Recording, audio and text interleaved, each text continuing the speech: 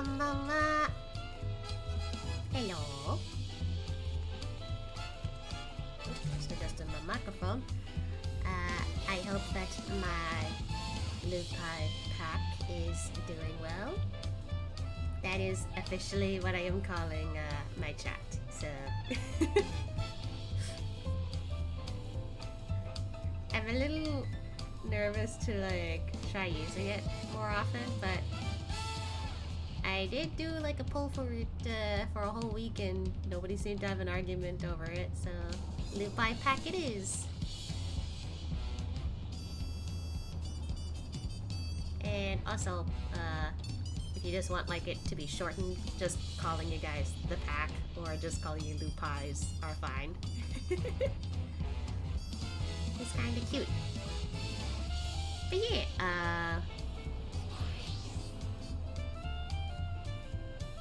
my brain is blanking out. Sorry, I've kind of been just chilling all day, so I didn't really do much thinking, honestly. But I figure that today will be a fun day because I will be playing some Final Fantasy XIV, continuing Dawn Trail, of course. And I'm just excited because it feels like I haven't played it in like a while. But then again, I did like a whole week of me just playing gacha games instead, so maybe that's why. But anyway, I don't know, I just, besides me announcing that I am calling you guys, the Lupai pack from now on, the Lupais, or just the pack from now on, I feel like that's about it. There is gonna be, like, more stuff I'll work on in the future, just to like, kind of get in the groove of things for, making a small community, I suppose. But I'm just excited. Alright, so it has been a while since I did this. Oh shoot. Nearly forgot that. No one saw that. Oh god. Medion! Just Medion right in front of us. That's spooky. Yeah, we've just been chilling out here. I was trying the jumping puzzle real quick earlier, but I didn't get to do it all. That's okay. Oh. Well, something happened while I was away. Alright.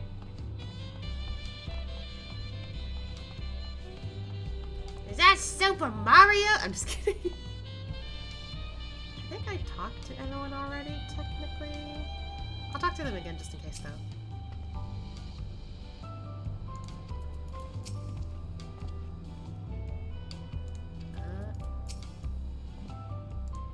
Maybe I haven't spoken to them yet. Alright, I guess I'll talk to them real quick before we start.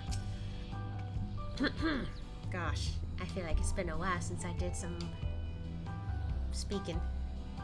Anyway. Without knowing how far the other claimants have progressed, taking anything other than a brief rest is out of the question.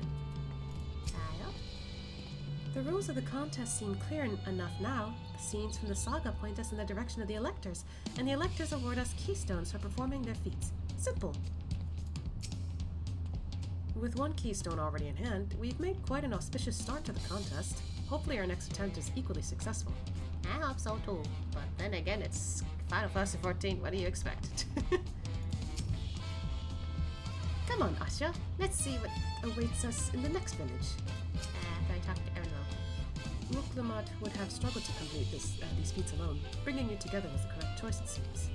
Well, he is the protagonist. Sorry. Alright, let's help, the Pelu.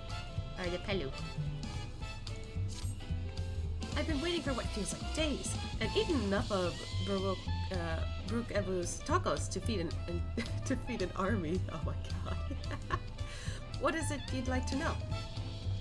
Our main concern was confirming the state of the road ahead. As I recall, to reach Ilkopacha, we depart from the Arch of the Dawn, then take the road west at the first fork. Should we be wary of anything along the way? My Genshin brain turned on. That is indeed the way to Urkopacha. After the damage wrought by the recent downpour, however, you'll be doing more stumbling than walking. But don't take heart. When it comes to rugged terrain, we have a most dependable solution available. Come with me. I'm gonna fix that. There we go. Away we go. Where are we going?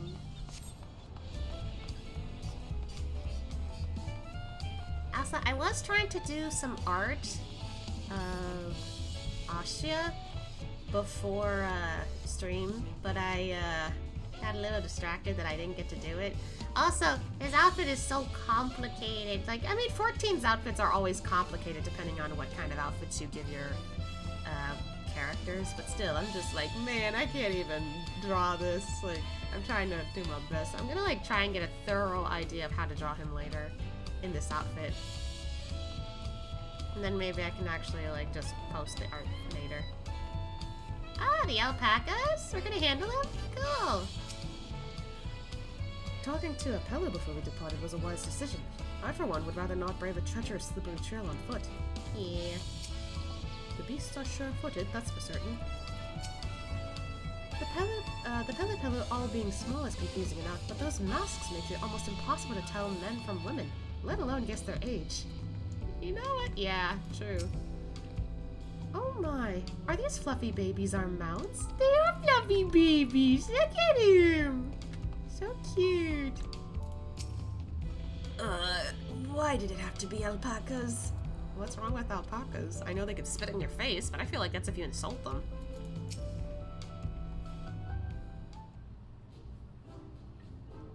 May I introduce to you, I can read, our most dependable companion, the alpaca. Can I have one as a mount, please? They're so cute. Oh god. These animals can traverse Urkopacha's steep mountain trails as if they were gentle fields, and all while carrying heavy loads. Our merchants would be lost without them. So they fill much the same niche as our chocobos back home. You don't have alpacas in Eorzea? Alpacas are native to Yoktoral. Eorzea has its chocobos, and the eastern lands have their horses. Why go to the trouble of breeding another pack beast in a place which ill suits its qualities, where it is not needed anyway? Yeah, you know, that's a good point. They do have horses over in the eastern lands. And then, if you include the first, they not only have chocobos, but they also have the Amaro. I still want one. Anyway. But must we ride these little monsters? I get the impression you aren't fond of alpacas. When I was small and being a bit naughty, I went around pulling on their wool. One of them spat on me, and it was the foulest stench you can imagine. Well, maybe if you weren't pulling on their wool. Oh my gosh. See, this is what I mean. If you're nasty to them, they'll be nasty to you. I see. What are they like to ride? Alpacas bred as mounts are inquisitive and docile. Even those without experience find them easy to handle. We're really doing this then. She really doesn't like them. So, was my information useful to you? Yes, very helpful, even if it wasn't what I wanted to hear. Good, I'll take my payment now. You want me to pay you? We didn't agree to this, did we? I guess I should have expected as much from a Pelu merchant. Let me see what I have on me. The Pelupelu value the act of spreading joy through trade, as you should know. They take pride in making deals that benefit both parties. So, trade for trade. Here you go. A fair price for your fair advice. Yes! I made a trade with the third promise herself! My friends will never believe this. I shall be on my way now. I wish you safe travels. Off you go then, and thank you.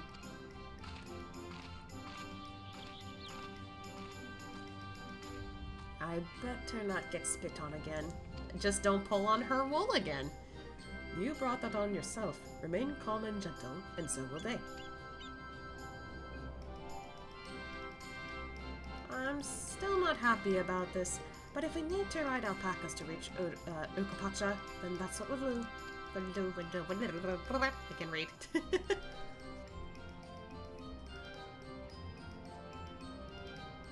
Oh, shoot, I forgot to,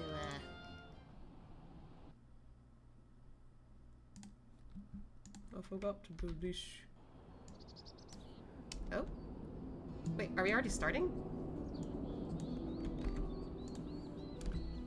Whoa, whoa, whoa. Turali poets of yore sang of a mountain that would stand tall, even should all other lands sink beneath the sea. Ooh, I like the music. Indomitable and eternal, it arises from Urkopacha, the 100 peaks of time. Of all the beasts which crawl and fly, only the legendary Valigarmanda could hope to disturb the summit's serene majesty. Yet, with that flying calamity imprisoned by the Dawn Serpent, what great feat remains for those who would claim the throne? Whoa, that's such a big mountain!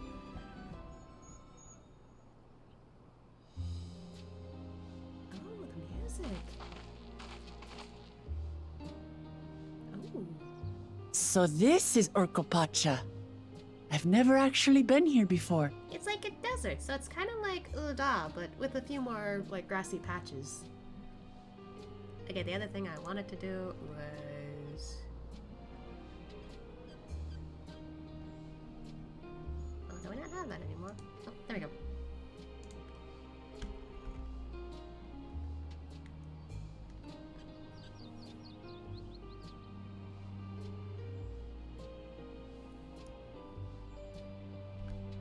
Oh, there we go. And I think there we go. I fixed it. I did what I needed to. I forgot to like do one more thing before I started stream. Anyway, moving on. The air is so crisp and clear. Mountains everywhere you look. I like it. That one massive peak in particular has quite the presence. It puts me in mind of Som Al. The one with all the dragons? I could see it. That is Workor Sormor, the tallest mountain in Yogg-Tural. Its sheer height makes it an imposing climb. But there are other reasons the ambitious keep their distance. Oh? Do tell. Where to begin? Excuse me, but you're Wuk Lamat, are you not? I hadn't thought to encounter one of the Dawn's promise here of all places. Hello? Ah, hello.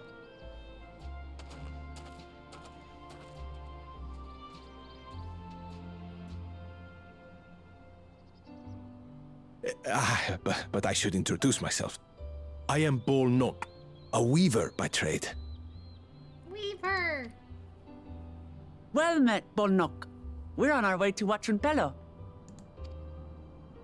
Oh, truly, I've just come from there, as it happens. I'd asked the Pelupelu who sell me their wool to give me a tour of their alpaca ranch. The head rancher and I shared a bottle of mezcal while he explained the finer points of wool production. Mezcal, is that a local beverage? It's an Urkopacha specialty. A spirit made from distilled agave heart juice. What's agave heart juice? Yes, and it must have done wonders for my mood, for I tripled my usual order of alpaca wool. They did offer me a discount, though, so it wasn't a bad deal in the end. But listen to me, boring you with my tedious stories. I will leave you before you are lulled to sleep. Goodbye, and safe travels.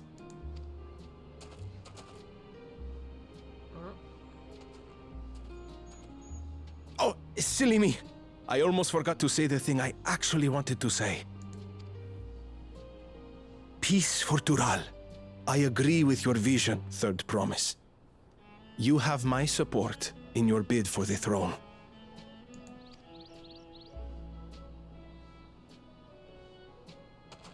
Aww.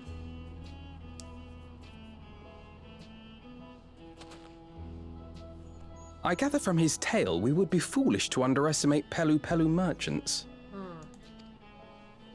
Yes, they do more than run the markets in Tuliolal. Pelupelu peddlers can be found everywhere in Tural, traveling from place to place on their sturdy alpacas. They are effusive and engaging speakers, and many's the customer who's been talked into spending more than they bargained for. They won't find this customer so easily charmed. What happened earlier then?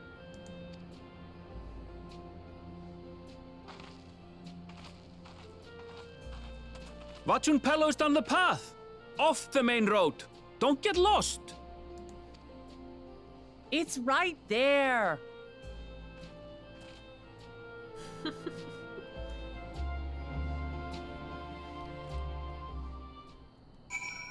Not her going like, I'm not a baby, it's fine. Oh, look at the alpacas! Aww.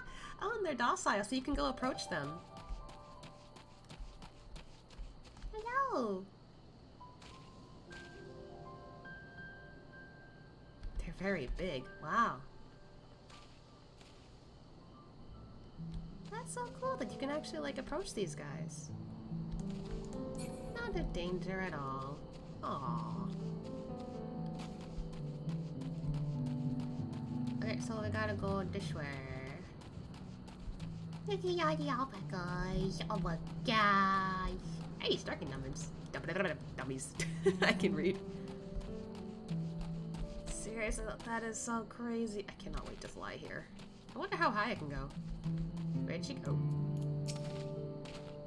The palace crowds were more supportive of her brothers, but Wuklamat's peaceful politics do have their quiet adherents, I see. Seems like it. Nope. I feel the change in altitude most keenly. While mayhap not to the same degree as the sea of clouds, the air is decidedly thinner. I could see more buildings down the path Bolnak was taking. I wonder what's over that way. Where happened? Where's Wuklamat? This is it. Watchum Pelo, home of the Pelupelu. Wuklamat should have arrived before us. She's over there. That's not good. Is she already getting into like a deal? You've come all this way for the right of succession? Oh, this means I'm exchanging words with the future Dawn servant. Please, the outcome is far from decided, but it's a possibility. How fortunate then that I deal in cloaks woven from especially luxurious alpaca wool. Such a garment would look magnificent when draped over shoulders of our budding ruler. And a nation's ruler should dress her best for her adorning people, yes? Finery for our finest lady. That's right. Come, learn from us. My well-stocked shelves are but a few steps away. No, don't give in to that. Finest lady? I like the sound of that. Look, Lamont, no! Alright, I suppose a quick look wouldn't hurt. Erinville's right behind her. Ahem. What did we just talk about? Erinville, when did you...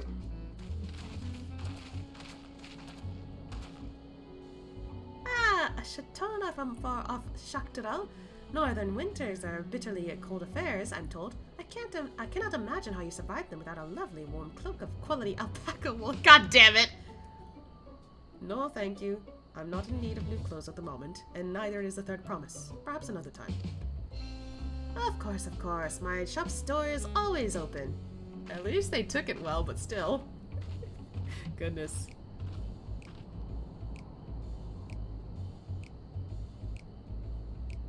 You were saying something about not being easily charmed. I was just... Girl. That's gonna be my quote every time she does something silly or whatever. Just girl. As I mentioned previously, the Pelu people live for bringing happiness through trade. They won't cheat you or sell you defective goods. Well, I mean, that's nice at least. They will, however, disarm you with their deft turns of phrase, and unwitting customers like Wuklamot fall prey to this affable approach time and time again. So they try to butter you up pretty much. Saying like, oh yeah, like, we totally have these like really nice things here. I'm sure you'd love to have this stuff. Like, literally, not really scammer per se, I guess. Like, they're just really desperate to like sell some stuff to you, I guess. But at the same time, you might not need their stuff, pretty much. Why does that sound familiar? Anyway. Your only recourse is a clear and firm refusal. They won't pursue the matter should you make your disinterest plain. Okay, so as long as you tell them straight up, yeah, I'm not interested, sorry, they'll be like, okay. A valuable insight into the minds of the Pelupelu. Let us all take Erenvel's word of caution to heart. Why are they both staring at Alphino like he's the problem like that? They just both cross their arms like, yeah, sure. But like, he has a point. We gotta keep this in mind. Like literally Ashi and LSA twinning here.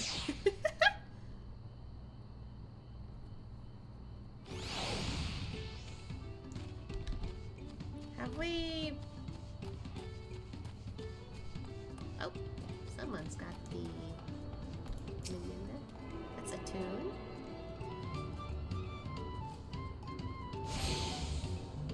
The music here is nice. Okay. All these houses and buildings made to Pelu size, and mine too, come to think of it. Oh. Wait, I just realized, can Ashia not enter these doors?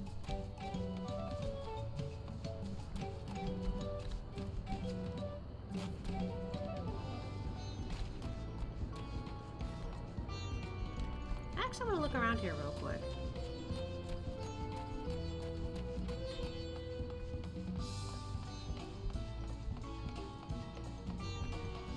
Is this like a scenario where like, because I know on the first in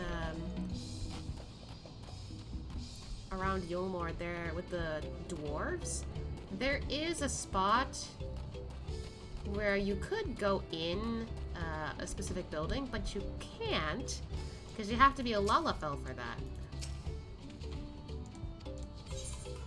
Thank you for that.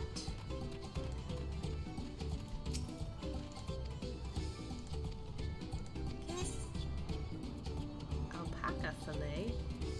Huh.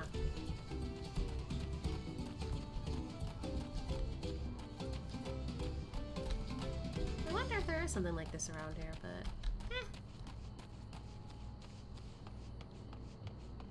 Ooh, golden falcon.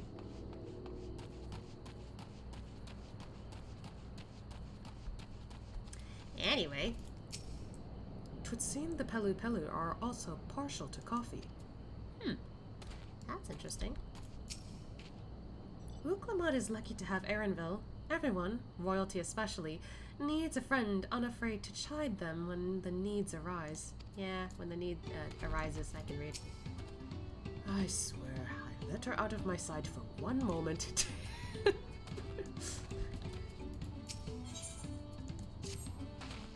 Not my finest moment, I'll admit. But now that we're here, let's do what we came to do. Find the Elector. Allow me to propose a strategy, then. Kryl, Alice, and I will speak with the merchants. Wuklamot, you, and Erenville might try approaching travelers and passerbys. That might be smarter for us. Ashia, pray investigate any of the other establishments which catch your eye. Should we learn aught of use, let us relay it to the third promise. Kiki.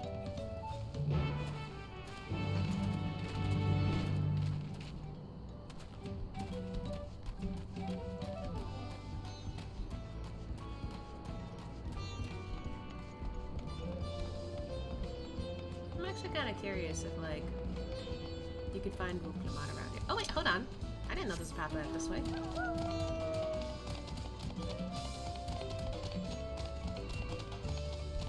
Oh, that's cool. Oh. Wow, that's neat. Oh. Oh, are these like fruit? They must be grinding it down. Interesting. Oh, that reminds me.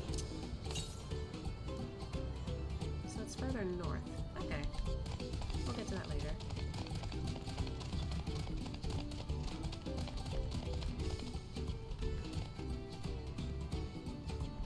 Ah!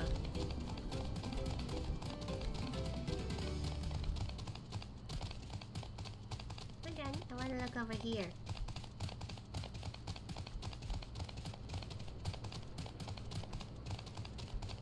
Oh, look at it! Oh, this is cute!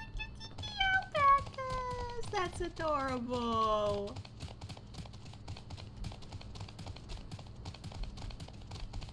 So cute.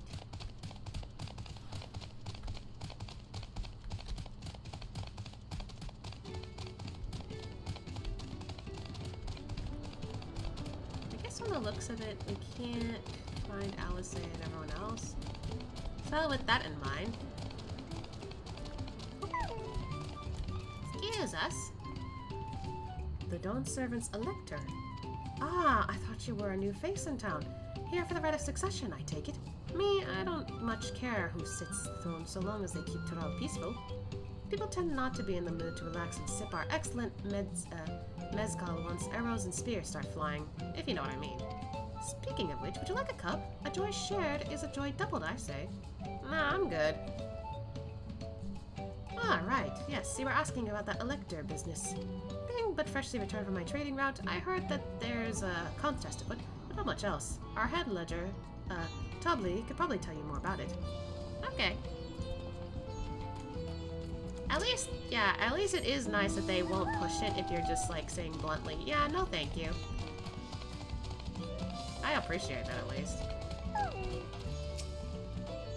Electors? Oh yes, I've heard all about the right of succession. They're looking to put a new ruler on the throne, eh? Personally, I'm rooting for Zaralja.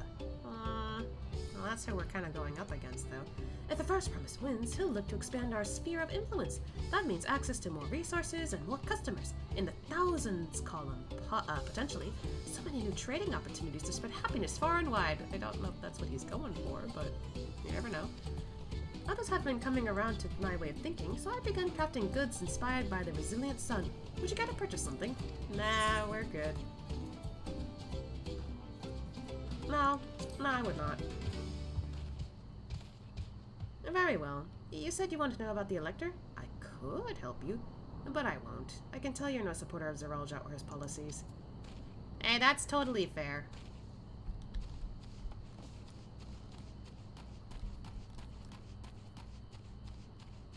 Although it is a bit rude that they're just like, oh, you don't support that? Okay, No, I'm not gonna help you then. and I'm just like, well, rude, but I get it. I get it. Anyway, Malibu, hello. Hello there, I'm Malibu, I'm Moblu.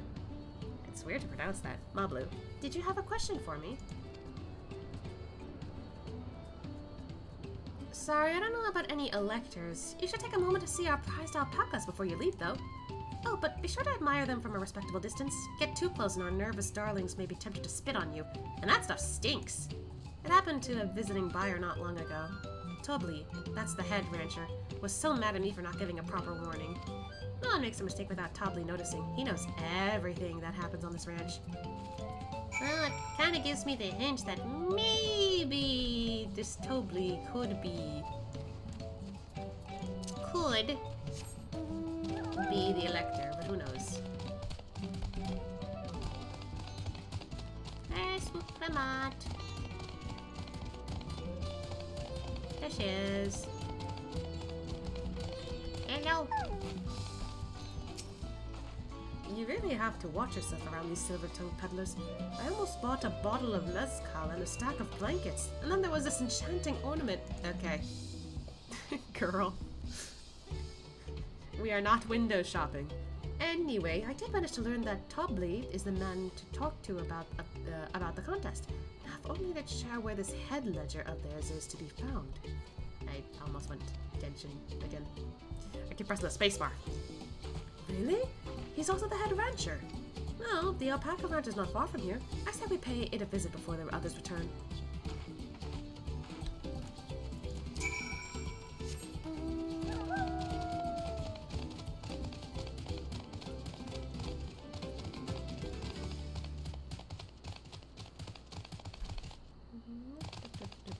Oh, there she is.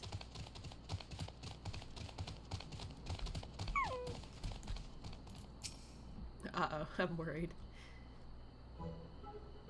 Oh no.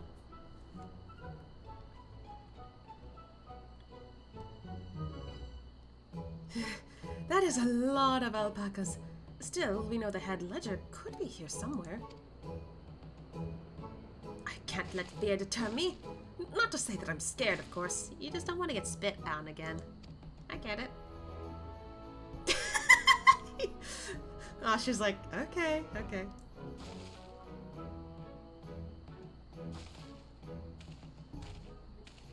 Excuse me, is one of these workers Tobley? Tobley? Oh yes, he likes to mingle with the ranch hands and keep an eye on things. I can't tell you which one he is, though.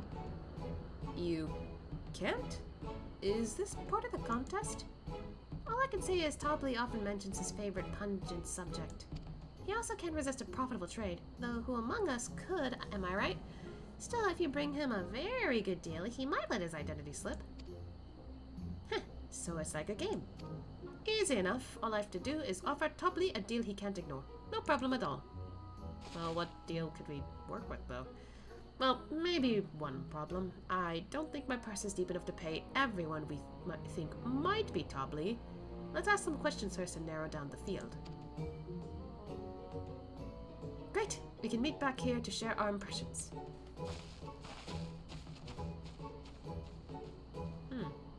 So it's a guessing game, huh? It'd be funny if it was Moblins, but anyway. Ah, visitor from across the salt, if I'm not mistaken. Be warned, the alpacas will spit if you startle them. I suggest you keep your movements slow and deliberate. Oh, that's pretty good advice. Oh, not trying to scare you. You think I might be Tobley? Well, maybe I am. All I will say is that in this village, none have reared more alpacas than I.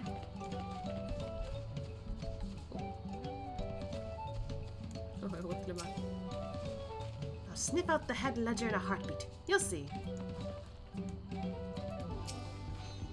Am I Tobley? Yes, that's me. Excellent work from the Third Promise and her entourage.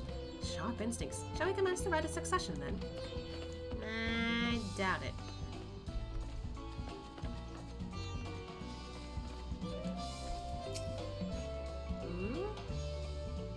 Well, obviously I'm not Tobley. I mean, oops, I shouldn't have said that. You're meant to find out yourself who Tobley is, or if an elector is even in the village at all. Good luck.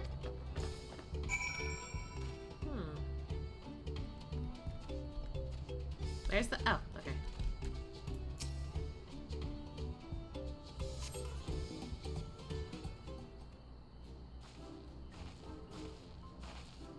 I see we're both done with our interrogations. So, who do you think it is? I have my suspicions, but let's hear your pick.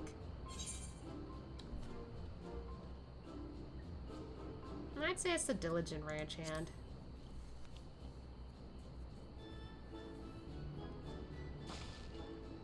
Ah, the worker so intent on stable chores. I had my eye on that one too. Time to rip up the mask on mystery ranch hand, so to speak. Oops, I did it again. I don't know if it's that easy, but like, it seems like it'd be accurate. We know it's you, Tobley, and to prove it, I propose a deal. A generous sum of coin for confirmation of your true identity.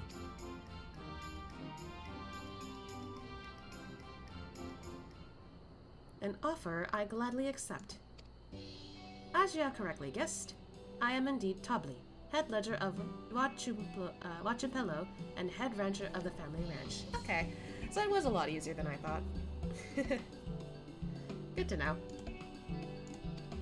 I am also one of Gulu Jaja's chosen electors. Aha! In a place featured in the Tuliolal saga, just as we thought. I was right to trust you in your instincts, and I wager this won't be the last time.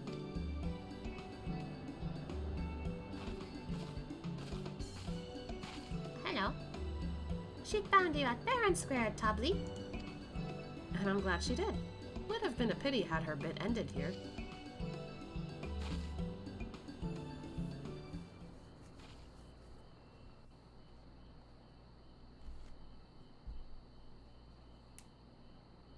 Deducing the Dunservant's elector was the first step of the feat. Too simple a task for this aspiring ruler, eh? Not the voice I expected, but I kind of figured you were a dude. Right. Not hard at all.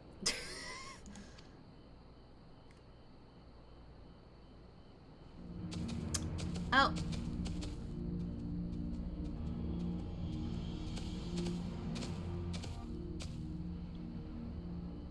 Zorolja. Not who I expected to show up, but I guess makes sense since he wasn't in the other area. I am told the head ledger, Tobly, is to be found here. You have to guess which one of us is Tobly. That's part of the test.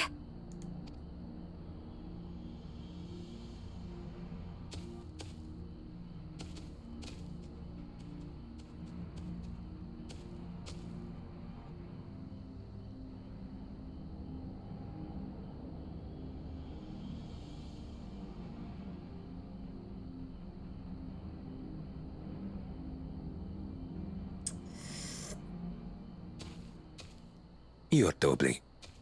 That person just gave it away. I can't tell if it's because, like, they're nervous, or if it's because they're in support of Zorolja, but still, I'm just like, gave it away. Without even asking a single question. Very impressive indeed. He literally just, it was given away. With that amusing prologue out of the way, we can proceed to the actual challenge. Per the Dawn Servant's instructions, I was free to devise any manner of feat. I considered a number of possibilities in the 10th column. But I think I have a good one.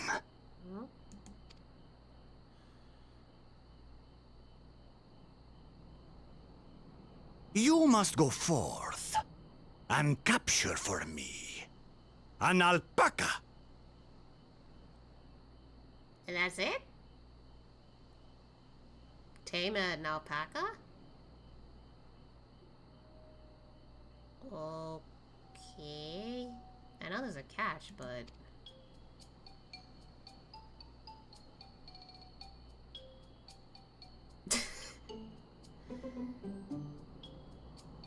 While I've not had the best experiences with alpacas, aren't they generally docile creatures? That doesn't sound like much of a challenge. I was gonna say, it doesn't sound like it's challenging. There might be a catch to it, but we don't know. Bring out the example! What?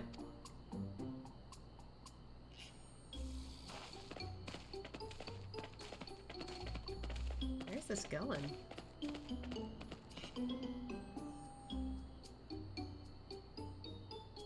This is a special kind of alpaca.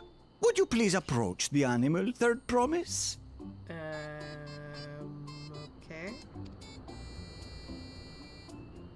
Who? Me? Well, it should stay calm if I stay calm, right? That's what Erinville said.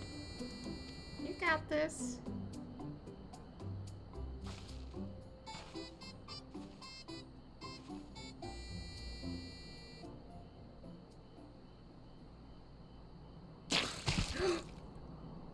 Ah! Ew. The little monster spat on me! Ah, that stinks! You're not gonna pass out, are you? I can't. Oh god! Oh no, girl! Alpacas are paradoxical creatures, being both extremely curious and extremely cowardly. Press your luck when they're frightened, and you'll get a face full of spit, as you've all just witnessed. Uh-huh. Has an awful stench, their expectoration.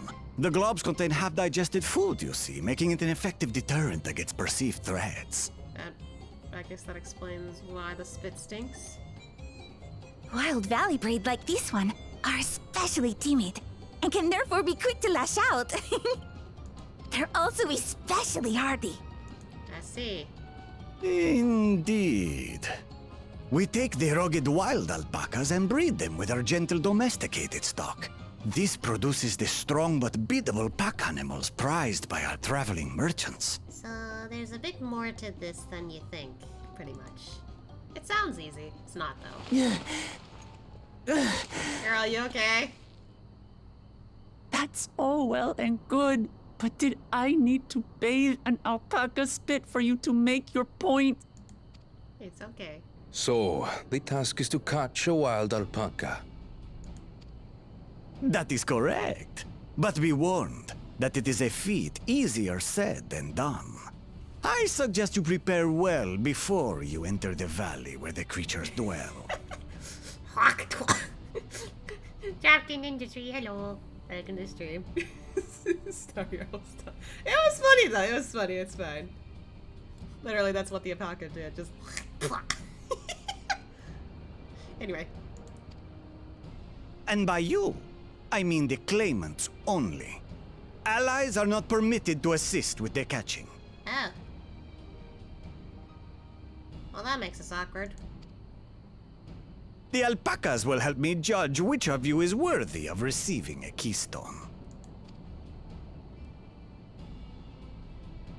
So I'm to chase down a fluffy, spitting demon, and that somehow proves I'm fit to rule? I mean, overcome your fear, maybe? As I said, the Dawn Servant granted me the freedom to decide my challenge. And when you reach the end of the rite, I dare say you will understand why I chose what I chose.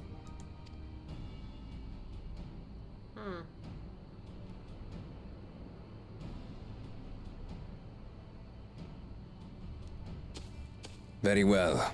This won't take long. Of course it won't take long for you. Wait! Didn't I warn you this was easier said than done? There are preparations to be made, factors to consider. A beast is a beast. All yield to strength. I feel like he's just gonna force it to listen to him. So far, this experience has done absolutely nothing to improve my opinion of alpacas. Oh, Asha's face. It's like, sorry. But that doesn't mean I can't do this. Revolting spit aside, they're just another animal. Yeah, you got this. Oh, hey.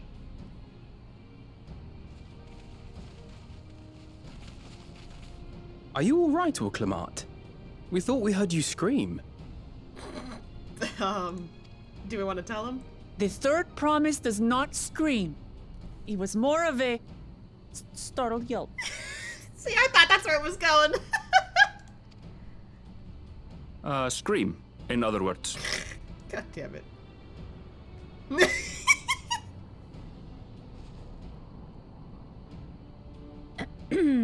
Did you find the Elector? Oh, we certainly did.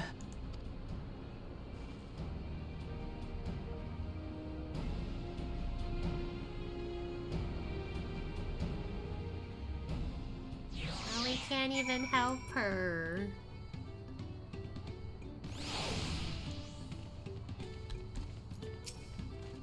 I did say remaining calm was key, but the same rules don't apply to wild alpacas. Yeah, if only we knew that sooner. So this is our sought-after elector. Zaraja puts me in mind of Garlemald's own exiled son. Or Exalted Son? Yeah, it's Exalted Son. Of the two, though, Xenos was undeniably more arrogant. You know, yeah. Judging by the volume of Woodlamat's scream, alpaca expectoration must have a nasty odor indeed. Yeah, I'm content to remain ignorant of the smell. Of course you're, content to remain ignorant. Anyway. I've done my duty and assignment, assign the claimants their feats. The rest is up to them. I was impressed with how easily Zaralja found Tobli, but also sort of frightened. Yeah, like I said, one of them kind of gave it away by looking at him. So I don't know if they were on his side or if they were just nervous. I had to go and wash that nasty stuff on my face. I think I got all of it. But would you mind taking a sniff for me just to make sure? God. The stench has ruined my sense of smell. Hey, I saw that look. Look! Why do you want me to smell you? That sounds a little weird. Unless I don't know, unless Asha's into it. Which he's not. So, can you still smell it? Be honest. No, I don't think he can. It's fine. Real friends smell each other. I don't know. Maybe I'm not in agreement with that because I personally cannot smell. So I'm just like, yeah, I can't do that. I'm just gonna look weird if I do. Ooh.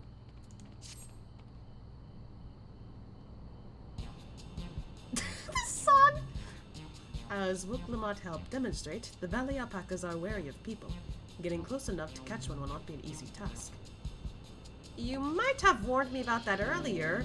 I've had enough trouble with tame alpacas. How do you expect me to wrangle a wild one? Shrugs. With the proper saddle, we infuse the leather with a relaxing scent that soothes the spitting beast. Wonderful. Give me one of those then. That's cheating, though. Have you perhaps forgotten that we are a clan of merchants? If you want a taming saddle, then you'll need to find a saddler and make them an offer. They don't come cheap, of course. Crafting a saddle will cost you the equivalent of 10 pel, in the thousands column. Oh god. You mean 10,000 pel? I don't have that kind of coin. Converting to gil, that comes around 1 million or so. Mayhap if we all pitch in. No, Alfie, we're not doing that. No, this is my feat to accomplish. I wouldn't feel right about having others pay the cost. I'll find the money, somehow. Or just do it without the saddle. In that case...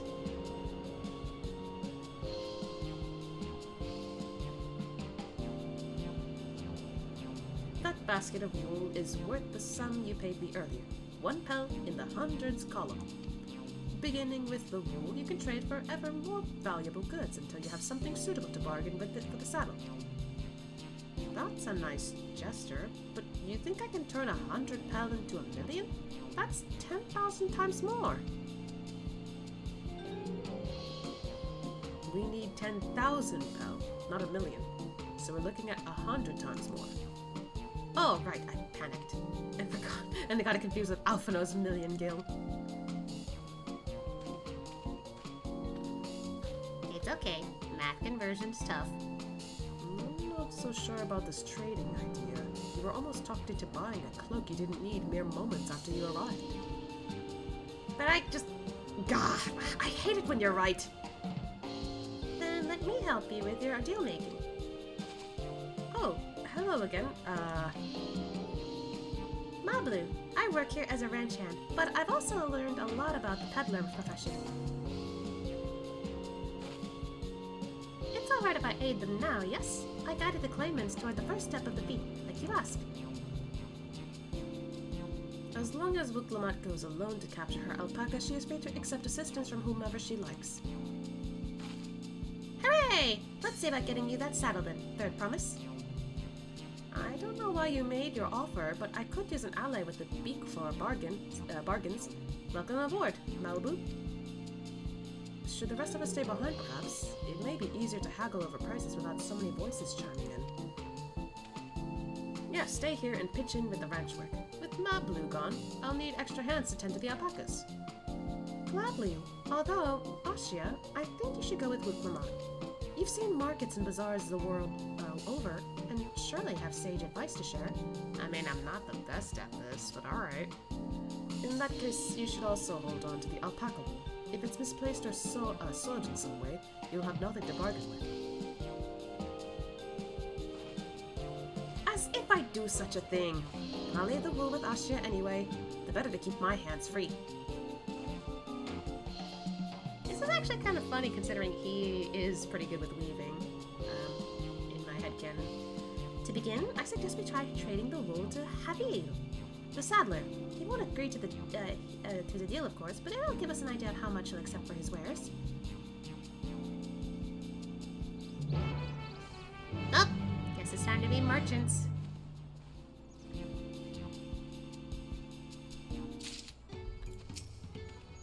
Tending the alpacas, are we? I had some experience with that when I was younger. I have every confidence you'll come back with a saddle. I'd worry if it was just Wuklamot, but it sounds like Moblins knows a thing or two about trading. Turning 100 pel worth of wool into a 10,000 pel saddle is exactly the kind of suggestion I'd expect from the head of a merchant clan. Yeah, pretty much. Anyway.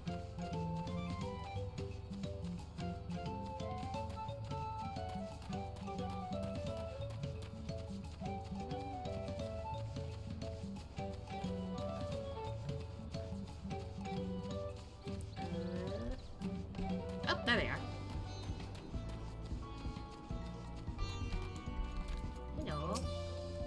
Is it really possible to make 100 times what that wool is worth just through trading? This is the artisan who makes our taming saddles. Excuse us. Oh god, this music.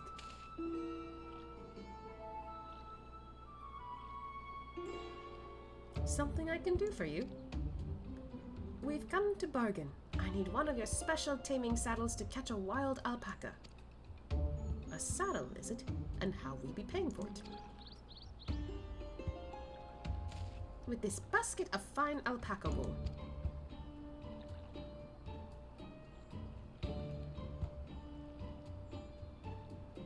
What use does a saddle maker have for wool? Besides, this could barely cover the cost of a single strap buckle. Offer me something I actually want. Alright, holding that back on. And what might that be? Mezcal. I like to nurse a cup at a day's end while I inspect my finished work. Bring me a jug of quality stuff, and you've got yourself a deal.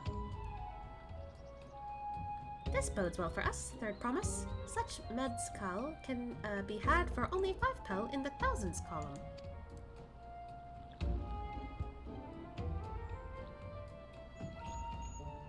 Hold on. Did you say third promise?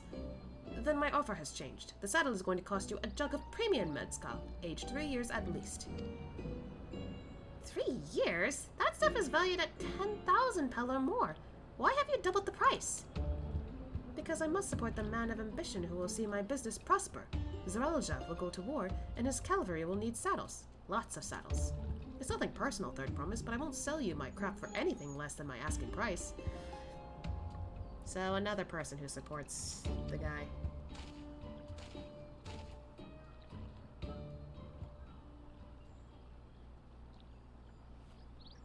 Quite a few of them who seems in support of this guy. Can't say that I blame him. I've known for championing peace, and peace is unlikely to bring him more customers. Those of our grandparents' generation remember the dark days when the clans were at war. Many of these Pelu pray for your victory, Wuklamot. The younger ones, though, to them, strife and bloodshed are as children's stories. They think themselves safe from these horrors and take the peace we now enjoy for granted. Still, others are unsatisfied with this quiet prosperity and crave the future the second promise envisions. They've become obsessed with innovations like the dirigibles that have made trade swift and easy. Then you have those like Havli, convinced that the firstborn's plans for conquest will afford them opportunities for great profit. But what about you, Moblu? Aren't you of the younger generation? At least a year or two younger than me, I'd say. Oh, I was raised on the old tales. I've memorized the accounts of what it was like when the Yokoi ruled our village. That's why I offered to help. I want you to become a Dawn servant, to keep our nation from going back the way it was. Well then, I guess I'd better make sure I win the contest. But the type of mezcal the saddler wants is so very expensive. Weren't we expecting to need 10,000 pel from the outset? Nothing's changed. We just need to get on with it. I may not have a head for trade or the stomach for alpacas, but I won't give up with the piece of Tuliolal on the line. Then neither will I.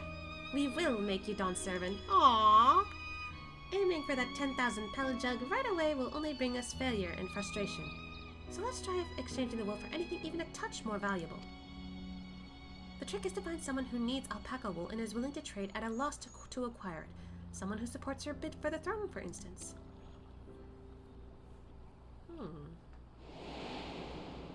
Oh yeah, that guy!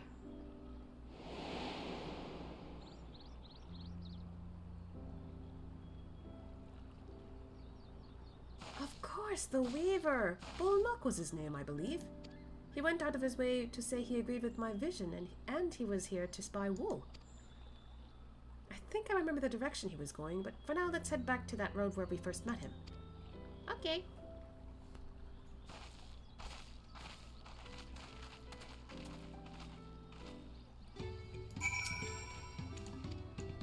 Okay.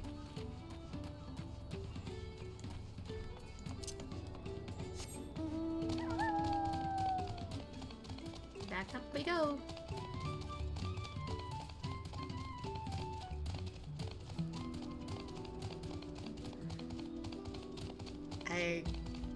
I still like this song. Like, it was only for a little bit that we heard this song, but I love it.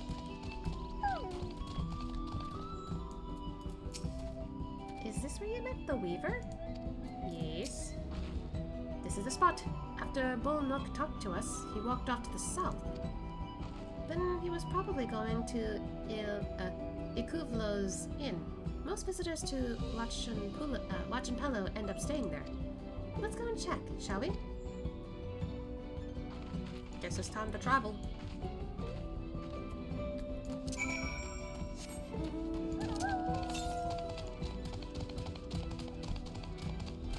Southwest. Somewhere up here, maybe?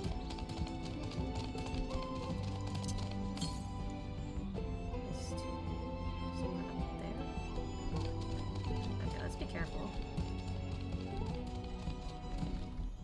I'm trying to find a way up there without getting caught by these. Oh boy.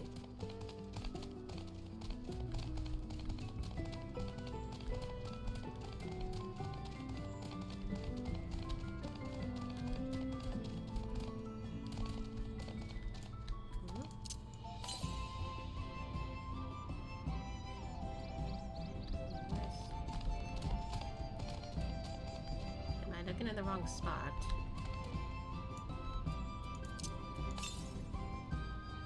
Oh, it's the opposite way.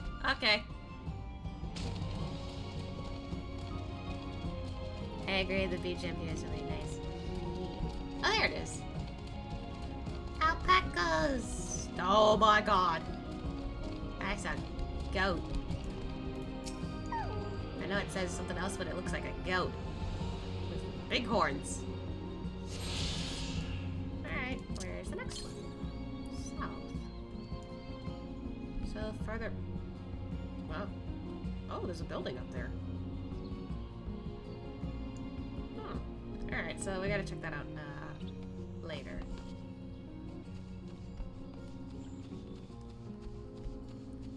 Okay.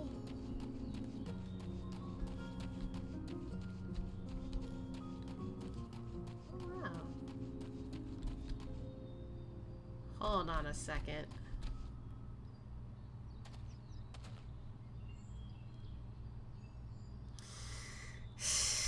I feel like I can already tell who's around here. I hope he's willing to offer us something wonderful in exchange. Oh, we meet again. But wait, weren't you all on your way to watch Pelupelu? Can I have that basket, Asha? Alright, here you go. Thanks. Now let's see if we can turn a profit. Oh, we can only hope. Look, Bull, I'm glad we found you. Are you interested in making a trade? The promise. You wish to do business with me? Might I ask what this is all about?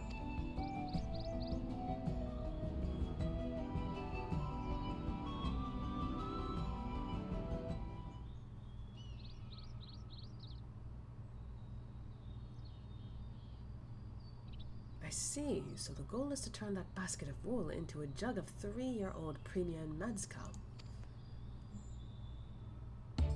Then allow me to invest in your efforts. Oh, wow! Peace in Tyrol is what allows me to cross freely into the lands of my suppliers. Naturally, I would prefer that one pledge to preserve that peace win the throne. Thus do I humbly offer you this wool poncho, a small token that I pray contributes to your victory.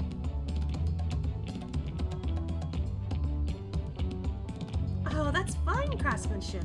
A garnet like that would easily fetch 5 pel in the thousands column. That's very generous, Bullock. Thank you. I promise I won't let you down. What a homie, yeah! I have every faith in you. Third promise. May fortune bless your future deeds. I like this music too, it's really happy. I can't believe you quintupled your investment with your first deal.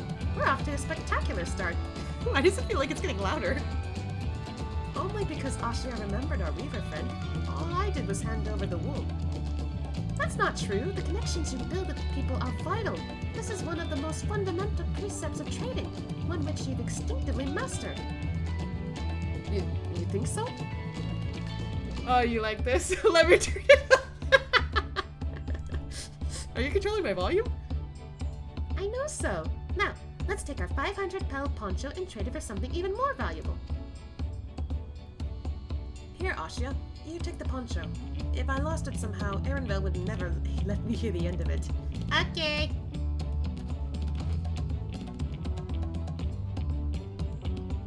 All set? Our next deal is waiting to be found.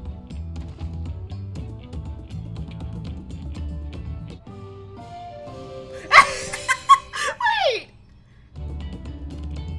But that's actually cute! I didn't expect that. Success, you traded a 100 pel basket of alpaca wool to a 500 pel wool poncho. That's so cute. I actually like that. We turned 100 pel into 500. I know it's only 5 times more, but it feels like 500 times more. Look, Lamont, can you math? Nah, I get it. You're excited.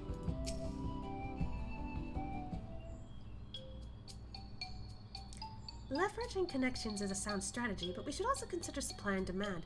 An individual in urgent need of a good poncho will offer more than a merchant simply looking to stock his shelves. That makes sense, but how do we know if someone needs a poncho?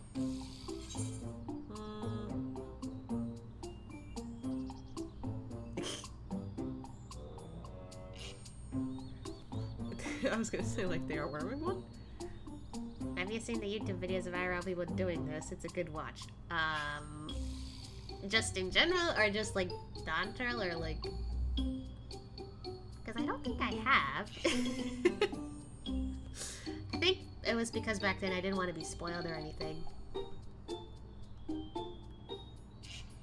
Now I'm curious. They aren't wearing one?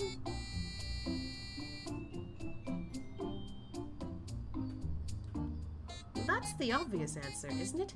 We look for a person without a poncho and hope they're eager to buy ours. Like trading items to get better items of value, I mean. Ah! Okay, no, I haven't. Yes, there you go. We find the demand for our supply. So where should we begin our search for prospective buyers? There are any number of places, but we could do worse than starting right here at the inn. There might be interested travelers. Maybe. Who here needs a poncho? A lot of Mamoja hardly wear anything to begin with. Those are probably Landsguard or sell swords. Mamoja who soldier for a living prefer not to wear much above the waist. It hampers their movements. So even if they have barred shoulders, Mamoja carrying arms can be stuck off the list. Struck off the list. I can't English.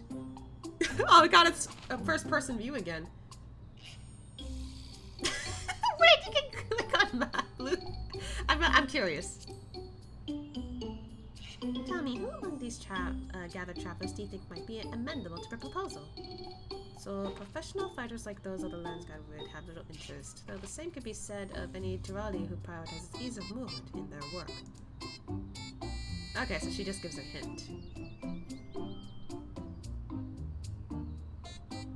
I mean, these are all soldiers.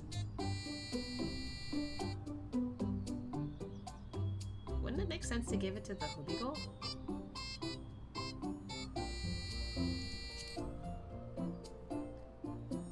This one's already fully dressed. An artisan or peddler, perhaps? Come to rest after visiting Pelupelu? Like Buknol would be my guess. Well, I mean, yeah, but...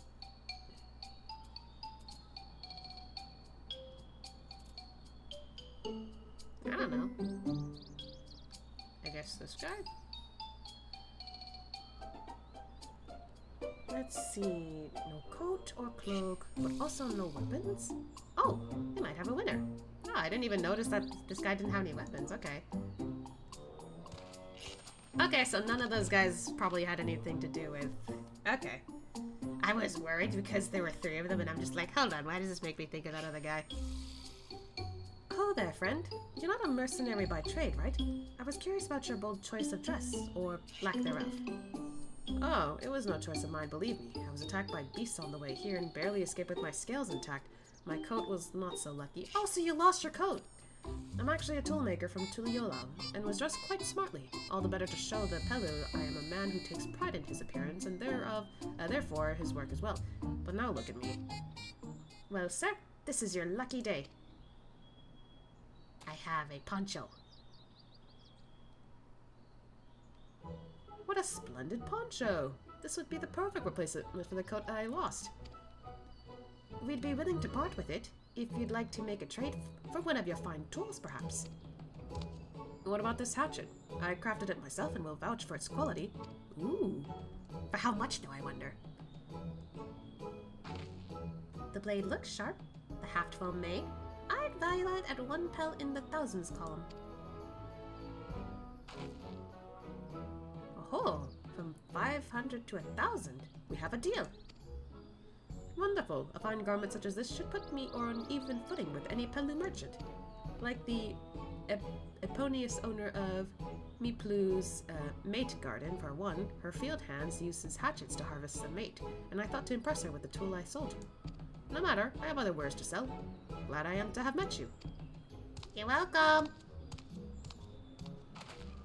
Did you hear that? We've already found our next buyer. To Miplu's mate garden we go. Yes, but it's a fair distance on foot. We should take alpacas. God, Wuklamata immediately is like, oh god. These ones will be the calm type, right?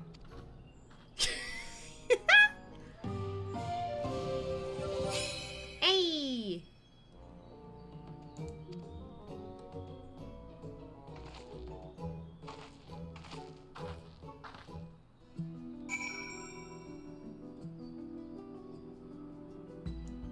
Alright. Medion, are you okay? Why are you down there? Okay, I guess she wanted to be close to the ground.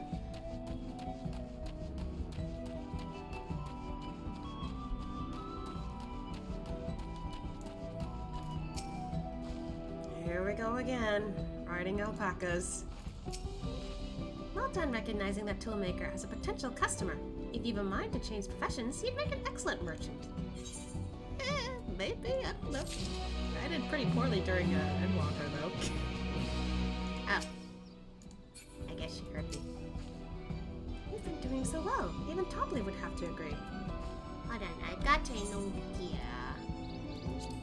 Is this something I'd like?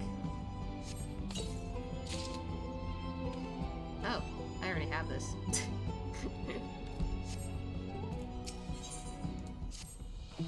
Before we get moving, you should be the one to hold this. Yeah, the hatchet. With that, I suppose we should hop on the alpacas Moblins has so kindly provided. Do we actually get to ride them? If I'm going to catch a wild alpaca after this, I can't be shying away from the tame ones. Not that I'm scared of them, you understand? Or their nasty, disgusting, foul-smelling spit. Girl! Okay. Ready to go? Let's mount up. Yes. Oh! Oh, it's automatic. And it's up to the mate fields we go. Oh my gosh, this is so cute! Please don't spit, please don't spit. You'll be fine. These ones are accustomed to people. This is so cute. I still don't trust them. Yeah, but not for riding, no matter what you say. Without our alpaca friends, we probably would never have become traveling merchants. Can you imagine walking all the way across Tyrol? I could. But then again, this is nicer. I swear that mountain is too tall to be real. It is pretty big. Warkor Zomor. Wasn't that the name? A forbidding sight, isn't it? One I've never appreciated up close. You have to take a long way around the cliffs to get there, to the highlands belonging to the Yokhoi. We're discovering lots of new locations. So Moblins, you said that you were learning about the peddler profession. You don't care for ranch work? No, I love it. I love working with alpacas. But becoming a peddler has always been a dream of mine. It's just, I'm not sure I have the talent for it. You seem to. If I can help you buy the taming saddle, though, then it'd be a proof that I can do this after all. In that case, you'd best get ready to be a merchant. Look, we're almost there. Wow, we went pretty far.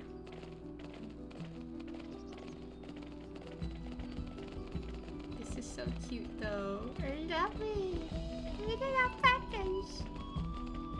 Oh, there's also an ether current I can grab later.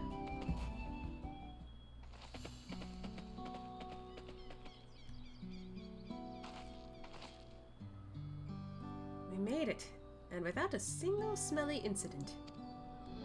I sent the alpacas back to XIV's inn, so we'll walk along the main road when we return to the village. Speaking of roads to travel, you were adopted by the Dawn servant, weren't you, Third Promise? And that I was. Then perhaps you understand, I was an orphan too, you see. Tobley took me in. He took in all the ranch hands, actually. All of them? Yes, and everyone works hard at their chores, grateful for the opportunity to go to repay the head ledger's generosity. Yet here I am, the only one wanting to go off and be a merchant.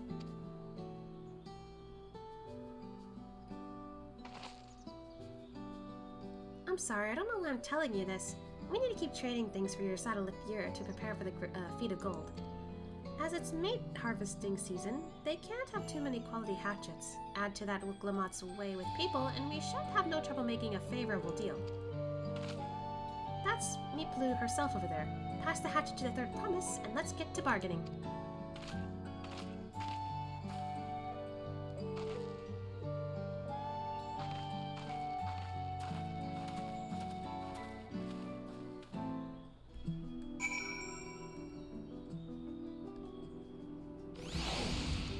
Before we start, though, where was that? Up there it is. Okay. How do we get there? Probably from this way.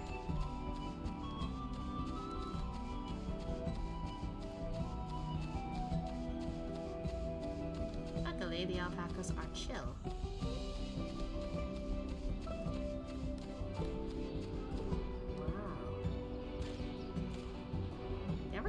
closer then, huh?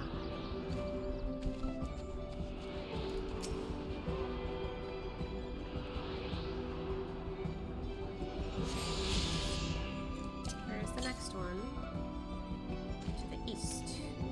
So further that way. Hey, did we skip it?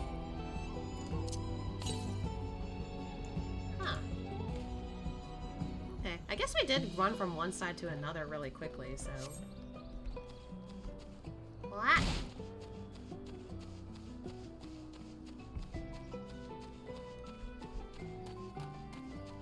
I'll get to that in a bit.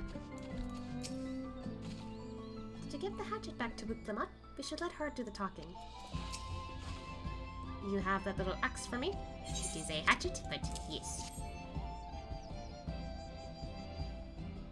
Thanks. Now to see what we can get for it.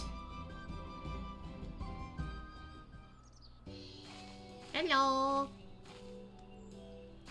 You're Pelupelu, the owner of these fields.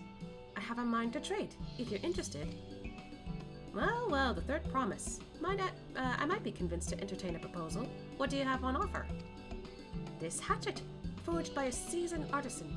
The razor edge of this exceptional tool will make light work of your crops.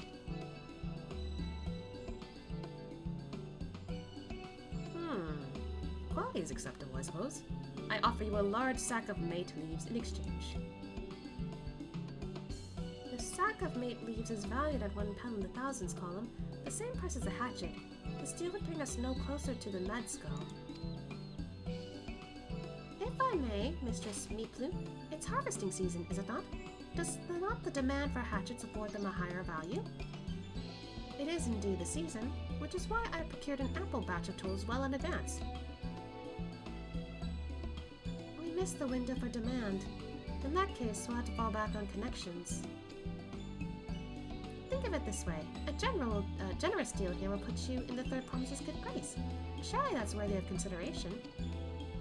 I do not wish to give offense, but I must tell you that I stand with the second promise. His innovations will improve every aspect of our lives, I believe, including farming, and I will no longer have need of hatchets. I assure you that I have nothing but respect for Wuklamut. That is why I'm prepared to purchase a spare hatchet at a fair price. I suppose it is fair, given your reasons, but we ourselves would be no better off for the transaction. How about this then? If we were to help bringing in your harvest, would you give us a better deal? As a matter of fact, I would. Until Kawana's reforms come about, I can always use more hands in the field. And then you can go ahead and add our labor to the bargain.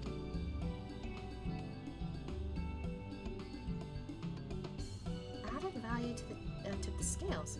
How could I have forgotten one of the most basic rules of trading? She's trying. She's trying. You can rest here if you like, Moblin. Asha and I have mate together. Oh no, I'm helping too. Up to the fields then, and mind you, pick the healthy leaves. I'll take 5 good bundles from each of you. Okie dokie.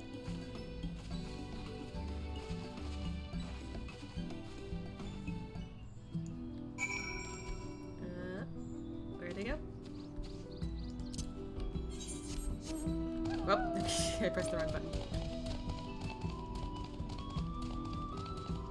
Ah, okay, so it's in the trees. I was wondering what the mate was. Did you see how Wuklamut came to my rescue there?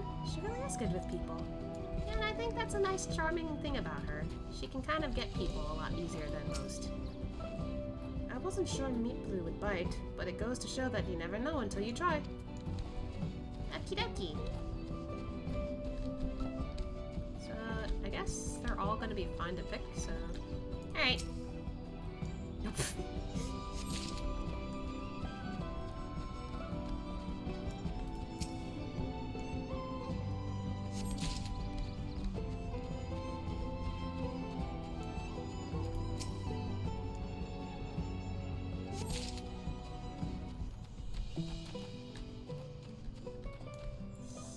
This is really cool.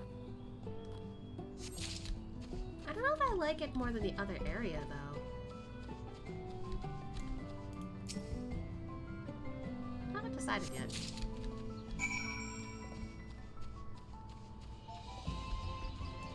Got the stuff. Okay, so they say the same thing.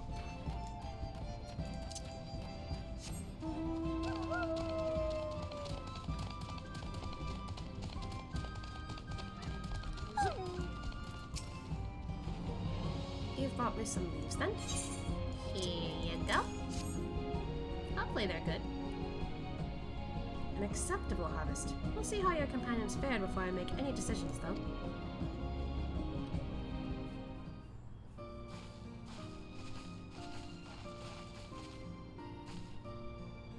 Here, we've brought our share as well.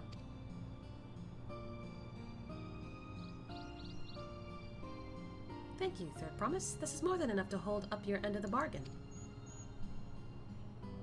Now it's time to honor mine. After adding the value of your labor to the price of the hatchet, I'm prepared to offer you a full sack of our highest grade mate leaves. That's better than earlier. Premium mate! But at the shop, one sack of those leaves would cost no less than 5 pel in the thousands column. Then we can bid farewell to this hatchet.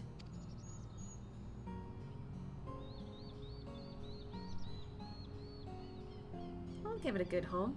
Talk of the contest aside, I'm glad we could come to a mutually agreeable trade. As am I. All the best with the rest of your harvest.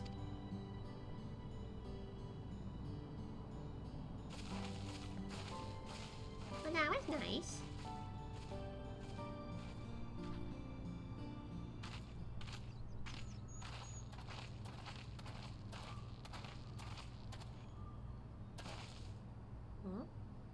Moblin?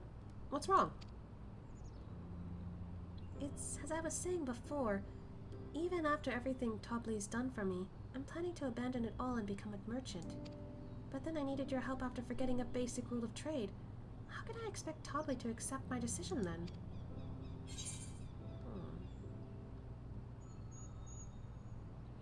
Have you mentioned your plans to leave?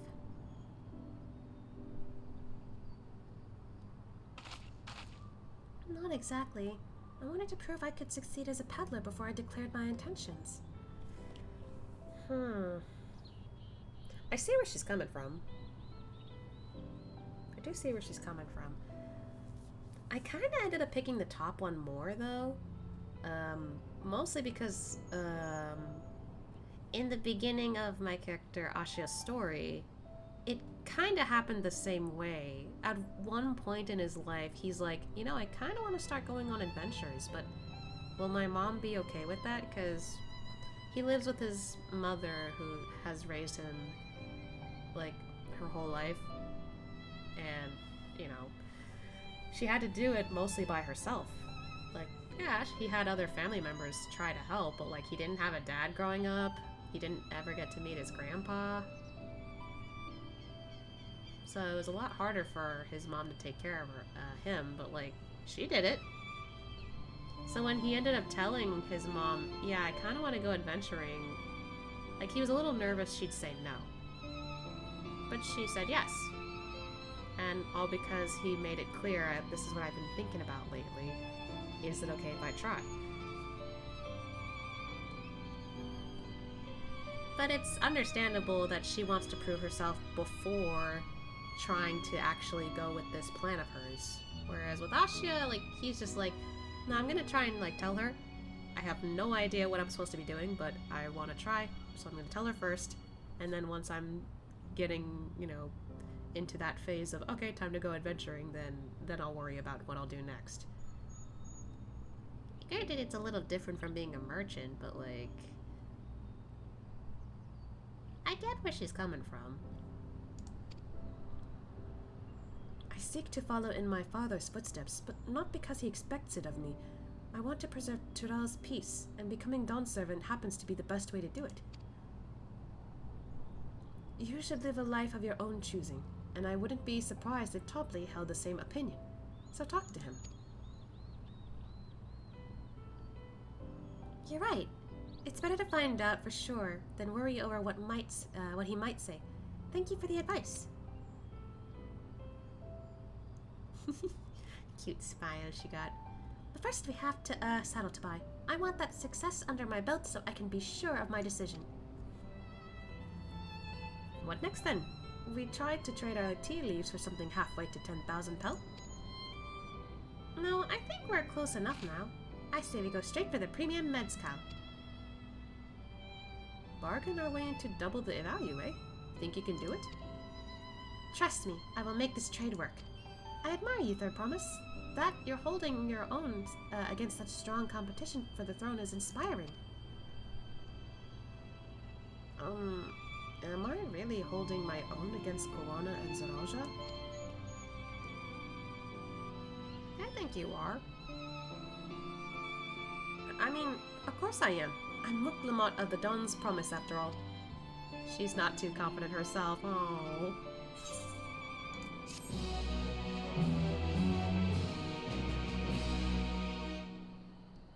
Oh yeah, we didn't get this. I was like,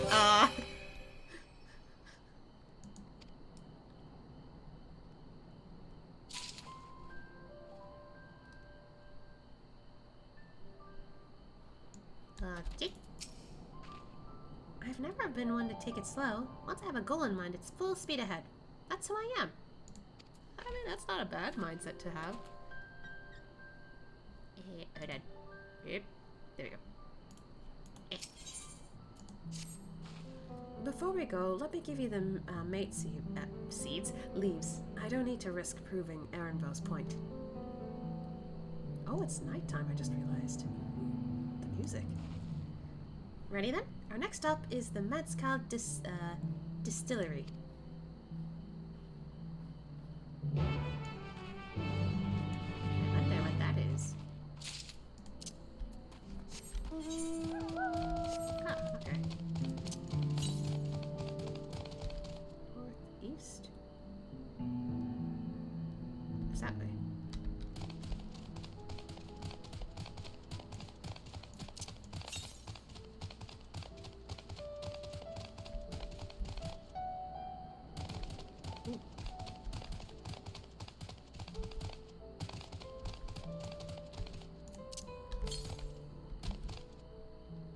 Something up here.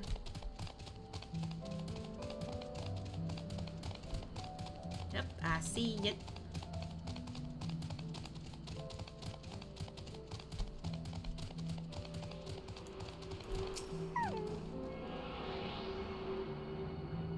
More alpacas. So all the way down that way. Okay. We can go there real quick.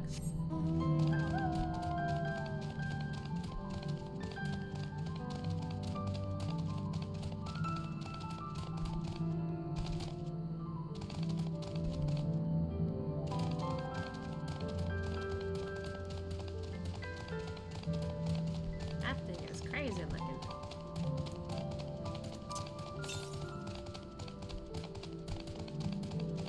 What are the odds it's actually higher up? So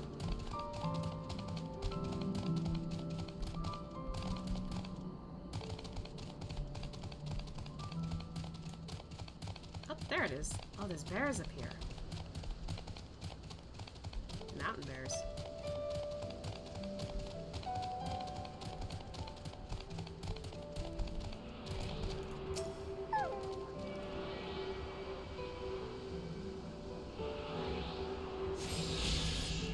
Right, anything else?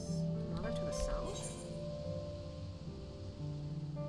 Anything more to the south?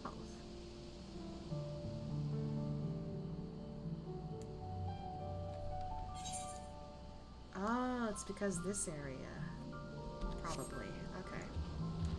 So we'll be worried about that later.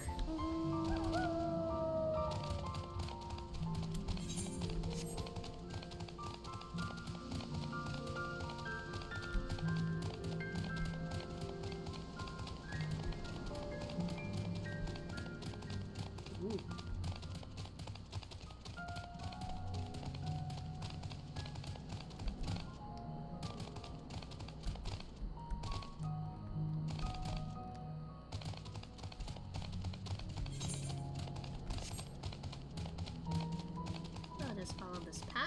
should be fine.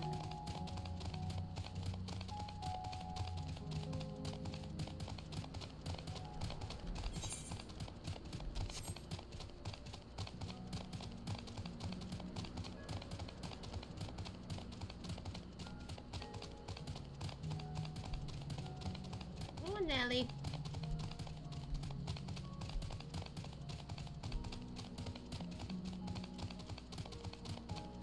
No! Don't come after me! Haha. Can't get me.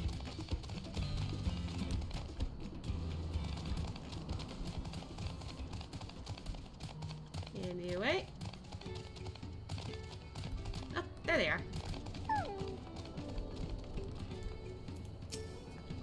Ugh, the smell of mezcal is overpowering. The fumes alone are making me dizzy. How?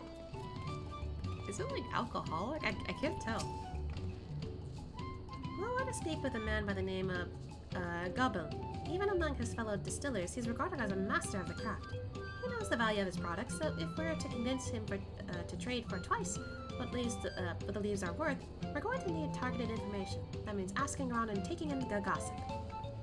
If you could talk to people here in the distillery, Ashia, perhaps Wilmot could do the same at the village entrance. Meanwhile, I head to the north side and see what I can learn. Okay.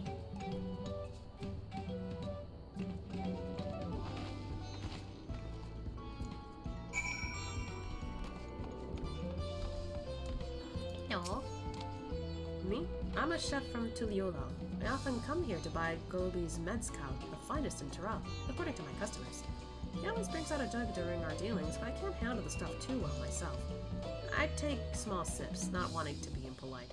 You understand, but still end up so addled as to agree to whatever price he quotes me.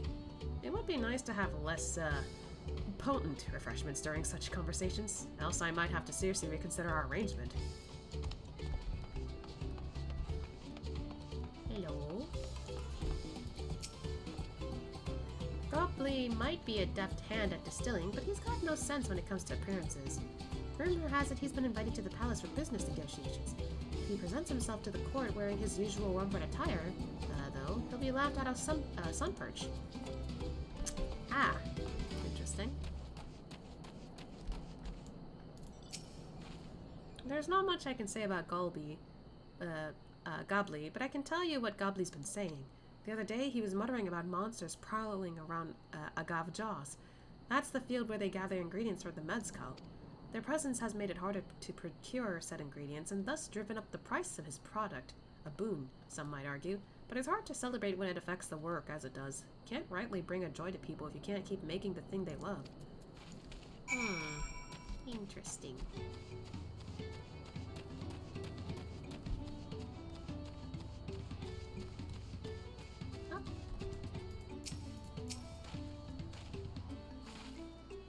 So, what did you find out?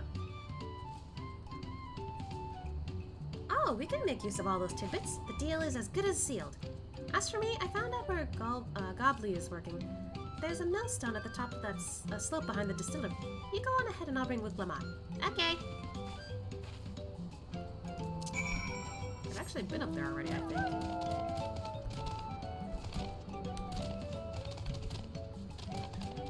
Ooh, my stomach. It made a funny noise. Oh yeah, this person. You have business with me, sir? Why don't we talk down below so as not to distract the alpaca from his work? Okay. Oh, okay, cutscene. Oh jeez, what's with this music?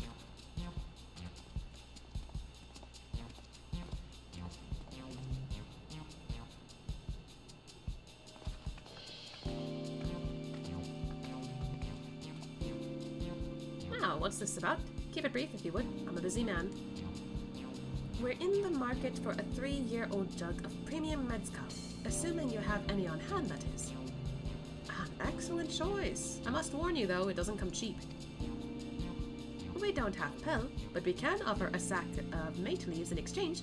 It's top-grade stuff, like the mezcal. No deal. Mate leaves are well and good, but I don't have any use for them.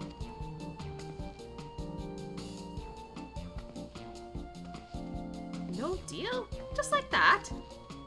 Still, I'd hate to send you away empty-handed. Why don't we sit and chat a while over a cup of mezcal?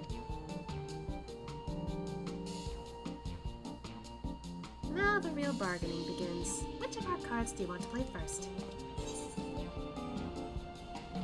Oh.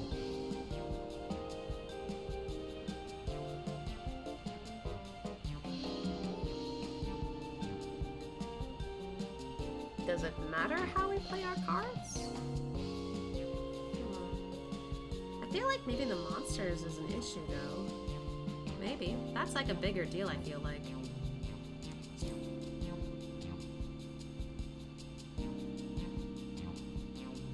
Let's hold on to that one. We need to consider our timing. Oh. Okay, so we're trying to figure out our good time to, like, reveal each of these, I see.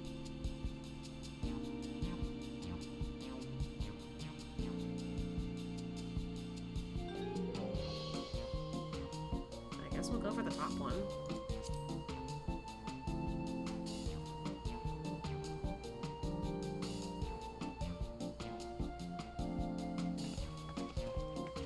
I appreciate your hospitality, but I'm afraid I can't hold my drink.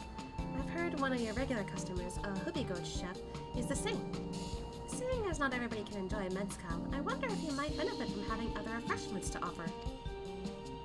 Something like mate tea, for instance, and brewed from the finest leaves, of course. Didn't think about that, did ya?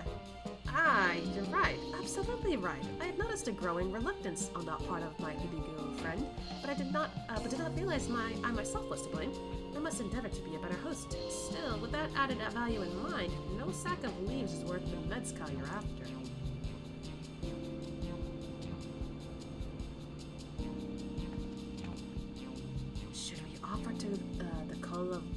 To the monsters causing the trouble? Not yet. Oh, not yet. We'll keep that card up our sleeve until we need it.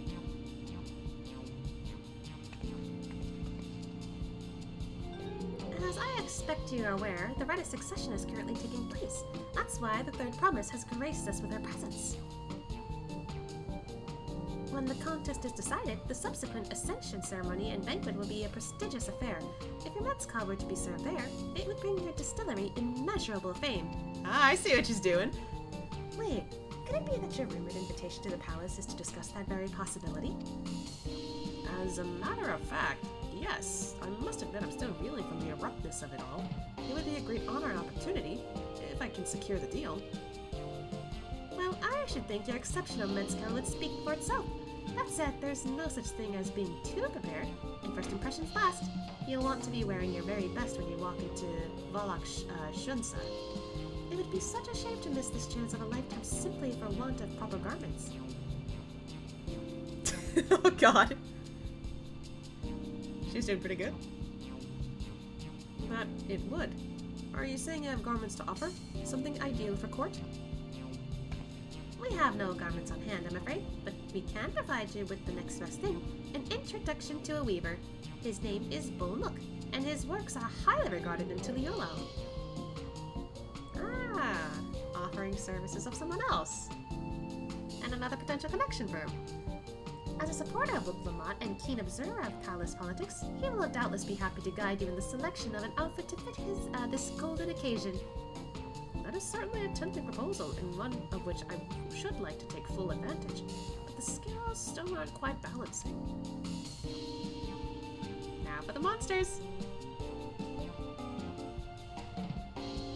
Say, weren't there monsters running amok in Agave Jaws? That's a problem we could easily solve for you.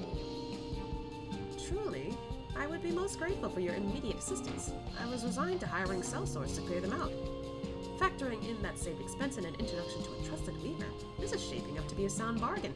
Alright, you have a deal. Yes, I knew you'd come around. Give us a moment and Asha and I will take care of those prowling nuisances. In the meantime, I'll use the time to pen an introductory letter to Bolnook. The fields you're looking for are just north of Pelupelu. Be safe! Let's go! That was pretty funny, actually. Just like, you know, slowly making our plans and all that. Like, she's good. She's good. I Please be careful out there. That young woman is one formidable trader. She is! Look at her go! Okay, so we're going this way. Alright, I haven't gone this way yet.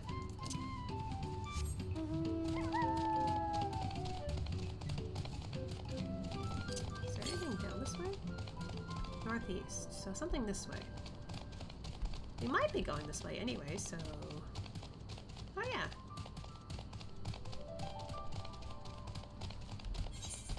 Come on. What's up?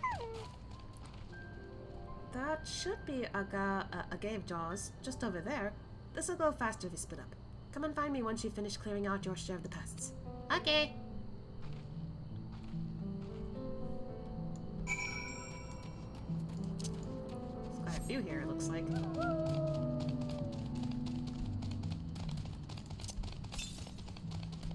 East, so it must be up here somewhere. We'll get that in a minute.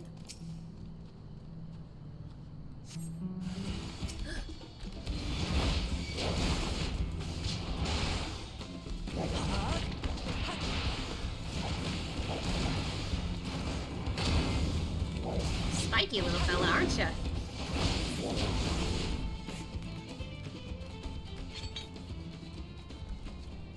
There's another one this way.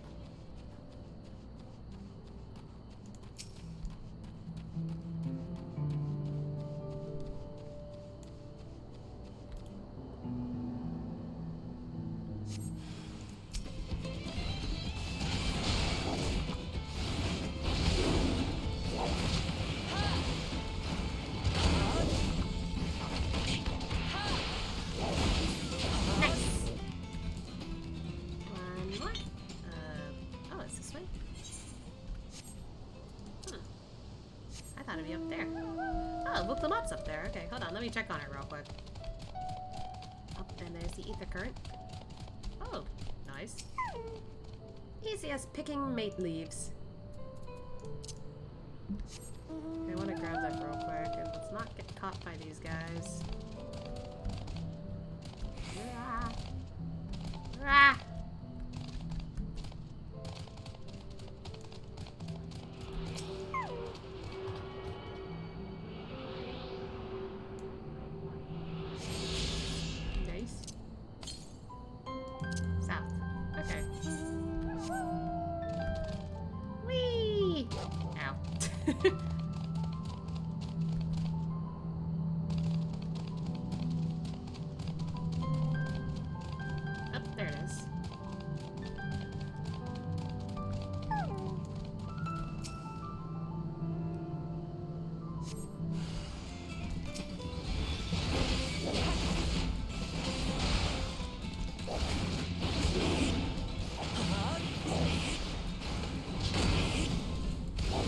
All you got.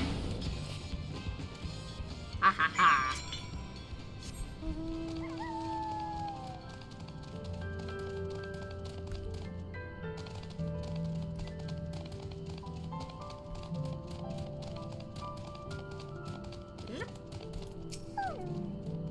Compared to the creatures I hunted with Papa, this was no challenge at all. Come on, let's head back to the distillery. All that's left is to give Moblins the sack of leaves so she can seal the deal.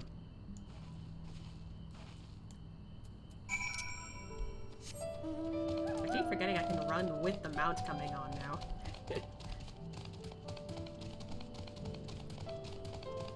Old habits are hard to get rid of.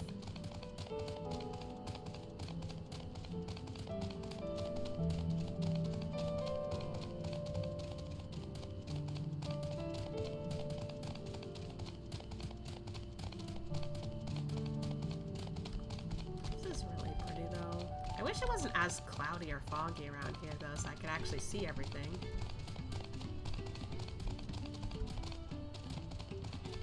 Whoop. Go on, give Moblins the sack of leaves so she can seal the deal. Those monsters were no trouble for you, it seems. Now, if I could just have the sack of leaves. Here you go. Thank you for looking after our precious trading goods.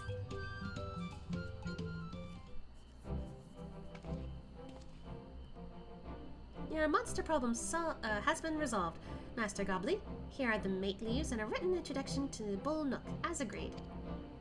Yippee!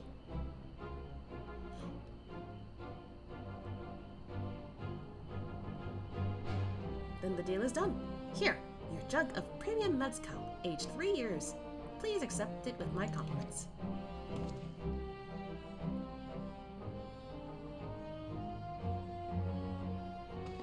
Yes, we finally have the mezcal. Great work, especially you, Moblins. You were the one that inspired me to come this far, Third Promise. But let's not celebrate till we have the saddle in hand. Moblins, is it? You drive a hard bargain, young peddler. I look forward to doing business with you in the future. Thank you, but truth be told, I'm just a ranch hand. For now. Should I ever become a proper merchant, though, I'll be back to strike more deals with you. Aww, yay!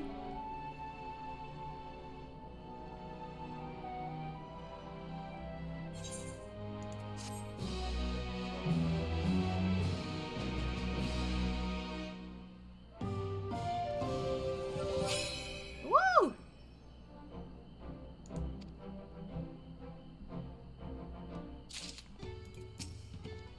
Master Gobbly's praise makes me confident I could be a peddler after all. Well, a bit more confident than before, at least. I'm satisfied with our trade, and I trust you are too.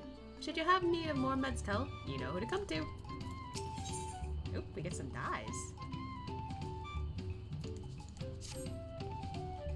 Even at the palace, I don't think I've held a 10,000 pel jug of anything before. My hands won't stop shaking. Here, you better hold on to it until we get to the saddle maker.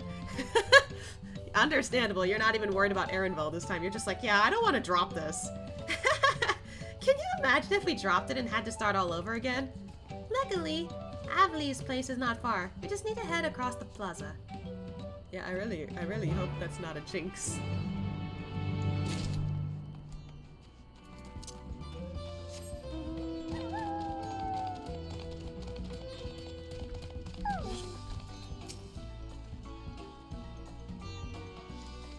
We know, buddy.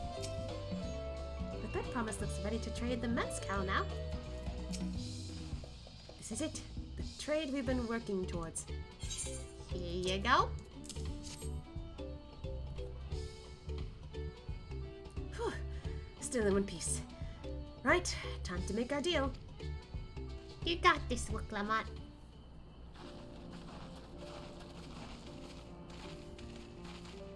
Get your tools ready, saddler. We've brought your precious mezcal.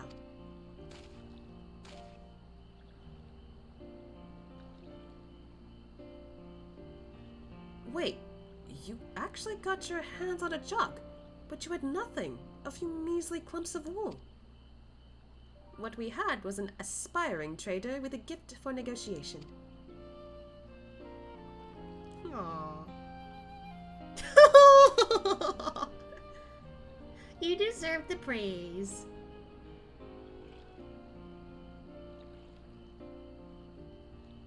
Although I'd sooner aid no claimant but Saralja, I cannot go against the guiding principle of the Pelupelu.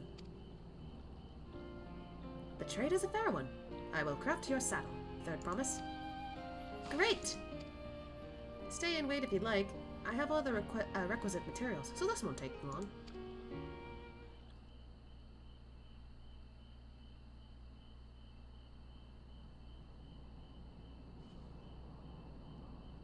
They're just chatting.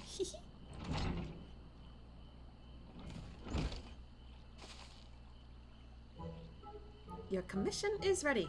Catching a wild alpaca is never a simple affair, but you'll have an easier time of it with one of my saddles.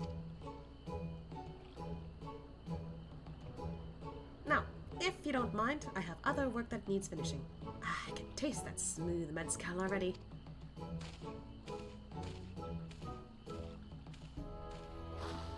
Oh, she's so excited! We did it! The saddle is ours! And to think we started out with only 100 pel basket of alpaca wool. Moblins, you're going to be an incredible merchant.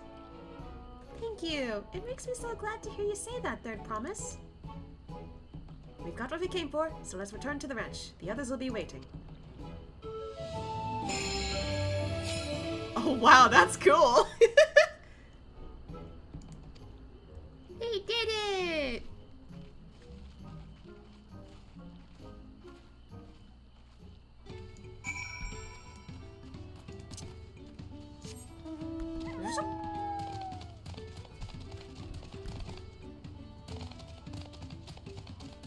That's the moment of truth. Can she catch an alpaca? Let's tell them the good news. Looks like everyone's been pitching in with the alpacas. Yeah. Oops. You've been away for some time. I assume trading was productive. I made the mistake of startling one and caught a glob of spittle for my trouble. I'm beginning to understand Wiglamot's aversion to the animals. Oh no, Alice, eh? Tobley and Erinville have been teaching us how to care for alpacas. One gentle girl ate the feet straight from my hand. Ah, Kryle's had a fun time with it. That's nice.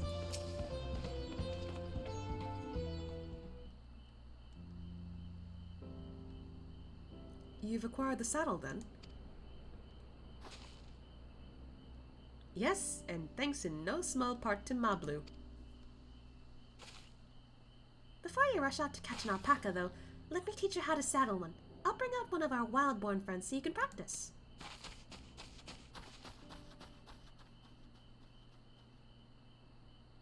Oh, it's okay. I know. This is something I need to learn. Oh, here they come. Oh god, the music! It's intense.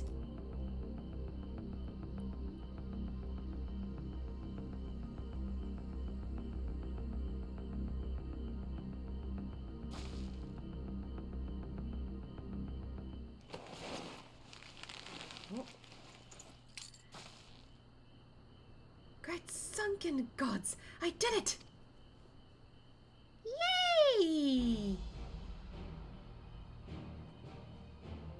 He hardly seemed bothered, much less inclined to spit, as if he was completely accepting of Wiglamot's touch. That is because of the singular scent with which the saddle has been coated. Alpacas find it very soothing.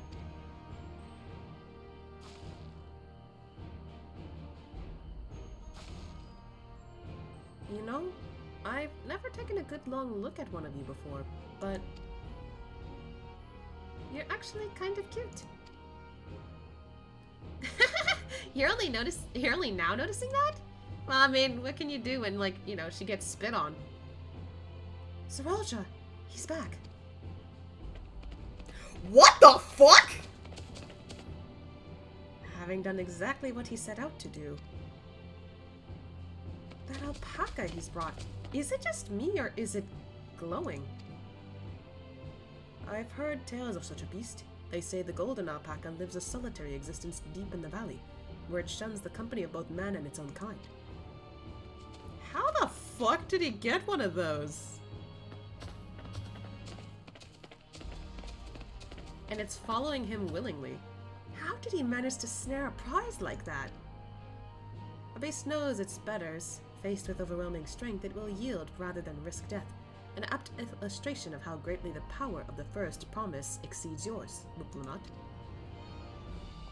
No need to rub it in. Strength alone won't win him our father's throne. I'll be the one to find the Golden City, then Terral can remain at peace. An everlasting desire for peace can only be forged in the fires of war. To unite as one, the people must be taught. They must suffer the horrors and the hopelessness firsthand. Exhaustion from prolonged conflict, the wages of war's merciless nature.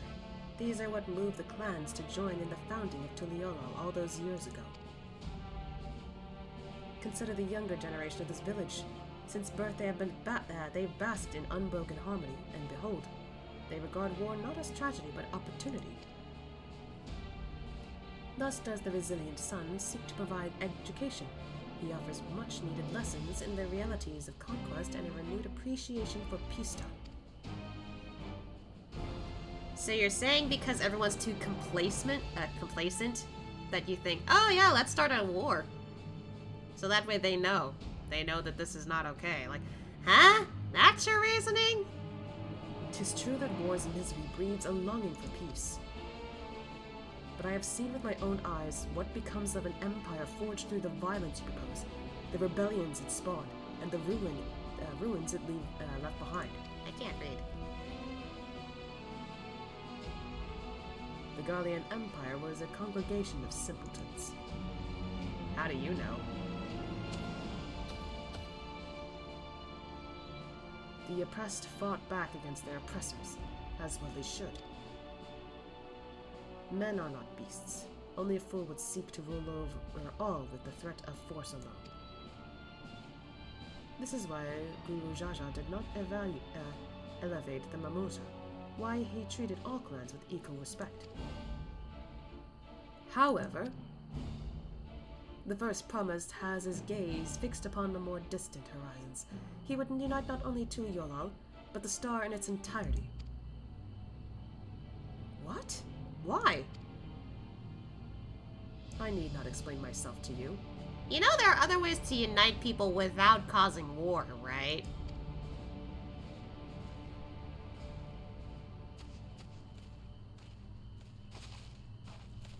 Oh, well done. Well done indeed. The first promise has completed the feat of gold with an appropriately golden flourish. May I present to you your much-deserved keystone? I can't read. Blah, blah, blah. Oh, it's pink.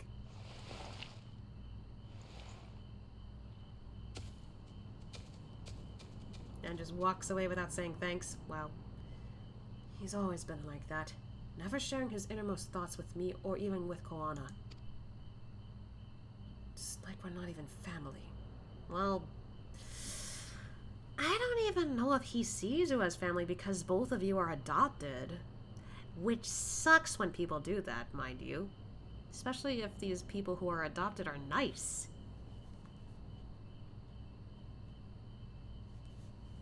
But like, yeah. I find that annoying, honestly. Trope or not.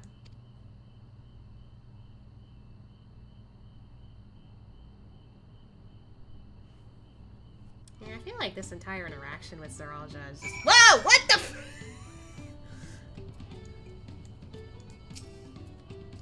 Why?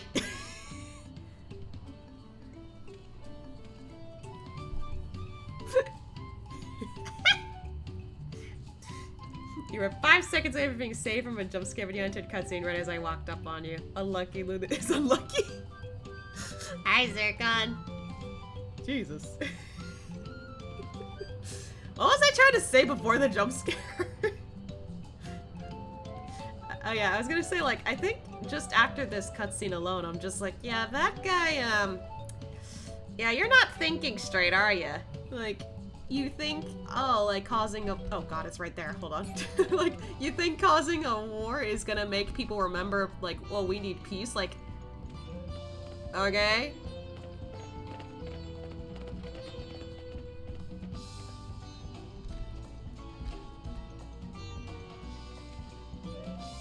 Like, I don't get people who wants to look for drama. I really don't. Jesus, though, that is glittering as hell. Anyway. Zeralja's warped thinking was so odd this entire expansion. Really? Huh. I mean, I could get why, like, it'd be odd for you know, for players who have already gone through the worst of the worst, essentially. But I guess for, like, the people who here who haven't even, like, dealt with all the shit, like, that Eorzea and other places in the east and wherever hasn't dealt with, I could get why, you know, people here, they're just like, oh, like, you know, this is kind of important to us. I'm just like, dude, you haven't seen shit, buddy. So, like, being in a bubble, okay, I get it. This is kind of like, God, like, this is not okay. This is no bueno. Outside, though, we're just like, dude, you alright? We've already gone through shit worse than this. You think this is okay? We've seen shit where this is not okay. Nah, what are you gonna do? Like, I feel like just normally in stories like this, people on the inside are just like, yeah, you don't get it. I'm just like, you've been in a bubble. You have not seen what's going on outside.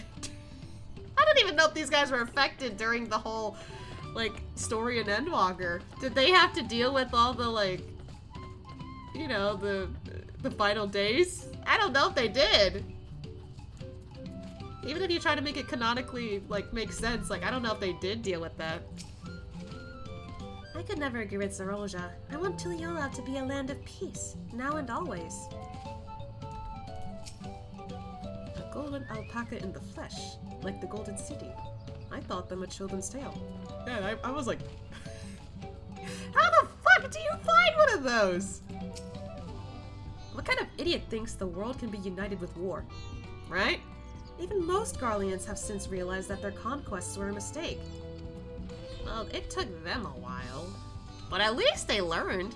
This guy is just starting it just cause. Zeroja is willing to go to war for his twisted vision of peace, but should he achieve this peace, then what? So much of our star has begun to embrace reconciliation and rebuild, and this would-be warlord would thrust us all back into turmoil. We cannot allow it to happen. Yeah, like, I think it would have been, like, just a little bit weird for him to just exclusively just pick Terrell. The fact that he's going out of his way to, like, do more, obviously, yeah, that's a problem. But nothing he can't handle, I feel. Unless he's a trickster of sorts. Yeah, I was always confused because he's like, they are unappreciative because they aren't aware of how good the peace they have is. But when... But then what kind of peace is good peace when he wants to conquer the star? Like, literally, he's just enabling everybody to have drama. I'm like, okay, you've got your issues here, you've got your drama there, blah, blah, blah. Why are you enabling it? You shouldn't enable anything that is just gonna be a negative. They see opportunity. Yeah, well, it's gonna suck for the rest of us who want, like, a peaceful time. Like... You're not thinking equally at all from the sound of it. Anyway.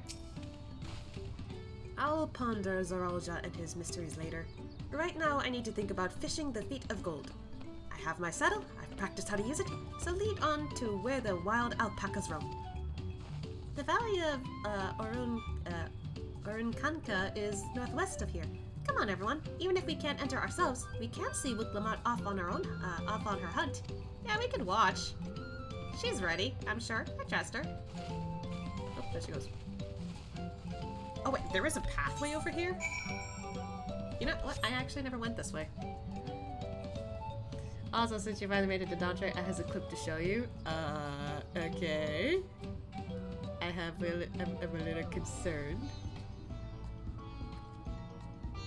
Alright, hold on. Let me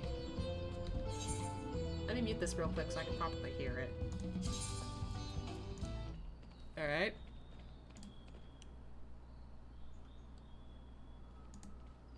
Ah, I can't. Hold on. I forgot I have it muted. Hold on.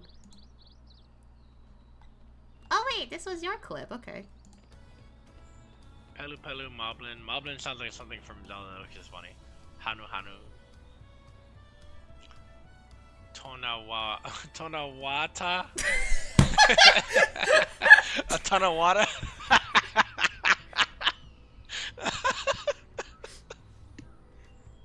Ton of water. That's a good one. You know? Holy shit, that's a good one. You know, I'd actually never read it like that, I don't think. Did I read it like that? Sato, Shintona. My favorite is a ton of water. That's hilarious.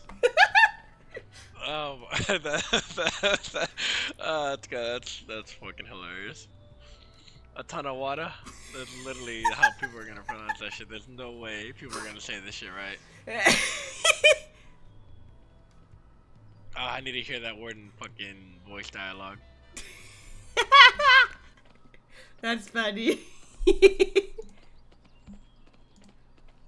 Alright. I was talking to someone in my stream. It was a funny moment. Oh, okay. Yeah, I saw that. I was like, wait, you clipped this. That's actually really funny.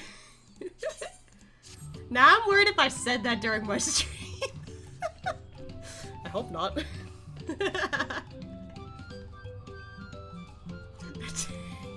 Ton of water.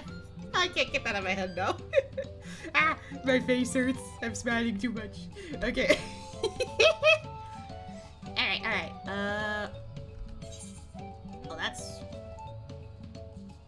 Oh, there's a road that goes this way. Okay, that makes sense why they went that way. Yay. Alright. Let's head over. I assume you're a follower at one point. I don't know. you're AFK right now, that's why. It's fine, you will catch up. Maybe. I don't know. I'm on my way. I don't know what to do. Alright. You know, I actually did not go this way. This is actually a lot cooler now that I see it here.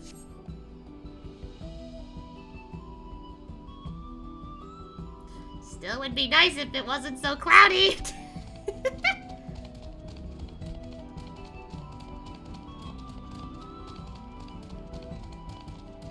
I'm munching on nuggets as I sit here, so yeah, I'll catch up when I'm done. Fuck off! I'm going the wrong way. That's fine.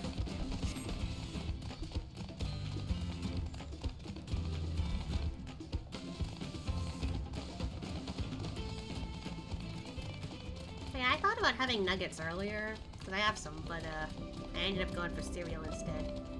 My partner's supposed to be cooking something tonight, so if they get that done soon or something, maybe I could eat some of that. Actually, are they awake?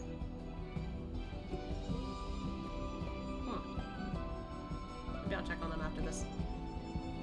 I like in the new civilizations and stuff so far. It's honestly really interesting. I find it really... Oh, hey, see, it's cleared up. There we go. Look at that. Hold on. I'm gonna get that shot in. Damn. That's crazy. Okay. I was gonna say, I really like it so far. It kind of reminds me of, especially with all the naming conventions that really, like, is hard to pronounce. It's reminding me of the first time I ever went to, Sumeru in Genshin Impact. It's so different compared to every place I've been to so far. So I was just like, oh man. Well, then again, I think it's now more accurate to say it kind of makes me think of Natlan. Mostly because of terrain and all that, but I'm enjoying it, learning about the culture and stuff like that. I'm also intrigued to know more about each of the places. With the... Crap, I forgot what they were called. It was those big birds that you also could see in Sea of Clouds. They're not the Hanu, but they're related, I guess. Like, it was really fun to hang out with them, which surprised me. And then when I got to here, for a moment, like, while going through this, I was just like, oh no, we're gonna deal with, like, traders and also merchants and all that stuff. I'm worried. But no, it turned out to be kind of enjoyable in its own way. Yeah, like, so far I'm enjoying it. I especially like the alpacas. But yeah, I never got that far in Genshin Story, but I've heard good things from Sumeru and Natlan. See, I ended up stopping a little bit after Natlan came out, so currently I think in Genshin, Nod Cry is the newest area. I'm not even close to Nod Cry, because I stopped around Natlan. Part of it was because there was like a lot of stuff going on with Genshin at the time, and I didn't want to hear it anymore. The other part was because I was getting into other fixations. 14 kind of being one of them. But I have decided to start catching up because there is a character in Genshin that I'm kind of interested in pulling for, that I have very little time to, and I'm not even close to finishing Natlan's story. So, yeah, I'm trying my best to catch up. And then there's also exploring and not cry when I get there. I gotta grab me a lot of poles for this man. Curse you, handsome man who has the same Japanese voice actor as Thancred. Literally, I played the game in Japanese, so that's also kind of what I'm just like, fuck, I need to get this man. My Genshin obsessions do not end. Actually, you know, speaking of my gacha stuff. Oh, heading to bed. Have a fun night, Luna. Thank you, Drafty Ninja. I guess I'll go with Drafty as a Nickname for sure, that's okay. Have a good sleep. Well, I've been seeing trailers for ZZZ and it's making me want to hop back in on that too. I think for ZZZ, so far the only character I'm interested in getting would be Minato. But he's a 4-star, so I'm not too worried about not getting him if I don't get him. I just don't know what 5-star I want. I'm kind of clueless on what 5-star I want, because I have a pretty solid team. Pretty effective too, but I don't know. I did get, last person I think I pulled for was Miyabi, but I haven't used her much. I did get her just in case though, since I can. I have so many pulls. But the ones I kind of want at the moment in terms of the gacha, like, circle that I'm in right now, for Honkai Star Rail, it's already confirmed that another version of Danheng is coming out, and it's free, so I'm just like, I just want him. I literally just want him.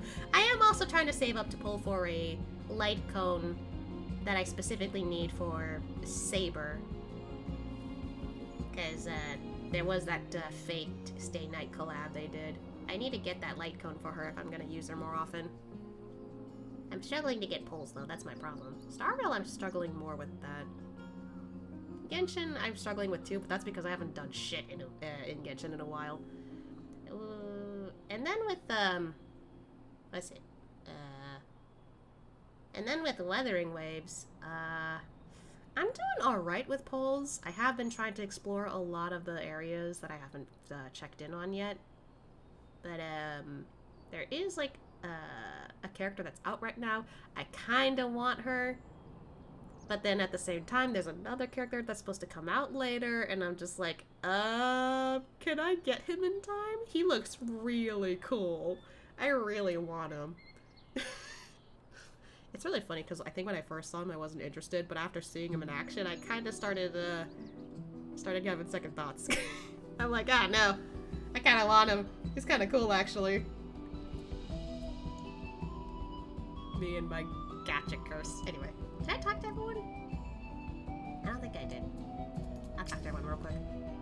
How deep do you think the valley is? I glanced over the edge on my way here, but the mist was too thick to even speculate. Yeah, I was complaining about that literally a little while ago, Alfie. I've never set foot beyond this point. The valley is said to be home to fiends far more ferocious than spitting alpacas. Well, hopefully she can handle herself. Orankanka is a steep and treacherous place, so only those with the head ledger's blessings are permitted to go there. I see. Saralja may have caught his alpaca first, but that doesn't mean Wuklumat is out of the running. She can do this. She can face her fear of the alpacas. Mablu's right. Mablu's right. I can never say their names right. The least we can do is let Wuklumat know we're cheering for her. Aww. And yeah, we are gonna cheer for her.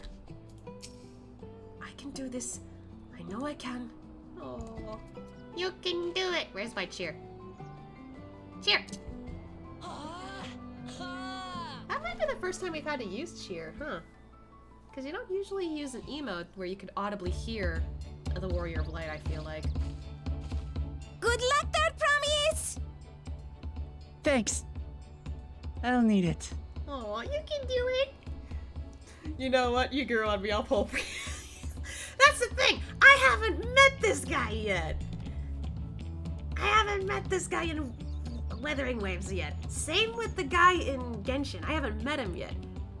Don Hung, that's a different story. I have met him. I'm just a sucker for him. I literally have a Nindroid. Oh my god, I just I just realized. I don't think I told anyone this yet. I literally decided to put down a pre-order just for like a, you know, a small deposit. I'll pay the full thing later. I got a pre-order of another Dan Hang figure and I'm just going nuts. I'm just like, I can't believe I spent money on a figure. And it's weird for me because I don't usually get figures. If I wanted something specific, I'd prefer plushies. Figures, you can't really do much besides decorate with them. So, the fact that I got a figure says something. I'm just like, I've given in because this guy is really, really cool. Well, then again, the figure is meant to be like a child version of him. But it's so cute, I just couldn't handle it. Like, he's like a little child Vidyara dragon boy. Like, he adorable. There's also a cute little, like, in Star Rail they got these Chimera characters. There's a little mini Chimera character of him too, and I'm just like, oh, that's cute. I literally just, I couldn't resist. I'm just like, it's so cute. He's adorable. Lamont, I know nothing about you, but there's something about you. Figures be a gateway. See, my partner, they like getting figures, and I don't mind that they collect figures. They don't have a lot, but I don't mind that they do that. I just thought that I would never collect any, but here we are. Like, I avoided figures for so long because I know how expensive they are. But then again, I don't think plushies are any better. I don't know. I prefer plushies because at least you can hug them and, you know, squeeze them if you want a nice, like, I don't know. I'm trying to describe what I'm trying to say, but I can't figure out how I want to say it without making it sound weird. I just like the texture of the plushies, okay? They're soft. It's comforting. I find them comforting. You can't really do that with figures. I mean, you could, but, like, you risk breaking it. Anyway. Truth be told, still not sure about alpacas. I'd rather not go near one if I can help it. I mean, you gotta. Well, I know what you're saying. You just can't find the words. Yeah, I'm like, how do I talk? Brain buffering. But if I'm to rule this nation, then I'll need to learn how to live with them. Tural is their home too. I'm kind of liking this about Uklamat. Like, she's able to try and connect with everybody as much as she can. Even if they don't agree with her or whatever like that. And, like, she doesn't like alpacas, but she's like, hey, just because I don't like them doesn't mean they don't belong here. You got this. I'm off. You got this. There she goes.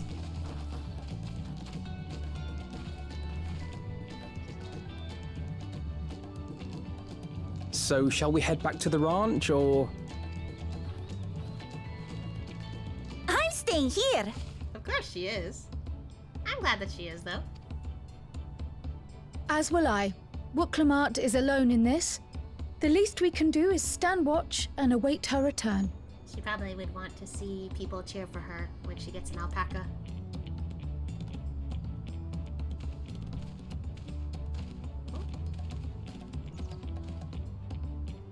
It may be a while yet.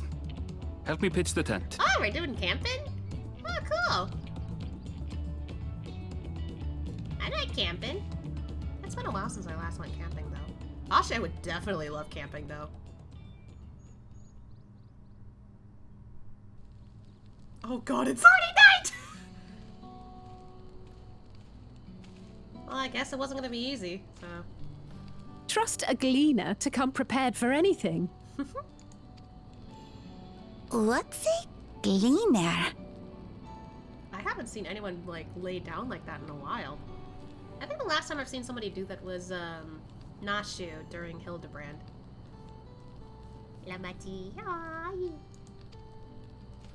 Someone whose job it is to travel the world and procure uncommon things for their employers.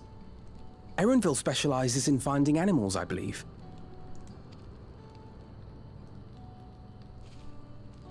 But aren't you a Shaitana from Shaktural? Why did you cross the salt?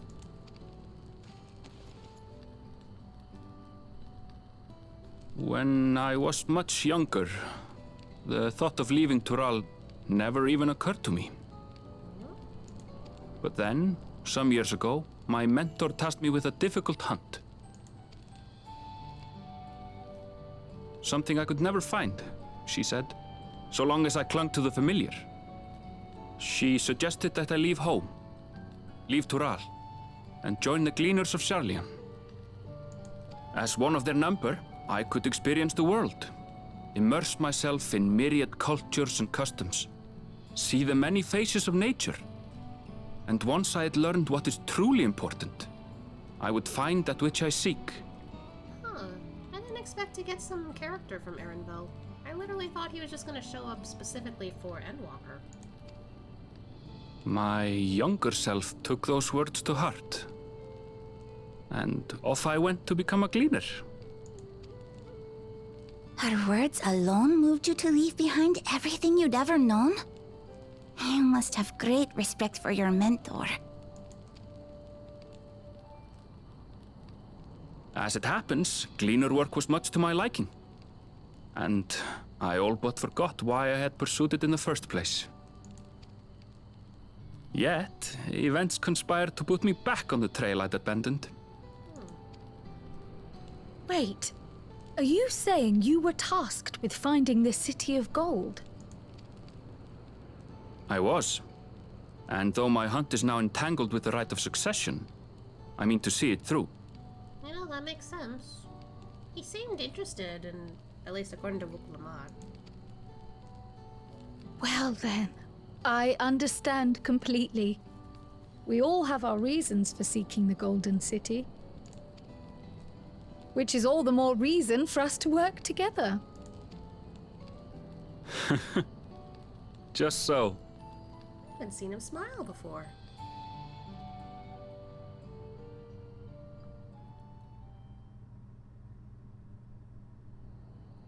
Fire's out. She's still taking a bit. She should have been back by now. What if something's happened to her? We need to tell Tobli and arrange a search party. Wait. Do you hear that? Hold on, hold on. Hey!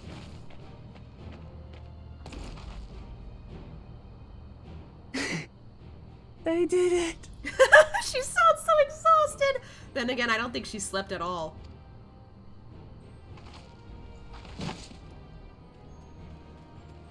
She did it! Good job!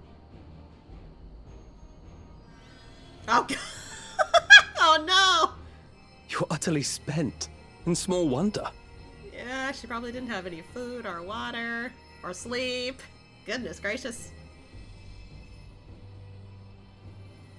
Well done, Third Promise. The ranch isn't going anywhere. Take a rest in the tent.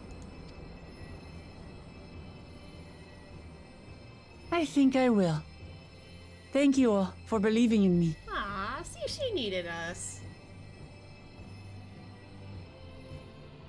The little alpaca is just sitting there.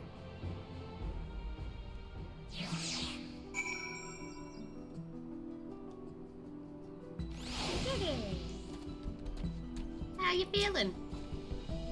Thanks to Alphano and his healing hands, I can actually stand again. Maybe even walk. No comment on the alpaca? Okay.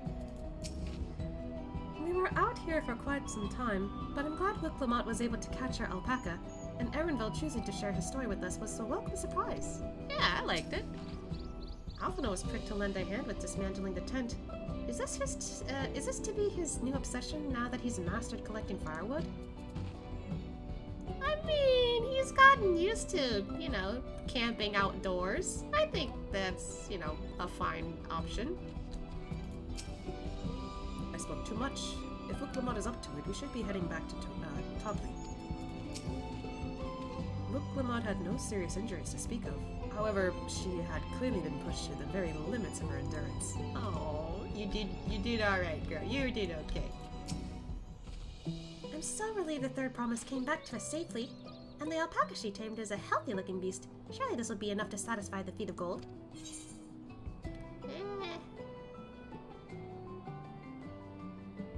I don't know if I'm going to use any of these dyes.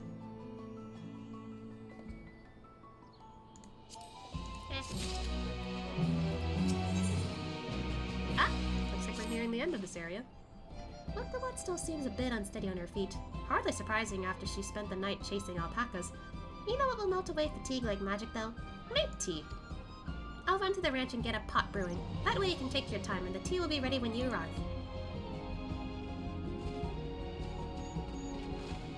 As Moblins so wisely suggested, we shall set a slower pace for our exhausted third promise. Aww, your kitty alpaca. I want one!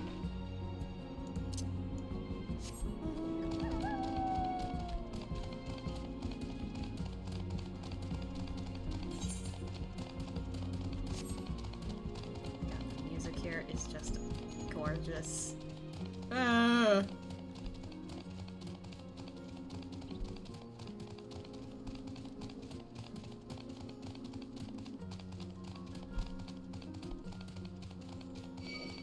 Stop it! Leave me alone! Fuck off!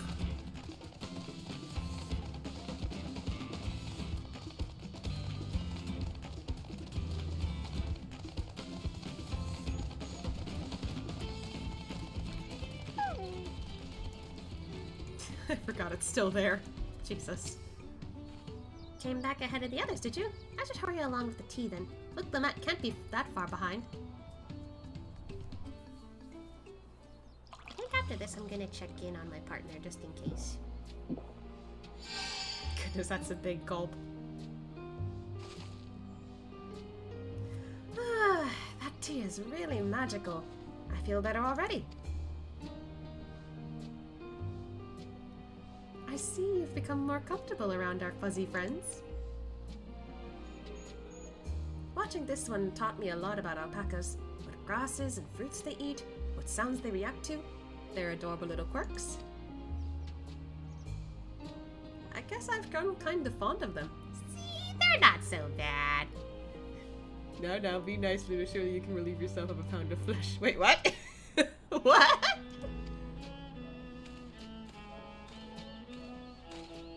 Welcome back, third promise. Accomplished the feat of gold, have you?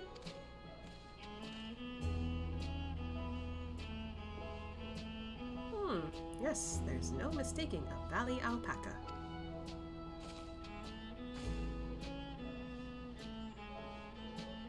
I commend you on your success. Well done. Yes, we did it!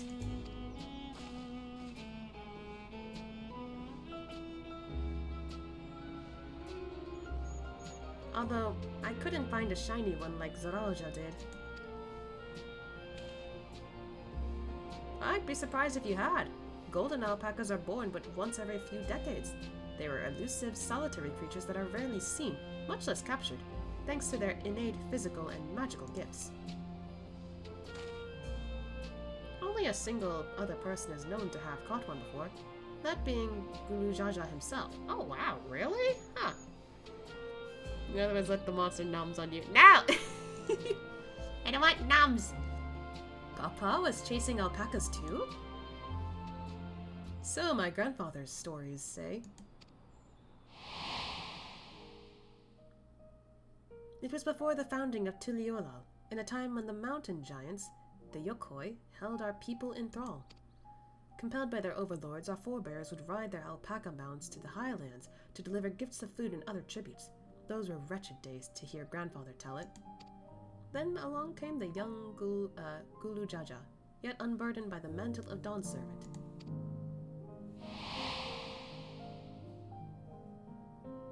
Our people were amazed by this imposing two-headed figure, equal to the Yokhoi in stature, and puzzled by this his entourage of mismatched companions. Oh wait, I just noticed. They're all different people. Huh. Interesting. Some trembled in fear, believing a new conqueror had come. Yet Gulu Jaja showed no such inclinations. He sat and spoke with us, sipping from the cups of mate tea we offered him, and grew somber when he learned of our plight. Oh hey, I can actually see his other head's face in this image. I mean, this was in the past, but it's interesting they show that here.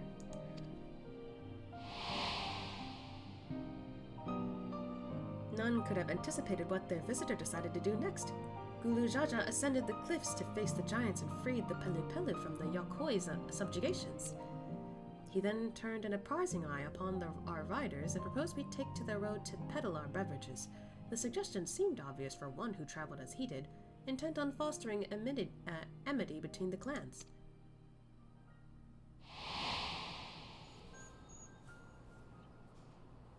So it was that a few words from Gulu Jaja transformed us into a clan of itinerant merchants. I can read. I've never heard the Bon Papa forged with the Pelupelu spoken of in that way before. The saga is not so detailed. Then you may not know that Gulu Jaja sought a sure-footed guide for his trek up into the highlands. Thus did he capture a golden alpaca. So both my brother and my father caught the rarest of creatures. Well, an ordinary one was the best I could manage. The feat required no more than that, Third Promise, and you brought back a perfectly wonderful beast. Moblu's right. You're a perfectly wonderful beast. If anyone's ordinary, it's me. Aw, why do I feel like it got close and was just like, you're fine? Not only did you accomplish the feat of gold, you also made many trades and brought joy to many people in true Pelupelu fashion. I sorely doubt your sibling could have achieved the same result. Yeah, he just literally straight up went to go hunting. You should be proud of the accomplishments which earned your keystone. Oh, there goes. Candy. Sorry, it looks like candy. I must ask though, why isn't this voiced?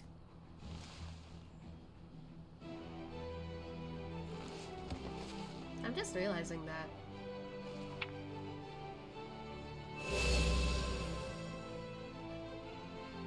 Five more to go.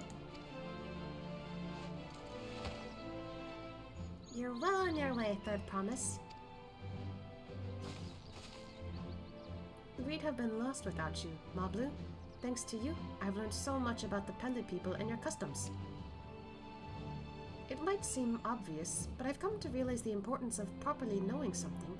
It was because I didn't understand alpacas that I was uncomfortable around them. I'm thankful to you as well, Wicklamat. You've given me the courage to say what I wasn't sure I could ever say. Oh, she's about to say it.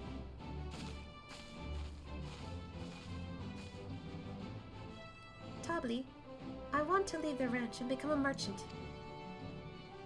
I appreciate everything you've done for me, and I loved every moment caring for the alpacas. But this is something I need to do. I need to walk my own path and make my own trades.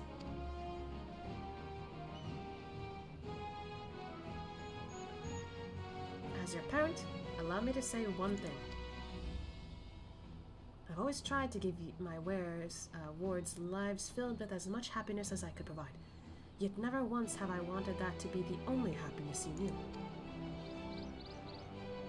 You have my blessing to walk any path you choose, Moblu. It gladdens me to hear you found a calling you wish to pursue with such passion. You will make an exceptional peddler. I'm sure of it. Ah, there you go. Thank you, Tobli. What did I tell you, Moblu?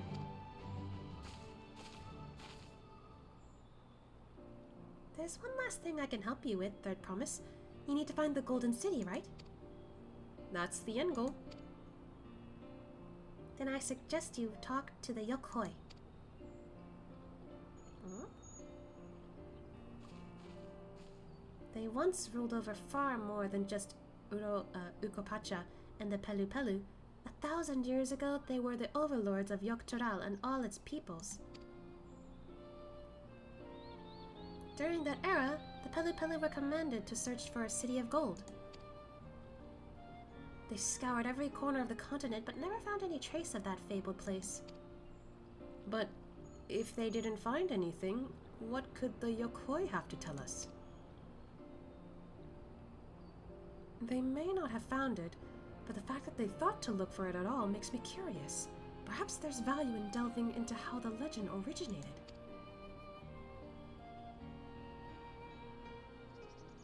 We lose nothing from asking the question. Besides, if we're determined to follow the path of the saga, we'll be visiting the giants eventually.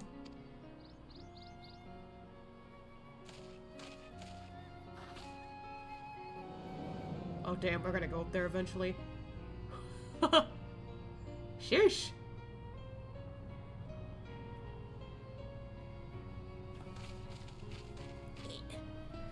I don't really like Lamati's voice in English, but I love her in Japanese in the entire expansion. I just want to hug her every time she puts her stuff down. Lamati, aww.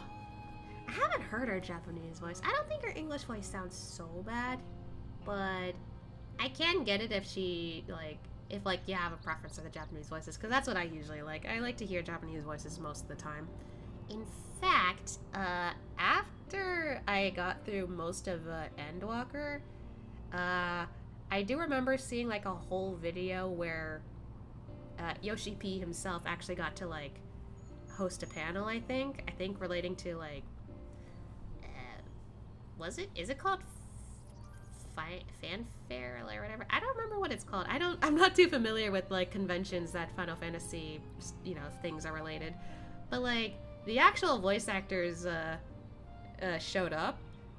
So let's see, I think it was Thancred, Y'shtola, Urianger, the twins, so Alice, Alphino, Tataru showed up, I think. Marine showed up, Graha showed up, and there was a surprise audio where you could hear Kryl, but she didn't show up. It was just a little message. The shocking visit, the guest that showed up was Vana, and I was like, what the fuck? I was going nuts. She looked amazing when she showed up. I was like, oh my god, she's the one of the more big veteran voice actors apparently. So when she showed up, I was like, oh my god, she looks awesome. I don't know what else she's voiced in, but I can tell she has this huge vibe about her where she's done a lot of voice acting. She's really well known, I think.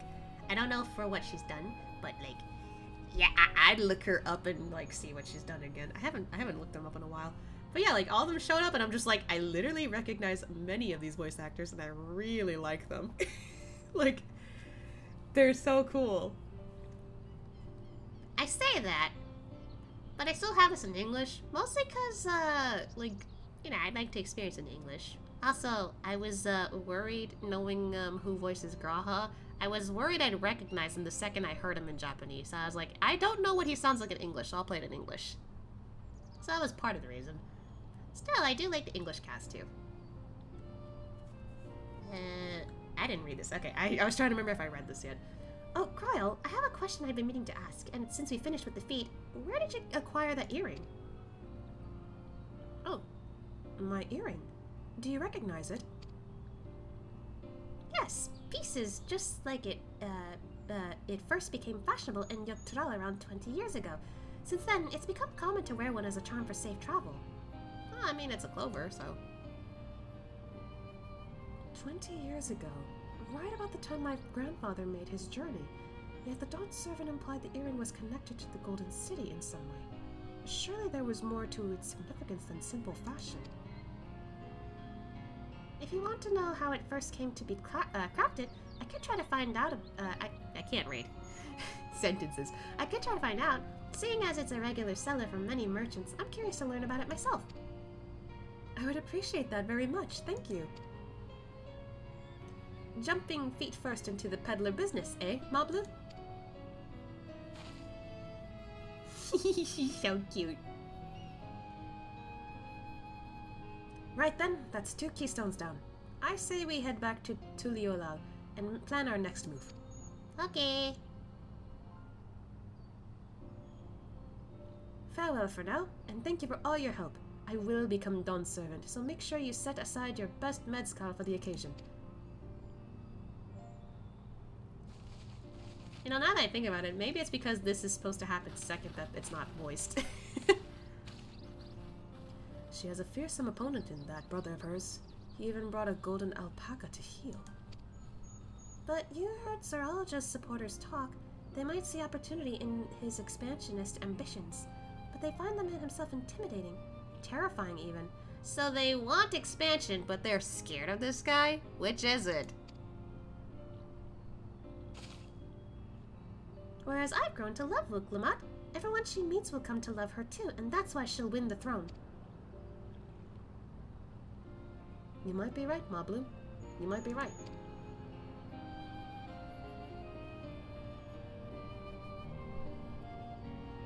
I'm guessing that's why the one person, when they were like trying to figure out who is the elector, I'm guessing when that moment happened where the one person stared at the correct person and he guessed it correctly.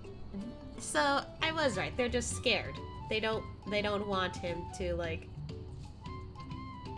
intimidate them for too long. Ugh. Man.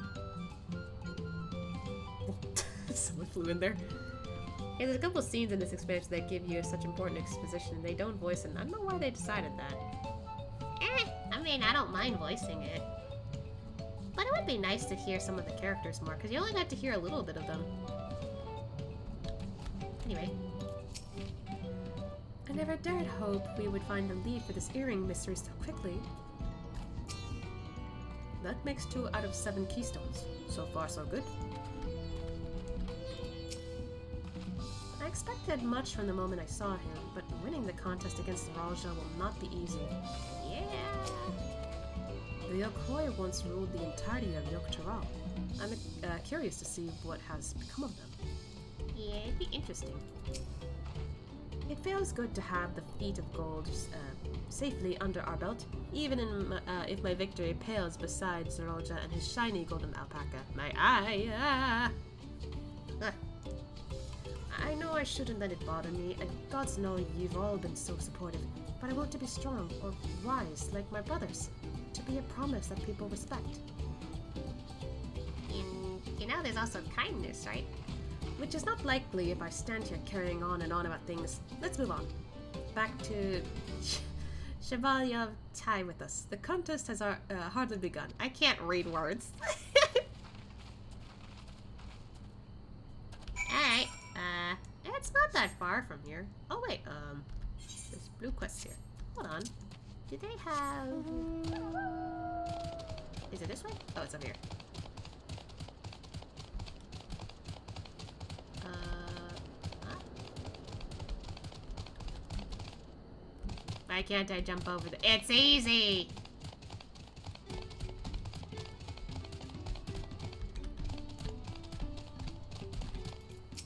Is this for... Ah, okay. I'll do the blue quest in my spare time.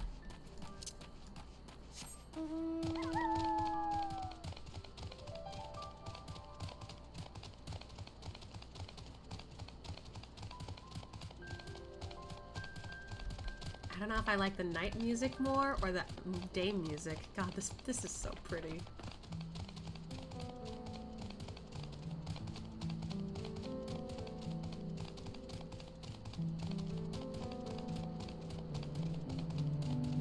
To the fog.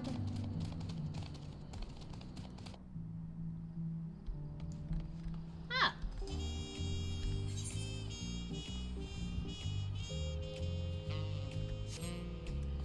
Oh, so you talk to these people to head there. Okay, interesting.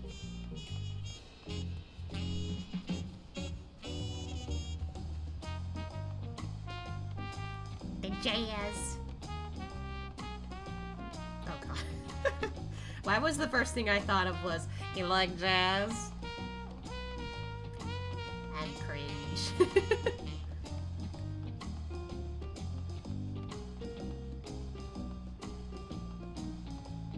After this, I'm checking my partner. Hello.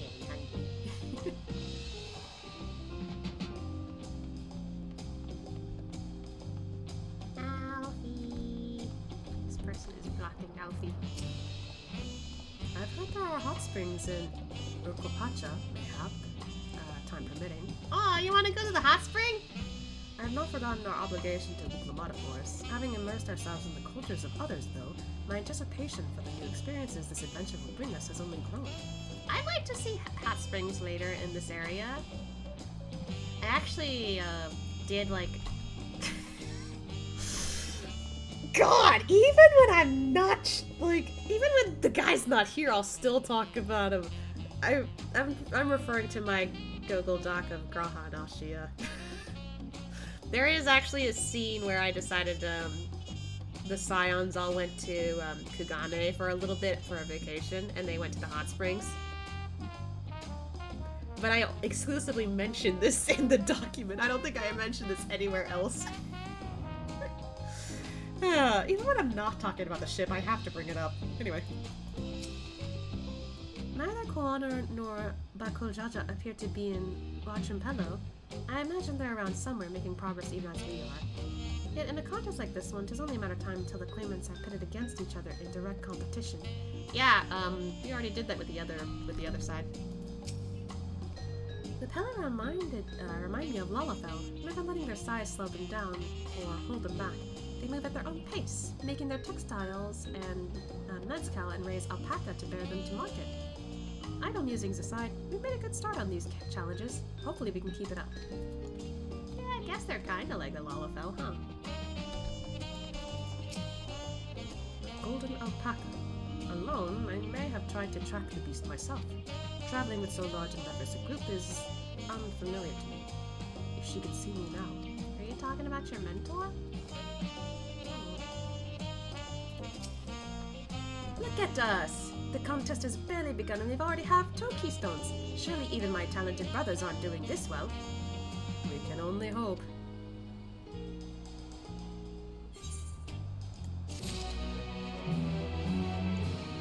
Okay, before we continue, I'm going to check in on my partner real quick. I'm also getting a little hungry, so I don't know if there's any food or whatever. I should have eaten dinner, honestly, but I didn't. I'm a doofus. But he did say they were gonna cook, so I don't know. Hey, I'll be right back.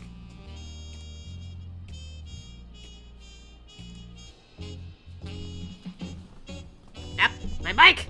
I thought I muted. You saw nothing!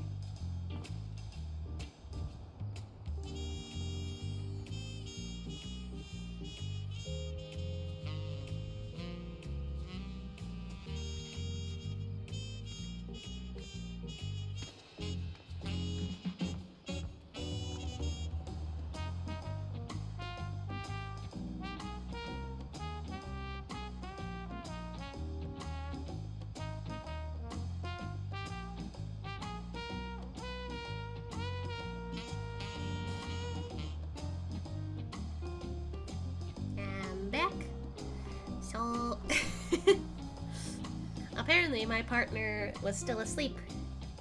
I didn't know that they were having a tough time sleeping this time around.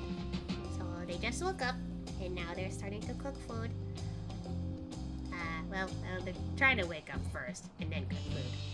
In the meantime, I do have a monster short boy Slim Jim. That is literally what it says. It even has like boy as in with I, not Y. So I'm just gonna snack on that if we get to a cutscene that's pretty long. Anyway, in the meantime, I'll just keep going. I'll probably like, depending on when the food's done, I'll probably like take a quick break to eat and just chill. I don't know when that'll be though, but it's okay. I'm expecting my partner to take their time with the cooking. Alright. Do they have anything else to say? Probably not. Okay. Ooh. Shit, now I'm hungry.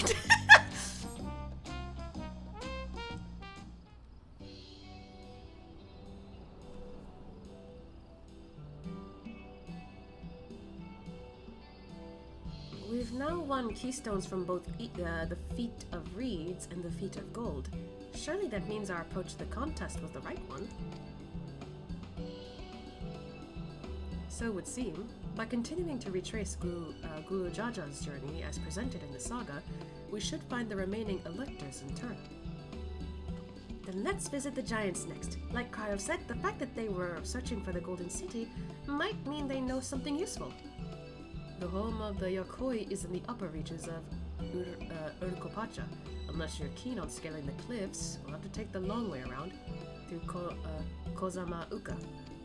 This route will take us close to the Moblin village, which is another important location of the saga. Okay, so we're gonna like try and go through two places. Since we'll need all the keystones eventually, it makes sense to pay them a visit while we're passing through. So we call on the Moblins first. Then, let's head there right now. I'm afraid right now is going to be a problem. Yeah, why? The flight of Wee Wingless, the great stairs leading to the Moblin settlement, collapsed from the storm. Oh. What are we to do then?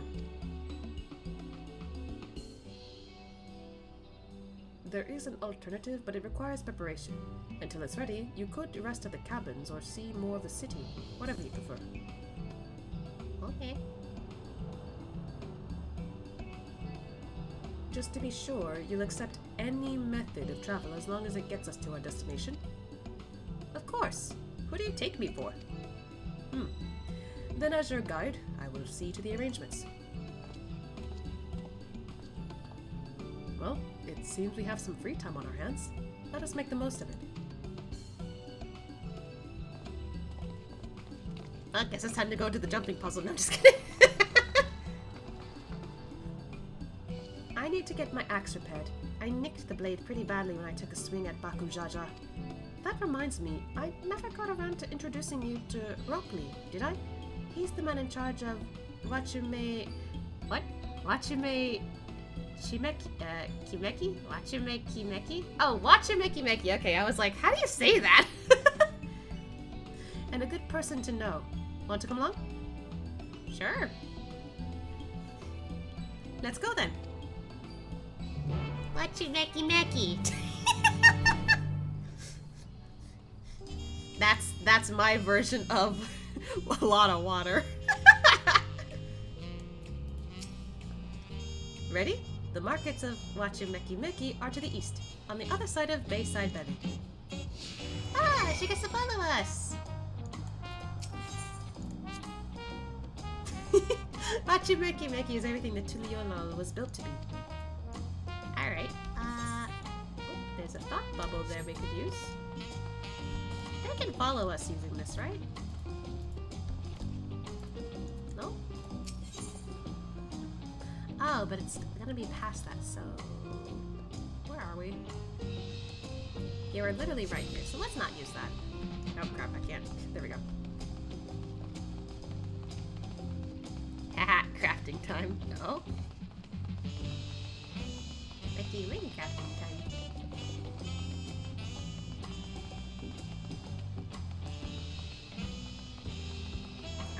being a bad crafting?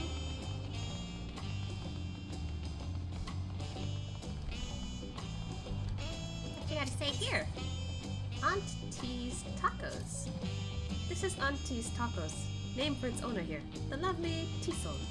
If you're after the best tacos in Tuliolal, this place sits at the top with Shabalyav Tar. You say that, I promise, but you only ever eat old Brooke Evu's food. Come and buy mine for a change. Sorry, Tisol, it's been a while, hasn't it? I swear I'll stop for a bite once the contest is over. Aww. Now that's just the craft area. Oh, okay.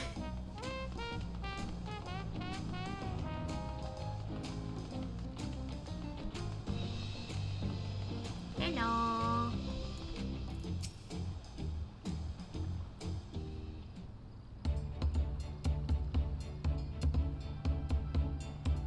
My, the third promise. How might I assist you this fine evening? Well met, properly. I need to buff a nasty nick out of my axe blade. Yes, it's been chipped quite terribly. Trying to cleave rocks again, were we? Something like that. Think you can fix it? You stand among Terrell's most prestigious gathering of artisans and ask this question?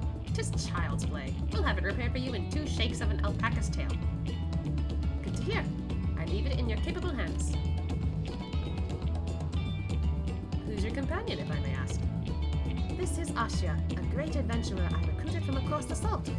I brought him here to meet you, actually. Though he might have reason to visit Watchum Mickey sooner or later.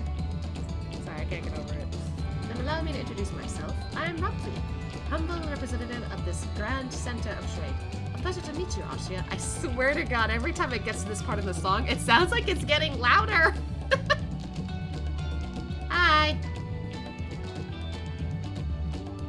You there, stop dithering in the shadows and announce your business already.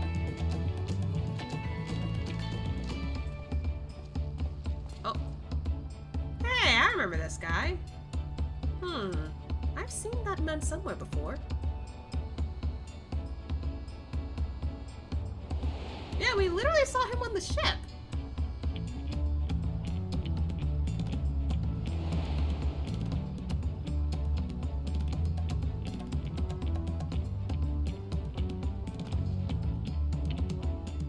A jewelry maker you met on the voyage over? Oh, I remember him. I spoke with him too. Fonjin Tang? Yes, that was his name. You've been loitering like a flighty admirer who can't pluck up the courage to confess his feelings. Out with it, then. Why are you here? That is to say... Ah, there he goes. We're no closer to solving that enigma. I wonder if I could use someone to talk to. I say we go and ask. Let me know if I link her to find him first. Alright, guess we're gonna go find some random guy. A nervous man of mystery fled westwards. Never to be seen again? I don't know. Somewhere over there. Okay, hold on. Let me, excuse me. Let me use the waypoint. Did that just say chronic diet? Okay.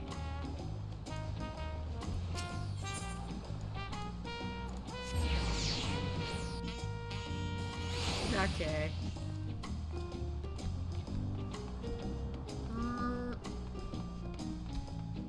Wouldn't hurt to check this place first. Hello? Are you in here?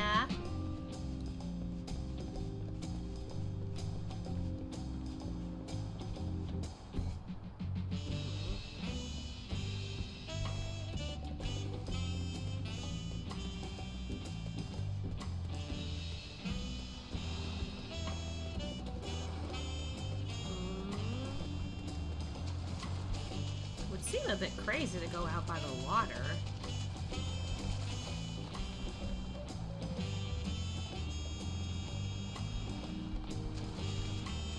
Oh, little kids.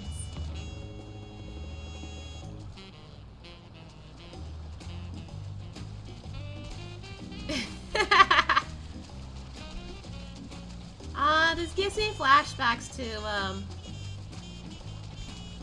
crap, what was that place again? Idleshire. Or Idleshire. I don't know how you say it still, but yeah, they're those kids that were racing around the fountain.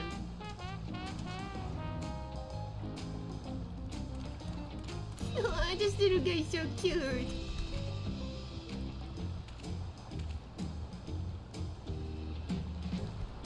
Kids have fun.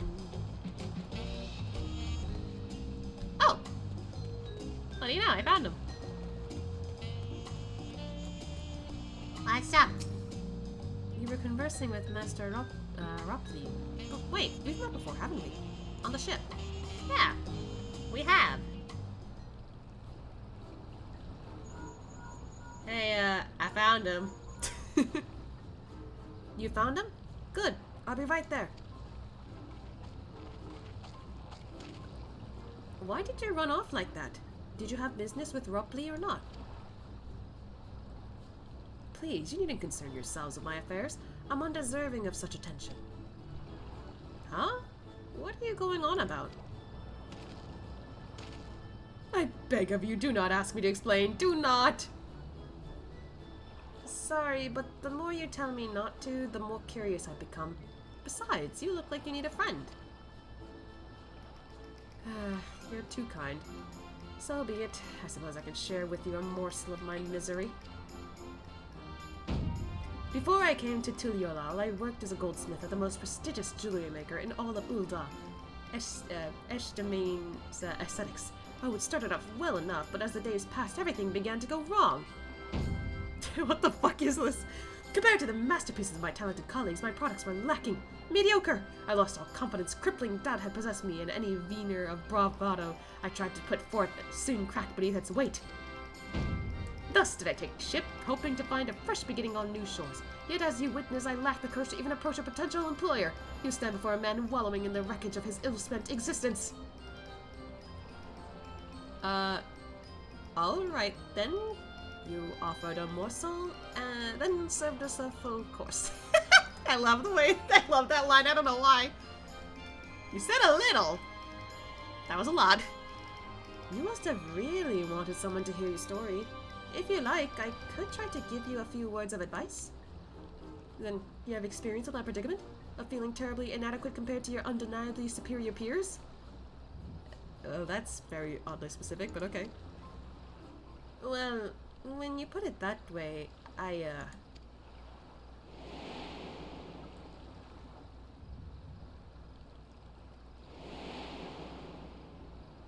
They gave us a lot of flashbacks, huh?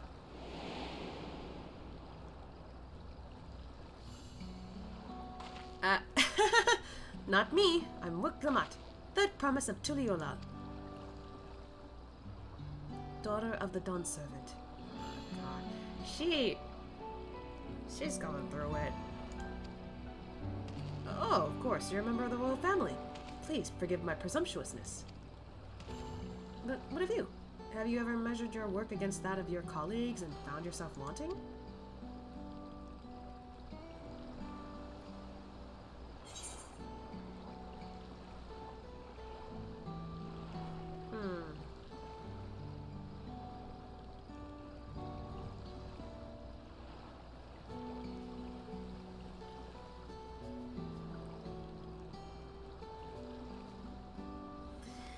What do I want to say here?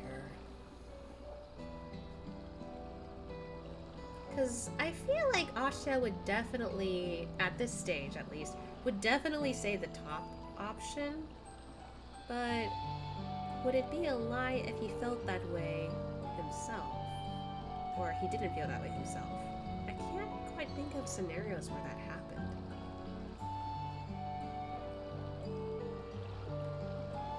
I don't know. I'm not sure if it's the same thing, because he doesn't compare himself to other people. He just thinks that he's not good enough in general. At least back then. Nowadays, he's completely fine with being who he is, and knowing his strengths and weaknesses, and being complacent in knowing, okay, I can get better, or I could just stay put. He chooses to get better, at some things, and if there are some other things that he's not good at, well then he can either try or just be fine with it.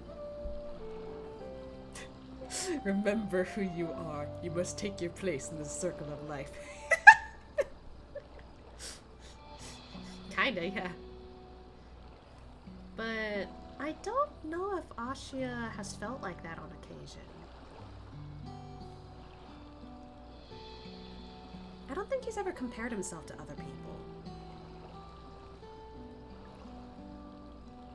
Or at least he doesn't compare himself to anyone specific. So I don't know if that counts.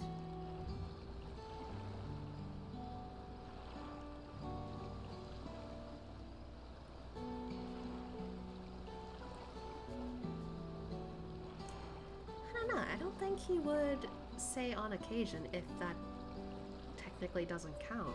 So I guess he would say the top one. I was debating on, like, you know, picking the top one anyway, but I wasn't sure if the bottom one also applied to him. So if I think about it.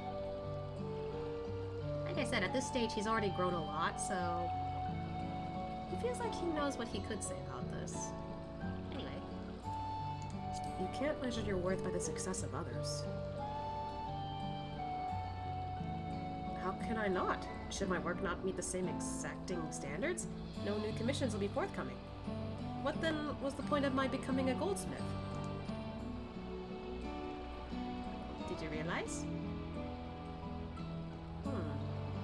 Looking back, 'twas my father who inspired me to take up the trade. His exquisite creations brought radiant smiles to the faces of his clients, and I admired him deeply for it. See, there you go. But in the course of striving to be as great a goldsmith as him, I lost sight of my original motivation. All I ever wanted was to spread joy through my craft as he did. There you go. Perhaps I will give this one last try. Thank you both for reminding me of what is truly important.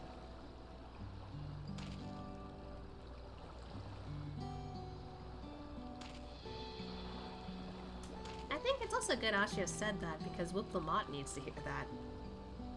What is truly important?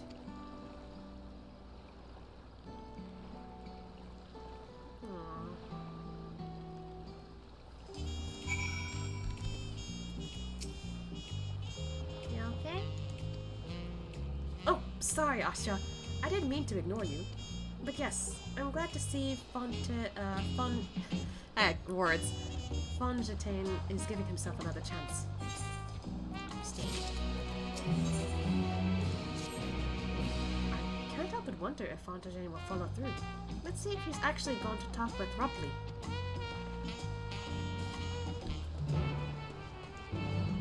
Oh, wait, hold on.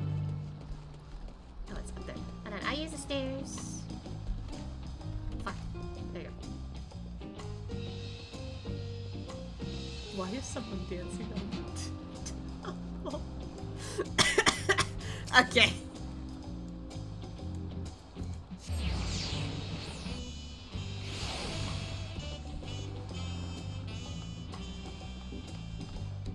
Am I going the right way? Yeah, okay.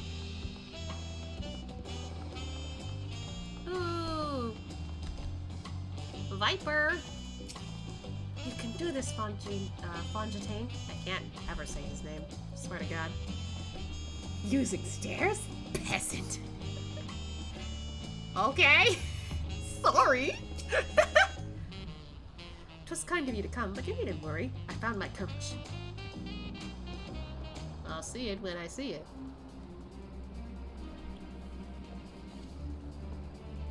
Pray accept my apologies for my earlier behavior. My name is Fonjatane, and I am a goldsmith from Ul'dah in faraway Eorzea. I realize this is a bold request, but I should like to continue practicing my trade here in Wachimeki. If you will have me, I'd ask only for the opportunity to bring happiness to others with my creations. So that's what it was about. You were looking for work. Consider yourself hired. Wachimeki is always in need of skilled craftsmen and women. I'll handle the necessary paperwork. Can you start tomorrow? Yes, of course. I must thank you both again for your sage and timely advice. I don't know that I was all that helpful. But you were. Had you not come to speak with me, I would not have had that moment of much-needed self-reflection.